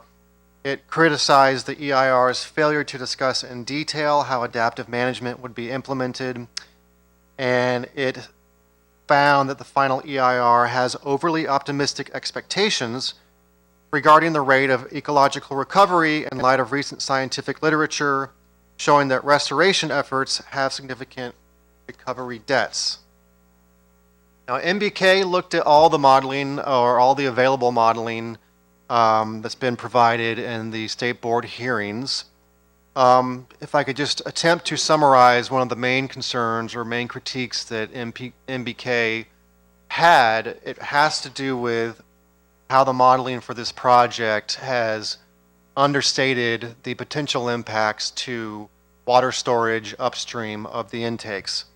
MBK found that the assumptions relied upon tended to, I guess, paint a bit of a rosy picture about how much water would be needed from upstream reservoirs. And there is available modeling all within the existing regulations and the BIOPS and decisions that allow for use of different assumptions to have a more realistic modeling for what is really going to happen to upstream storage. So I'm going to try and get through these relatively quickly. Started out with the modeling based on the biological assessment. I said that MBK found that the modeling relied on inappropriate, impractical, and unrealistic assumptions that overstate the north of Delta reservoir storage levels. The BA model parameters limit the use of tunnel capacity. It limits the use of the joint point of diversion to the permitted capacity of the bank's pump, when the North Delta diversion would create additional capacity at the bank's pump plant. The BA model also changed the north of Delta, south of Delta reservoir balancing criteria so that less stored water is modeled as being conveyed from the north reservoirs down to the San Luis Reservoir. The BA model also doesn't address effects which include possible reduced deliveries to certain water users, including Sac River settlement contractors, Feather River settlement contractors, wildlife refuges, CVP exchange contractors, and non-project water rights holders. And that model does not reflect realistic possible diversions of excess delta outflows beyond the upper limit of the BA delta outflow criteria. Next, DWR released the operational boundary analysis with the 4 boundary scenarios, boundaries 1 and 2, and then H3 and H4. MBK looked at each of those, determined that the boundary analysis did not evaluate a range of potential operations of the CVP and State Water Project with the WaterFix, or the additional capacity to convey water across the delta that would be provided by the North Delta diversion. MBK also criticized DWR's modeling in terms of drought. It found that the drought modeling was not realistic as to what would actually happen during drought. The modeling allows reservoirs to fall to dead pool. It allows upstream flows to fall below regulatory standards. And it allows reductions in deliveries to senior water right holders ahead of junior water right holders. I want to skip over and get to, since my time is running out. Mr. Chair, can I ask that we don't intend to submit supplemental comments, that in light of the time that we could be yielded the 5 additional minutes now versus coming back at a time subsequent to the completion of the hearing? Well, if I don't allow that, then Virginia's not going to be able to speak. So out of deference to her, you'll forego your 5 minutes tomorrow. Yes. Okay, thank you. All right, well, So it still doesn't give you much time. No, it gives us 9 minutes total. We also got to the newest operational scenario, H3+, and I would just urge, so we submitted exhibit, it's Sac Valley Water Users 402, that's the analysis, and one of the main critiques is that operational scenario fails to meet its own March Delta outflow criteria in 13% of years simulated. Oh, and also one of the last most important things is that scenario H3+ doesn't use the same delta outflow criteria as the spring delta outflow criteria in Department of Fish and Wildlife's incidental take permit for the project. Okay, now we get to what I think of as the override. Even if DWR cannot show it's consistent with all the Delta Plan policies, it can still certify the consistency based on its argued consistency with the co-equal goals. We argue that it cannot. The WaterFix cannot be constructed and operated in a manner that protects and enhances the unique cultural, recreational, natural resource, and ag values of the Delta as an evolving place. This is the most important thing, I think, for us. It's that number of converted acres permanently, 4,305 acres of important farmland. I would leave that number up there for a lot longer if I could, but I can't. I do want to address the mitigation proposed. I'll note that the Sac County General Plan has a policy that calls for one-to-one preservation or protection for farmland mitigation. The final EIR proposes one-to-one mitigation only as a second or third tier option and only where feasible.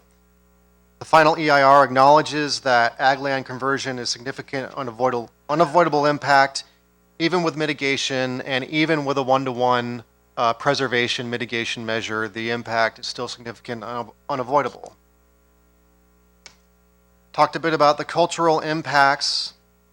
This project will result in the loss of prehistoric and historic era cultural resources, including Native American sites and historic Delta homes. And of course, the Delta culture includes agriculture. This project is going to affect ag productivity, economy, and character. We have the testimony of Ms. Chabra coming up, and then Mr. Mogizi talked about how the road impacts are going to affect everyone who's trying to run their businesses and their farms down in the Delta. County Agricultural Commissioner Julie Jensen testified that the decade or more of construction disruptions will permanently impact even those farms that are not directly taken for project sites. Finally, we submitted the testimony of Dr. Jeffrey Michael. He has an analysis of impacts on the WaterFix on Delta small business and tourism. And just keep in mind how this project is going to affect what we now have is 12 million visitor days per year, which directly and indirectly support 3,000 jobs and $329 million in annual economic activity in the 5 Delta counties. And I will turn it over to Ms. Chabra. Okay, 6 minutes, 5.5. For the record, my name is Virginia Hemley Chabra. I work for Green and Hemley down in Cortland. We are a pear and apple growing and packing facility and have been in the same spot since 1850, which, if any of you have ever met my father, know that his way of explaining it is that means we've been broke more often than most. I had a realization sitting here today. That means that because we've been in the same spot for so long, we've heard more than our fair share of bad ideas. I firmly put WaterFix in the bad idea category of the 3 proposed outtakes, and I call them outtakes because you're taking out of the Sacramento River. We are directly affected by all 3. The northernmost one takes an orchard that we have managed for decades and is owned by a family. You know those families that you're not related to by blood, but you might as well be because you know where everybody keeps things in the bathroom and everybody remembers who did what on whose prom night and et cetera, et cetera. One of those families. The middle one takes out part of an orchard that is owned by our neighbors, and we pack that fruit as well. And then the southernmost one has been scooched just far enough north that it no longer wipes out my parents' house. My parents' house was built by my grandmother's grandfather, and that goes back to the whole, we've been in the same spot for a really long time. Every time I hear about the construction and how it's temporary and it's just something you have to get through, loss of ag land is never temporary. And in the world of business, 10 years isn't super duper temporary. I defy you to show me a pizza parlor that will be in the same spot 10 years after having its driveway cut. It's just not going to happen. If we can't get trucks in and out, packing house isn't going to be there, the cold storage isn't going to be there, the orchards aren't there, you've got loss of jobs, you've got loss of opportunities, you've got loss of markets, you've got loss of potential capital investment, you've got loss of flexibility, and it all boils down to you have a loss of the future. It's not just us, it's all the people who work for us, who work with us, who live around us, who eat what we produce, who ship what we produce, who sell what we produce, who, all of that sort of stuff. It's the loss of the community. It's the loss of the towns. Hood is an itsy-bitsy little town that is going to be sandwiched in between 2 huge construction sites, and it's just going to wither away and die because it's going to be at the dead end of a road, and nobody's going to go there anymore. The post office will close, the store will close, the restaurant will close, the houses will be vacant, and nobody will live there anymore because there's no reason to be there. The idea that anybody is going to want to come and hang out in the Delta when you've taken a significant chunk of it and turned it into a permanent industrial zone, it's not going to happen. It's just not. The temporary part of the construction is going to add noise, it's going to add traffic, it's going to add dust. Dust is annoying, but dust is also a quality thing for the types of fruit that we grow. It can make the surface, blemished, and so you can't send it to the fresh market. The real crux of it is, I went off to school with the idea that I was going to go to law school and I was going to be an attorney, and there was no way on God's little green earth I was coming back to the farm. Been there, done that, did it in high school, had no reason to do it again. It's hard work, it's long hours, it's lower pay than you'd get somewhere else. And I came back. But it's my choice. And I want my kids to have that choice. They don't have to come back, but I want them to be able to say no. I don't want someone to say no for them. I want my nephews to have the same choice. I want them to, if they're not going to work in the family business, I don't want it to be another one of those things that we couldn't because somebody made us go out of business, not that we decided that we were done. And the second realization I had sitting here, besides the fact that we have been in one place long enough to have heard our fair share of bad ideas and then some, was that, I had a fabulous morning. It was dark with the moon and the mist and a owl doing its hoo-hoo thing and sounding exactly like they do in cartoons. And I would never be able to do that if this project went through. I just won't hear that again. And I ended up time. Ha. Excellent, thank you. Does that complete your presentation? It does. Great, thank you very much. Thank you, Council. That concludes the presentations. Do you have any questions? No questions. No questions. That completes the presentations for today. Looking forward to tomorrow. We will reconvene here at 9 o'clock, and we will pick up with DWR's 45-minute presentation, followed by each of the appellants 1 through 8's 5-minute closing statements. Upon conclusion of that, which will probably take about 2 hours, we'll take a break for lunch, an early lunch, and then we will reconvene after lunch and pick up public comment. So anybody watching the webcast, sometime around noon tomorrow, we may begin taking up public comment, depending on how the presentations and questions go. That's not a definite time, but it's an estimate, a good estimate, I think, at this point. We will receive any public comment that is available and interested in providing tomorrow until we complete the list of blue slips. We, for certainty's sake, will reconvene at 9 o'clock on Friday and resume public comment. And we will carry on until that's completed. So that's the schedule that lies before us. I want to thank all the presenters who adhered to the timelines. I want to thank the audience for your decorum. And it's been a very productive, very informative day. I look forward to that continuing tomorrow. We're now in recess until 9 o'clock tomorrow.